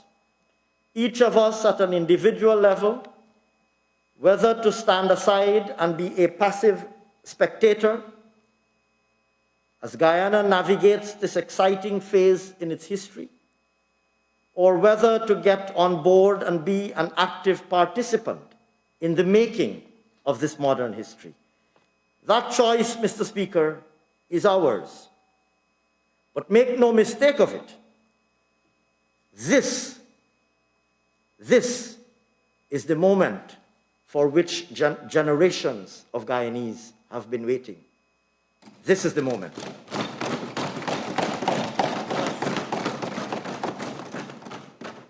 We call on you on that side of the House to join hands with us, even if you are not occupying your seat today. We call on you on that side of the House to join hands with us. And of course, no disrespect intended to the distinguished Deputy Speaker. We call on you to join hands with us as we seize this moment and chart a course through the challenges of today, and there will be challenges, into an era of economic dynamism and secure lasting and resilient prosperity for all Guyanese for generations to come. Mr. Speaker, before I close, permit me only to acknowledge the tremendous efforts made by all of my colleagues in the Cabinet and their respective staff who exerted tremendous effort in preparing their respective budget submissions. And yes, I think a round of applause is eminently deserving. Permit me also to acknowledge the contributions and submissions made by so many stakeholders throughout the length and breadth of Guyana, some of whom submitted written submissions, and some of whom participated in face-to-face or virtual engagements, sharing ideas, making suggestions, and discussing issues. And finally, Mr. Speaker, I trust that I will be forgiven for saving the last word for my own team at the Ministry of Finance.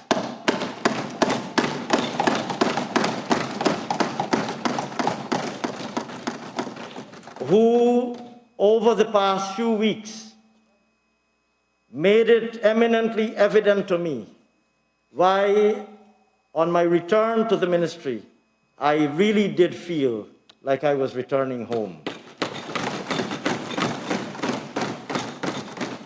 And I thank them for the energy they exerted in preparing this budget.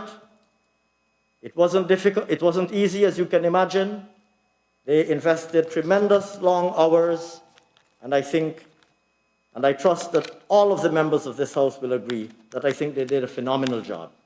With those few words, with those not so few words, Go ahead. Those few words. with those not so few words, Mr. Speaker, the privilege is mine on this People's Progressive Party civic government's behalf to propose this Budget 2021 for consideration and approval by this Honourable House. I thank you very much.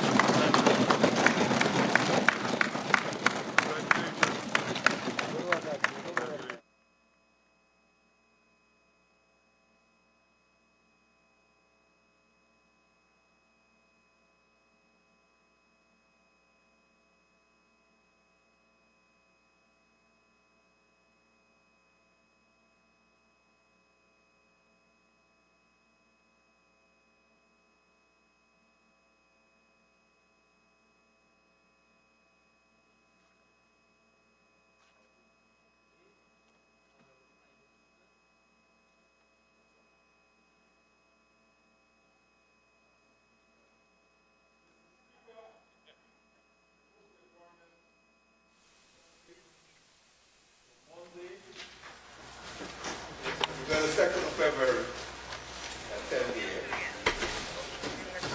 The assembly stands adjourned to 10 a.m. on the 2nd of February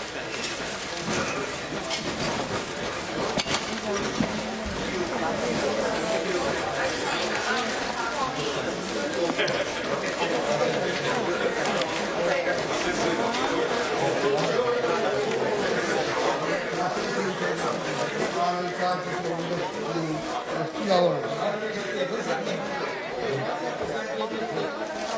budget.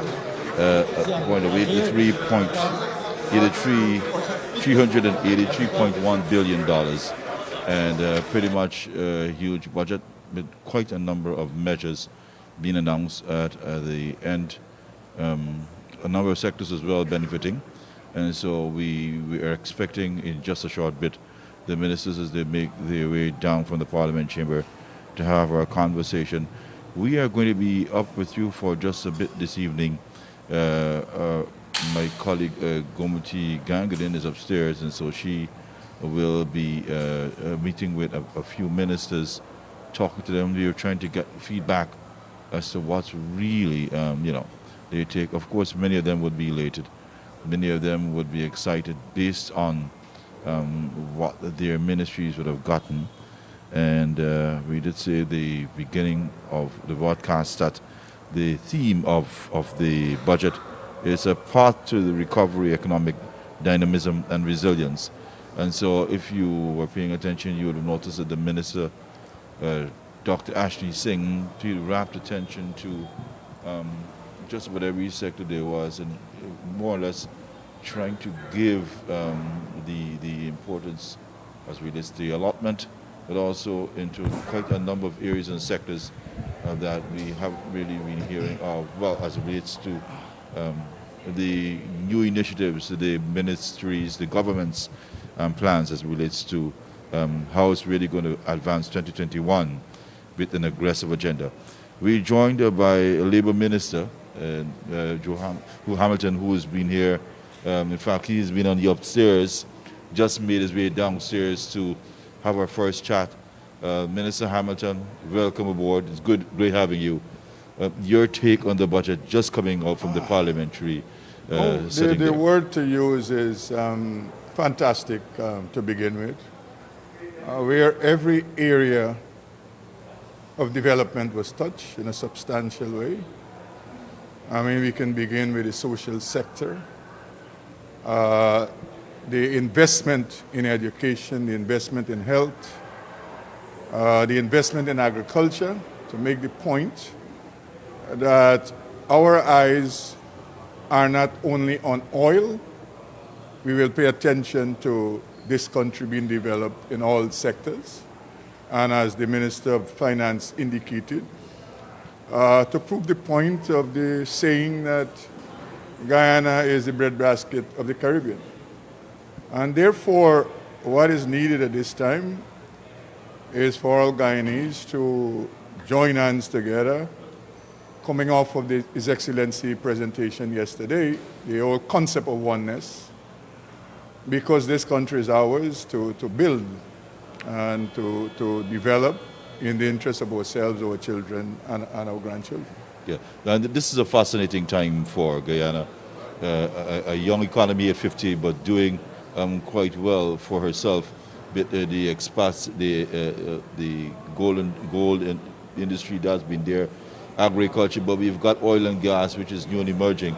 And for us, it is something that we hold proudly and dearly to our hearts. And there are a lot of expectations as it relates to the new industry. We've been able to speak to a number of investments and the private sector coming on board to really aid in the process and painting a picture, more or less, Minister Hamilton, as to what Guyanese can expect in a few years once the management continues. Yes, yeah, and the oil and gas sector, great potential.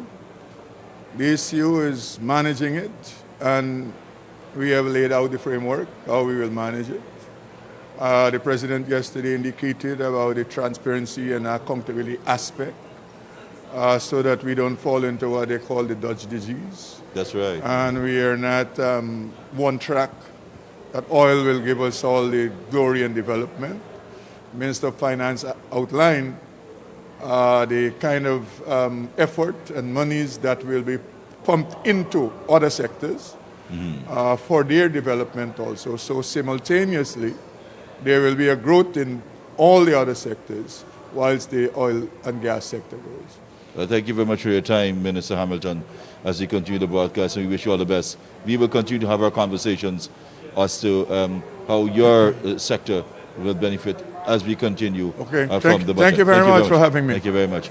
And as we continue, we have got coming up next the Minister of Housing, and he is going to be joining us. He is here, Minister Colin Crowell, just coming out. We had a chat with him on his way up, and he's down now. We spoke about expectations, and he now has got his allotment. Minister Crowell, are you happy with your allotment? I'm certainly, and of course that was a marathon, largest budget, $381 million. But I'm very happy for what I've heard from my sector. It signals our government commitment and intention to honor our obligation, our manifesto commitment, and both in the area of housing and water.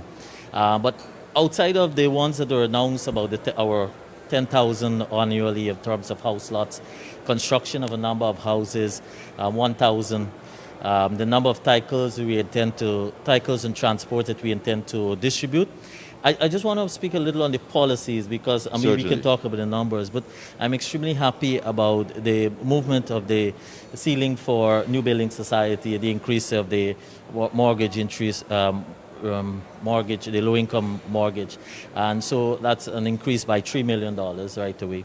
I'm also happy because you saw that in measure last year of the interest relief moving to $8 million, and now it's upward to another $2 million. And so these are policies, but outside of that, you also have relief measures for the construction sector because we are encouraging persons to build. And so I'm happy that our government has supported the policy measures of making it more affordable for persons to construct, whether it's in the area for the roofing, for the cement. You've seen they've been a waiver in terms of for the industrial reduction in the 5% from 15 to 5%. You have also policy measures that will encourage persons because we already last year you had for stone and sand will be huge demand. And so these are sort of policy measures that I'm extremely happy for the construction sector. Of course, in the area of, and one other thing too, which we don't speak often about, is that there's an aspect of Ministry of Housing that has to do with approval system. And so you will see resources have been made available for the introduction of the single window system, and that will allow a quick turnaround for persons who are applying for permits for construction and so forth, that we will have that you will come, you make your application, and so within a 5-week or under a month duration, you can have that turnaround period for your approval, or you can monitor online what's your status. And so those are the sort of things that I'm happy about, that will encourage person and allow ease of doing business too with us. In the area of water too, I'm happy of the investment. We're talking about $4 billion in the water sector. Of course, we've had the big one being the 5% removal or reduction for the tariff. Already, that is a continuation from last year. Last year, you had the removal of the VAT on water, and then you had a complete removal on payment for the pensioners who once they consume up to 10 cubic meters, then after that they have to pay. But I'm happy about a 5% reduction for the rates for water. And so those are the sort of things that I'm happy about for our sector. But even in addition to that, you also heard the minister speaking about increased coverage for treated water. And that, in the coastline especially, there are a lot of complaints about the quality of the water that is being delivered to the households. So we can all see expanded service. And the final comment I want to make quickly also in Georgetown, because we cannot increase the pressure simply because there are some old systems. And so money has been made available, for example, from Cemetery Road from Mandela to Cemetery Road, and commencement from Shelter Belt to Cumming Street along Church Street. So these are the sort of investment that will help all of us as consumers. And finally, there is also the whole initiative with, of course, the program for the houses that are going to be the land titles given out, the young professionals that will be benefiting. And this is interesting because it speaks to a continued financial injection in the housing sector, making it feasible for homeowners.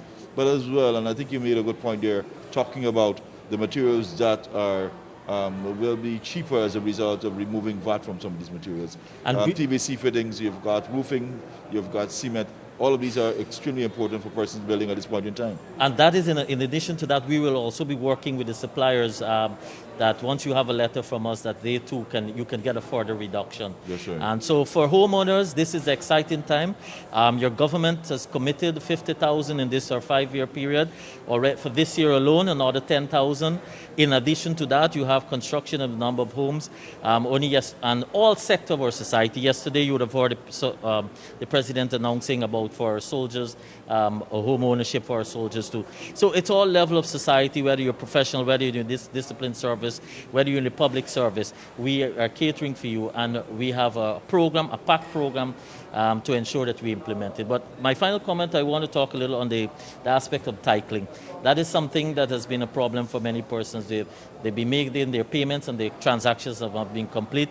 And so we've, at minimum of 7,000, we've catered to ensure that we have distributed this year, and that will signal complete home ownership for persons who want to move on to do other things, Correct. and of course for additional loan and so forth. Based on the allotment you have, do you know how to go reprioritize on some of the things that you've been working on? Yeah, certainly. So, and I'm happy about the resources that we made, because the resources that we made, you also heard the minister speaking about $6 billion. That is to aid in our infrastructure work for both utilities and the road networking for new and existing schemes. And of course, the much anticipated continuation of the linkage, the second access. This is from Mandela to Eccles. More resources have been made available, so we're looking forward. $1 billion has been made available, but that project will be implemented through the Ministry of Housing and Water. And just for reference, your total allotment is? Mention has been made about $6 billion to housing, another $4 billion to water. Minister Colin Crowe, Minister of Housing, thank you so much for your time, sir. Thank you. And I know you're busy getting ready. You've got work to do with this announcement, and I know you're going back to the drawing board with your team. Congratulations, and wish you all the best. Thank you very much. Thank you. Certainly. On we go with our broadcast. We have got coming up next, this is an opposition member from Anog, young Jabour, who is coming to talk to us. And we want to get from Clan his impression on the presentation by, of course, Dr. Ashni Singh. So we welcome aboard a young Jabour. How are you, my friend, Member of Parliament? This has got to be an interesting time for you as a young man. Development. Tell us about it. Absolutely. But just to clarify, I'm not a member of Parliament. I'm part of the opposition. Part of the opposition, At the moment, Mr. Lennox Schumann is in the seat representing the joinder. So there we do the correction, but thank you again for coming, speaking with us, your impression on the conversation. Absolutely. I thought the budget was very comprehensive. I enjoyed listening to how well-rounded it was. I believe that a lot of areas that need development and structure have been addressed. And this is an annual budget, so what I think is important for us here as an opposition representative is that although the system is designed that the government has a majority in Parliament and has complete control over this, our job is to ensure that this money is transparently spent and accountable. And I believe that that is where us as an opposition need to understand that the government is directing the economy and the country as is. And it is our job to assist them and work inclusively alongside them to ensure that all corners of the country are developed equally and all the people of the country have an equal opportunity to progress. Unfortunately today, again, as I've said previously during other government and political connections, is that the main opposition is not here. And what I hope for is during a process like this that we understand that before we're even opposition, we are government, meaning we represent all the people of the country. And the main opposition should be here during this process to ensure that they assess the scenario properly, they assess the budget properly, and any areas that are weak, they are able to contribute to ensure that their people and all people of Guyana benefit from it. Finally, from you as a young leader, your take for young youths as well, I know coming out of the housing sector in particular, there's so many other things happening, but the housing sector, the allotment really speaks to the development of some homes for young professionals. Your take on that? As even the allocation of the homes for young professionals, there has been a large allocation for entrepreneurs and young business development, young people business development. I think that is absolutely critical, access to financing, incentives, programs like that. So I can honestly tell you, as a young entrepreneur myself, those are areas that I could not be happier to see have been paid a little bit of interest by this government in pushing the youth to be more active in our economy. I unfortunately didn't hear too much about the public servants, because I can tell you there's a lot of young professionals that are involved with the public sector. And I hope as we move along, this is just the first annual budget. I know we're coming out of a very trying time, and I hope moving forward that we understand that there's areas that I think that need to grow a little bit more exponentially. I mean, whether it be public servants' wages, whether it be minimum wage, whether it be even out of the youth, but pension, etc. We hope to see larger jumps as the economy grows and we progress. But nonetheless, movement in the right direction, which is forward. So I look forward to seeing what's next. Thank you very much, Kind Jabor, young member of ANOG, and of course, a member of the opposition, not member of parliament. We corrected that for you. He's probably going to get there someday. But thank you very much for being with us this evening.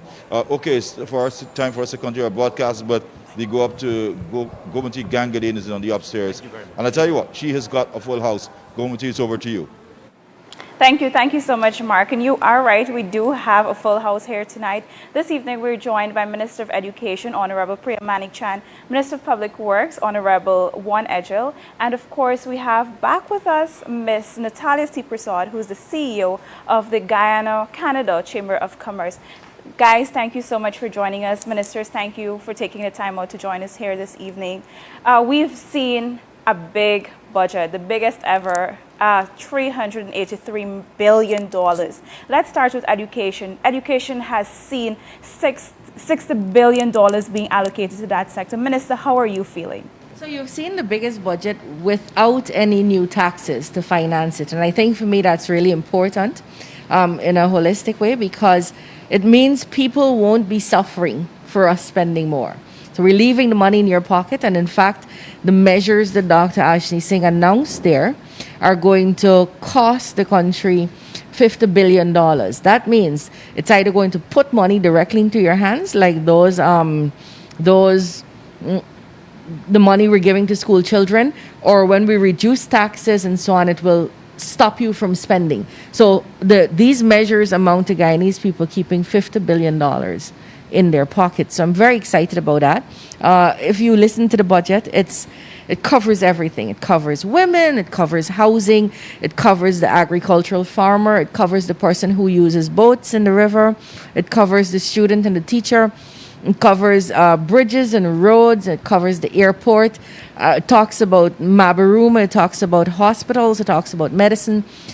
So from Parika to Kayuni, we have that song from Pakarama's Mountain, covers all over the country, seeks to equitably distribute our goods and services and to give to every population something. And this coming, Gomati, on the heels of a really wrecked economy and really wrecked finances. So it really was, I think, excellent work and careful work to get us here. And I'm really grateful that we have that kind of talent. You know, we are blessed in Guyana to have one of the better economists this side of the Atlantic in this hemisphere, and that's Bar Jagdeo. And we're now joined again by Dr. Ashni Singh, who just was recruited by different international world organizations to have his skill utilized there. And we're seeing the benefits of that. Right away, you can feel the buoyancy, you can feel people being very pleased. This was is very different from the APNU AFC budgets. I don't think we have any doubts about that. After they licked us down with that first budget in the first year where they dropped taxes and tried to improve the condition of the country by taxing its people, After then, everybody started fearing the APNU budgets. That is not what's happening here. People are listening keenly, and I was following on social media, and people are listening keenly to see where their sector, their interest falls. So you now have low-income loans that the ceiling has been taken up to $12 million. NBS is now allowed to lend $15 million. We'll have more stone. It's beautiful to watch the very comprehensive way this budget was dealt with and presented. And I think we have begun, of course, this budget is grounded in the PPP's philosophy of being pro-poor, pro-development, as well as staying true to our promises we made in the manifesto. So this budget begins to fulfill those promises. We had promised we'd give back the school children their grant. We would promised we'd raise the old age pensions. We had promised that we would zero rate certain items, food items and so for VAT. And we're doing all of that. And so it's grounded in that wider philosophy of being pro-poor, pro-development, and fulfilling the promises we made to the people while we were campaigning. Ms. Manik-Chan, I can tell you're really excited about this budget. I can really hear it coming out. Minister Edgell, ironically, you're the person who presented the last budget to Parliament.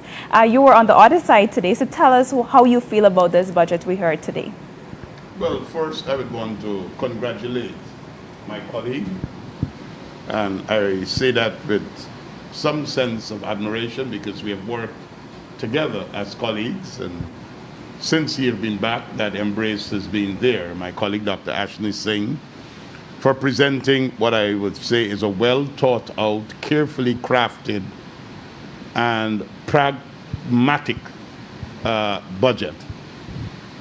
Listening to the various measures and the interventions, knowing the state of the economy, the issues that we had to grapple with, and having to create the space to accommodate significant development interventions, Dr. Ashni Singh and his team at the Ministry of Finance has done a fantastic job in making allocations, prioritizing, and more than anything else, fulfilling our social contract that we have with the people of Guyana.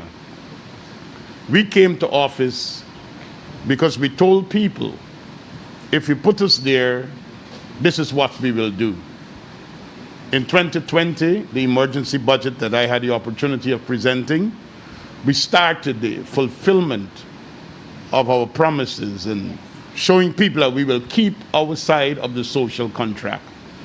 Budget 2021 continued in that regard, and it is clear Guyana and Guyanese will no longer be going circular, where you'll be seeing the same thing all the time. But this budget provides, as it says, a pathway for recovery, a pathway for forward movement. Let me just give you an example so all Guyanese could understand. So you have the ability now, with the monies that you have, to get more because you'll be paying less, whether it's for your house, whether it's for your education, whether it's for medical services. Everything is less in terms of what it is costing the individual. Government services are going to be less. Let me give an example, like my honorable friend here, Minister Manik-Chan. In her budget, there are items of goods and services, whether it's consultancies, maintenance, and all the rest of it. Everything that she did, everything that I did, because of how they strangulated the economy to fix the numbers to show that they were raking more taxes, you have to pay VAT. We are able now, by the measure of zero rating government services, you'll be able to do more because you have an additional 14% that was going in taxes are now available, which means that she can be able to fix more facilities at schools. I'll be able to do more roads because we have taken the VAT off. As it relates particularly to the allocations in the public infrastructure, public works sector, You know, we have gone through this country, and I can't say it was purely scientific, but listening to the voices of the people and sampling the letters and the requests that come to my office. The 4 priorities of the people are: number 1, roads. This budget have addressed in a massive way roads and community roads, which is what is called miscellaneous roads. Number 2, street lights are the next issue that people always have a concern about, street lights. Thirdly, drainage and irrigation. And fourthly, safety and security, whether it's be road safety or safety through law and order, the police, and all the rest of it. I am satisfied that at the community level, people are going to be able to see the delivery of what they desired, and their expectations are going to be met. I'm also particularly satisfied that this budget also addresses Guyana's transformational and developmental agenda. The people of Region 6 and the whole farming community of Berbice, that new road that will be open from number 58 to Kanji, it's about 23 kilometers long. And there's going to be a whole swath of lands for agriculture, plantation agriculture, and development in all different aspects. The opening of the road from Schoonard all the way to Parika, opening up a world of opportunity. The president himself was able to go through that alignment. Cutting travel time, linking communities, opening up new opportunities. The people of the hinterland, they have heard $415 million for hinterland airstrips, whether it is Itteringbank or Karasparo that had some difficulties the other day, getting Letem completely fixed into a regional hub, and servicing and maintaining of these airstrips so that people could have access to them for safe landing, and not having to be circling and landing in another village and then taking a boat down to the one that you should have been going to, like that by what happens now, especially in bad weather and the deterioration in the airstrips. This budget also addressed the neglect. I've been speaking about this, the neglect. We had 2 boats, 2 ferries, MV Barima and MV Kimbia, that went down at the same time, cutting off the people from Northwest.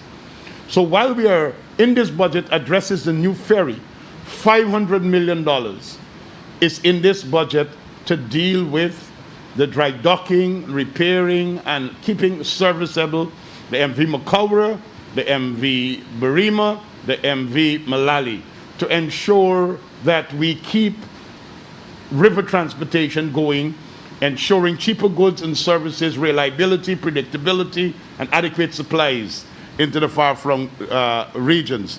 So I'm quite pleased that with all of the challenges of where everybody's competing for funds from the same pot, this budget has been sensibly crafted. And I think even the critics will have a difficulty in boring holes in this budget, because it was sensibly put together, addressing current needs and also fulfilling our visionary planning and our onward journey, taking us into the next level of prosperity. It addresses the issue of cheap and reliable electricity. It addresses the issue of ensuring communities that are off-grid, they get their own mini-grid. It spoke to the energy mix, that we're not going to just rely on fossil fuels. We're going back to Amalia. We're going to do the gas to shore project. We're going to do the solar farms. We're going to be able to develop our country. So those are some of the comments I would want to make initially at this time. Thank you. Thank you so much, Minister. So we've heard from the government side. Let's go to the private sector representative here now. Mr. Prasad, what are your thoughts on Budget 2021?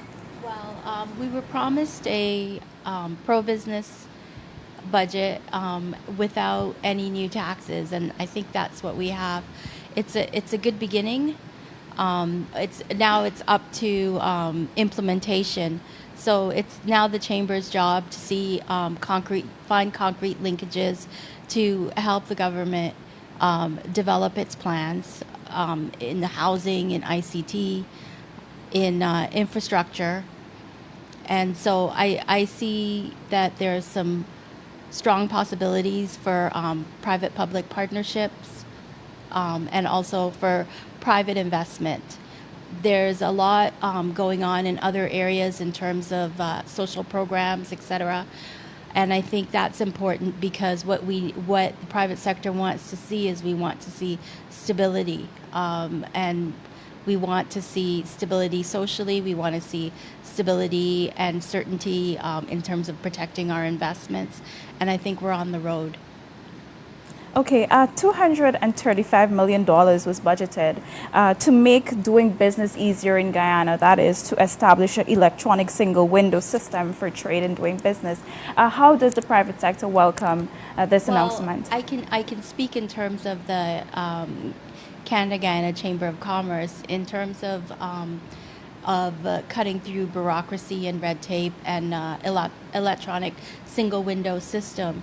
There are a lot of those systems have already developed and those skills existing within Canada that we're sure that we can lend assistance to the government of Guyana in bringing that to Guyana.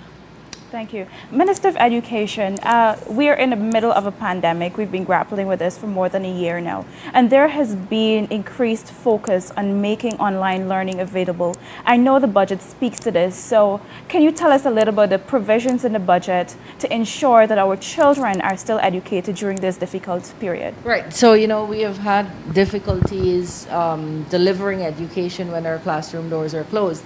And a lot of the budget last year catered towards doing that delivery, making sure we do worksheets and so on. That's a very expensive enterprise. So it's time consuming and it's difficult and challenging to even get the worksheets up and running, but then to replicate them and send them out to 170,000 students every day for daily work is expensive, as you can imagine.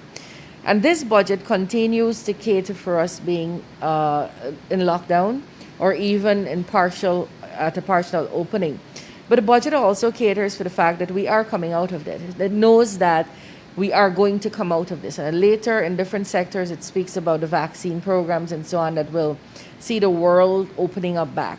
And so while this budget caters for us being out of school, you also see it catering for buildings going up, because when we come back out, we need to get into comfortable buildings.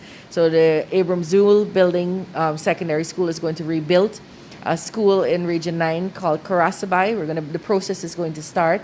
A school in Region 6, the process is going to start. So we have a prospect that's going to start, a 1,000-student school on the east bank of Demerara. Specifically about how the budget caters to deliver education in the lockdown, Dr. Ashni Singh mentions particularly the Learning Channel. And the Learning Channel is a TV channel dedicated to learning. So we're in the process right now. I'm very excited about it. We're going to launch it off sometime in March of making the Learning Channel 6 channels dedicated to learning and education. So you could have grade 1, grade 2, grade 3 looking at TV at the same time, getting individualized attention. So that's, and we're expanding that to every single Amerindian community in the hinterland. So it's going to be available all over Guyana. We started this in 2011, the Learning Channel. And unfortunately, you see that. Wherever we started something, there's a big break, nothing happened while APNU was there, and then we have to come back and we take it up again. We're very glad to do it. We're sorry. The problem is you can't recover time. So the Abram Zool Secondary School should have been rebuilt. We started talking about this sometime around 2012. We started drawing and all that. By the time we left, it was ready to be built. And 5 years on, nothing happened. It took the PPP coming back into office to get this school up and running.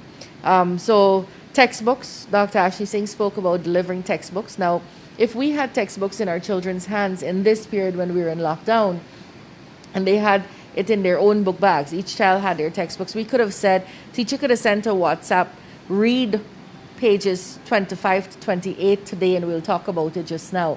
problem is our kids don't have textbooks. We haven't bought textbooks in the ministry for a few years, so you could understand the deficit. It's really very pleasing to see the ability that this budget gives us to be able to deliver some of what we know has to be delivered. It's one thing to talk about. There will always be some top students who do well, and they must always be celebrated. But we as a government, our duty is to make sure as much of our population, student population as we can, do better than they were doing last year. Come up, that services are delivered equitably, that trained teachers don't only exist on the coast, that they exist in the deepest pocket of the hinterland, that resources like textbooks and chalk don't only exist on the coast, that they are sent and they exist in the hinterland and the riverine communities. And that's what the budget gives us a chance to do. So you have, we have $5 billion dedicated to building schools or rehabilitating schools. You have $1 billion allocated to kicking off the 20,000 online scholarship program. Guyana is extremely excited about that.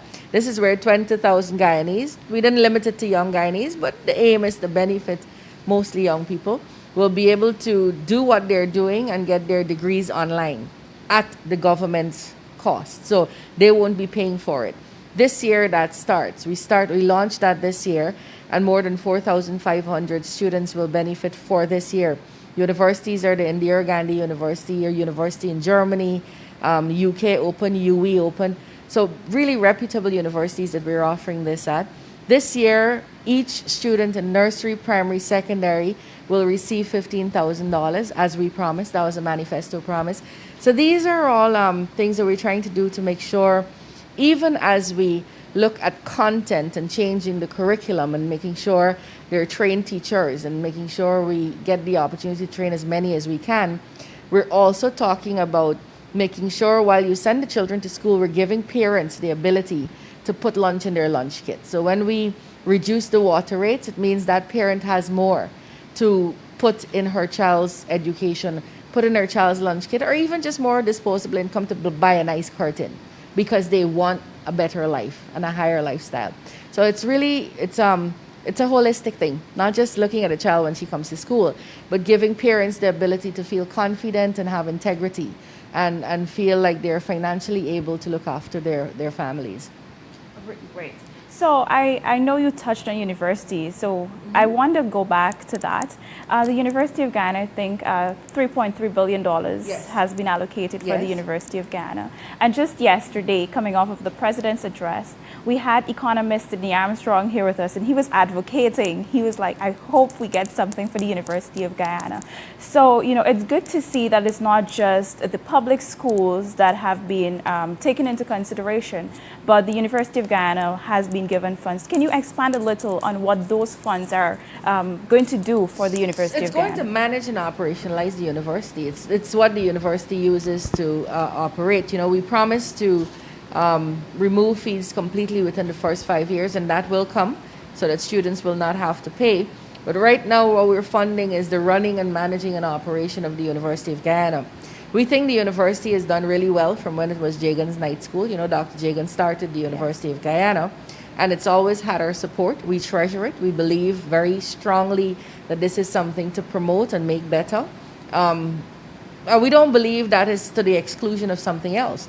We believe things can exist simultaneously, but the University of Ghana has gotten and will continue to get our attention.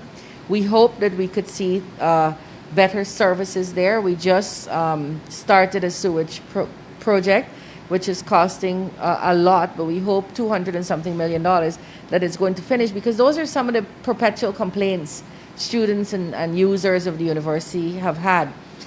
Buildings on the university, to have them upkept better.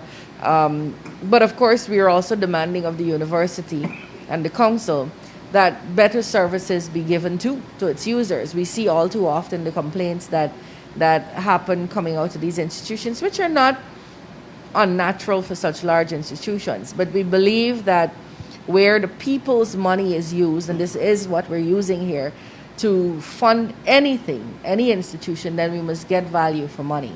and we must see improvement from year to year in services. I'd like to see the University of Guyana go fully online, and I don't mean deliver a class through Zoom. I mean have online courses where you have library material and you have tutorials and you can see your grades and you do everything online like an online university. We're also going, so let me just say that quickly, this is also something I'm extremely excited about.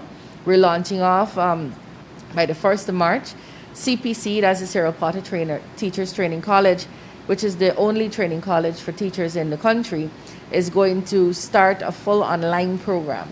So teachers, all of our teachers, right now we have close to 3,000 teachers in the system teaching in the classrooms.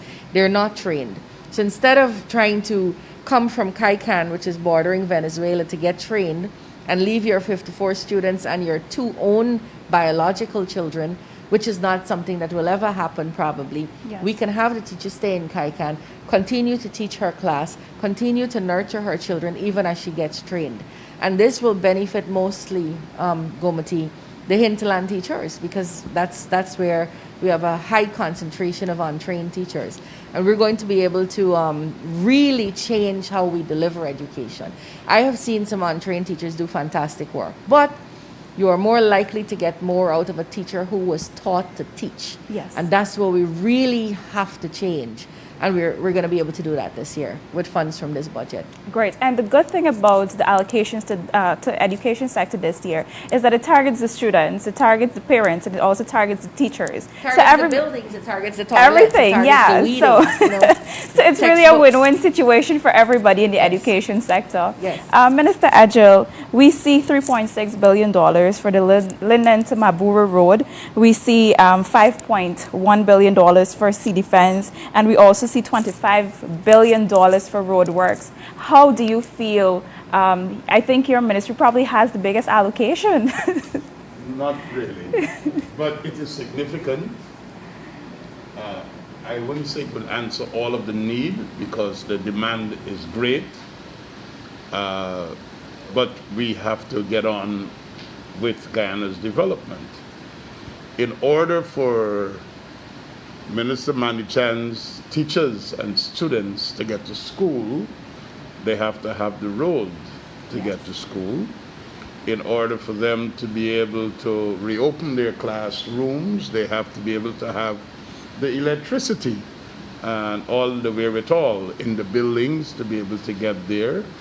In order for Minister Anthony's doctors and nurses to get to every part of Guyana, including the 215 Amerindian villages, they have to be able to get their vehicles packed with medication and supplies and hit Linden and get on to the Mabura, cross at Kurupakari and get into the deep south. So we have to get these roads built and in some instances maintained. But you've mentioned the issue of city fences.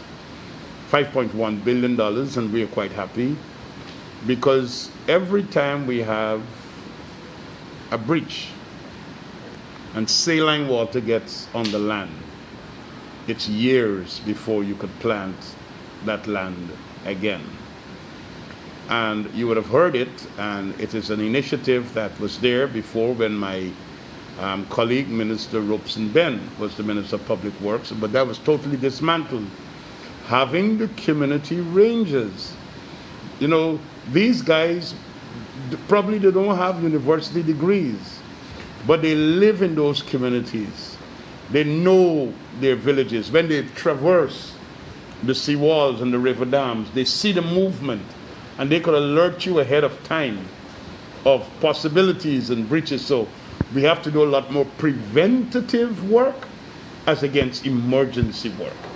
And with our rangers and of course the use of drone technology, we want to be able to move in that direction. But let me just say, Gomati, when Priya was speaking just now, my colleague, and that's why I said the budget is sensible and pragmatic. We are in a COVID-19 pandemic era. Right. Everybody got to be on a tablet or on a phone. We did not just take the VAT off of cell phones. This budget is now address the issue of the VAT on data for the both personal and household use. So whether you got Blaze or you got whatever it is, 14% less. When you go to buy your data or your top up, it's less, which means the fact that everybody's got to be on their cell phone or tablet for whatever is the purpose, communications and all the rest of it, it's sensible to forego that now. Secondly, as it relates to hinterland travel, you know, when you go to the certain regions, 1, 7, 8, and 9, and you see a man on an ATV, it's the equivalent of a man in a very luxurious car in Georgetown. That person is either a very big gold miner, either a health worker who's riding a government ATV, or someone in the regional administration. With a sensible approach of not just merely taking off the VAT on ATVs, but taking off the duty on ATVs. It means access to ownership, and that would also mean ease of doing business, connecting villages. People could be able to move their crops. You could get your children to the secondary school because Minister Manichan has a universal secondary education program, which means there are schools in strategic places where there are dormitories so that parents could get their child there, bring them back, and they don't have to be walking the trails. Ownership becomes real. And then with all of the challenges that people have, when you show up at the supermarket, the grocery store, or the market now, these items of food, and whether it's your flour or whatever it is, Minister Ashni, give the whole list. They want to zero rate, which means the prices are supposed to go down. And I'm glad that my colleague from the private sector is here, because when she sits with her other private sector colleagues at various forums, she would be able to say, listen, the intent of the government is not to give you a bigger profit only, because private sector are always looking for bigger profits, but it's ensure that there are benefits that are going down to the consumer. We must be able to see the real lowering of prices. 2020, we took the VAT off of airline tickets to the hinterland. But some of the two shows have complained that even though the government has taken the VAT off, some of the operators have not dropped their prices. So there must be a collaboration. All hands must be on deck. The people must benefit, the private sector must benefit. In the delivery of goods and services, we must see benefits all across. So we're going to do our best, and I must say that I have a good team at the Ministry of Public Works, skilled engineers, well qualified, experienced people for the delivery of our roads, our city fences, to ensure our bridges are in order. And one of the things that we are seeing, especially in the hinterland, we have to find ways and means of improving on that. The timber bridges, they're quite cheaper to do, but the maintenance and with the weight that is on these bridges, they're breaking quite often. And when a bridge breaks, it cuts off community. So we have to do much more. There's a special allocation for roads and bridges, $25.6 billion.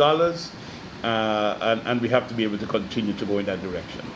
This has been such a lovely discussion. Unfortunately, we're running out of time, so I just want to ask everybody your final thoughts on the budget. What are your expectations going forward? Ms. Natalia. Well, I'd just like to expand on what Minister Edgehill said when he was giving the example of the broken bridge.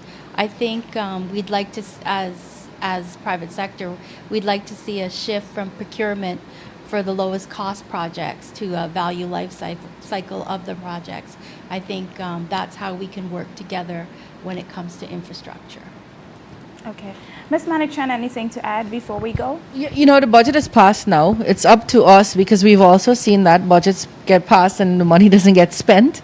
It's spent on things that we should not be spending on. So you have a large budget, and it should go, the majority of that should go towards people and making people's lives better and making services available and delivering what we said we would deliver. So you have to manage that carefully. Of course, Every ministry has its financial officer. We just have to make sure those systems are working so that there's accountability, there's fairness in the way projects and so on are awarded, and that we're efficient. We've been making it very clear that where we award civil works, for example, buildings and steps and whatever else we have to do, that people deliver on time and high quality work so we don't have to repeat the same thing next year when we could have moved on to something else. So that's the effort now. I can't wait. I mean, it's Friday, but I really can't wait for Monday so we could start, because we actually, while you put things into a budget, you don't know what exactly you'll get. So we're very clear now about what it is that we're asking for. We're hoping the opposition, frankly, will turn up, stop being petulant. They were voted to be opposition members, not government. So you have a role in opposition. You can't come and write the budget. You write the budget when you're in government. In opposition, you could help us to implement this budget sensibly, fairly, and help us to stay accountable if you feel that's your job. So I hope they'll come on board, because the truth is, Gomati, whether they're with us or not, we will deliver. It would just make more sense if they are partnering with us to take Guyana forward. This is a period when we are on the precipice of enormous development. So we can do this as one Guyana, as the president so very clearly articulated, or we can do this alone with the people of Guyana, which we're prepared to do. But if we got the partnership of all the political players, it would make it a lot easier. Partnership does not mean agreement. It does not mean agreement. It means there's a constructive place for debate about this development that's going to take place. And we hope they take their place in that debate. Other than that, I am promising the people of Guyana that we are going to make sure we don't send any of this money back, that we deliver on these promises and try very, very hard, and we ask you to help us do that, that our delivery is of high quality, because we keep monitoring. We have to keep monitoring the people who are giving us service. And we are going to begin doing that as soon as we get the allocations. Thank you. Thank you, Minister. Minister Ejel, any last words from you? Yes, I would want to urge all Guyanese, understand how the budget benefits you.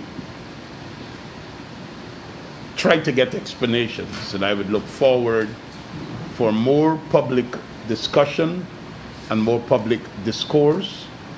Through the Ministry of Human Services, women must find out how do they benefit from the budget. Small contractors, how could we benefit from this budget? Farmers, well, of course, teachers, nurses, doctors, discipline services, young professionals, homeowners. Study the budget so that things don't just exist and you're ignorant. You must be able to be knowledgeable so that you could benefit from the measures that are to be implemented. And I would want to encourage more discussions. I know the state media is doing a great job. Congratulations. But I will make a special appeal to all media, including the private media. Discuss the budget so that within a context of how people can benefit from it, so they will know what they can do, how to make the approaches, the programs that are available, so that we could all be beneficiaries of budget from budget 2021. Natalia, any last words before we wrap up? Well, like I said, we're really happy with the direction that the transformation of Guyana is taking. And we're looking forward to working along with the government of Guyana to help develop Guyana. Thank you. Thank you so much, ministers, for joining us. Thank you, Ms. Prasad from the Guyana, Canada Chamber of Commerce for joining us. Thank you, citizens of Guyana, for joining us this evening on Budget in Focus. That is all we have for you this evening, so have a safe and blessed rest of the evening and rest of the week. Thank you and goodbye.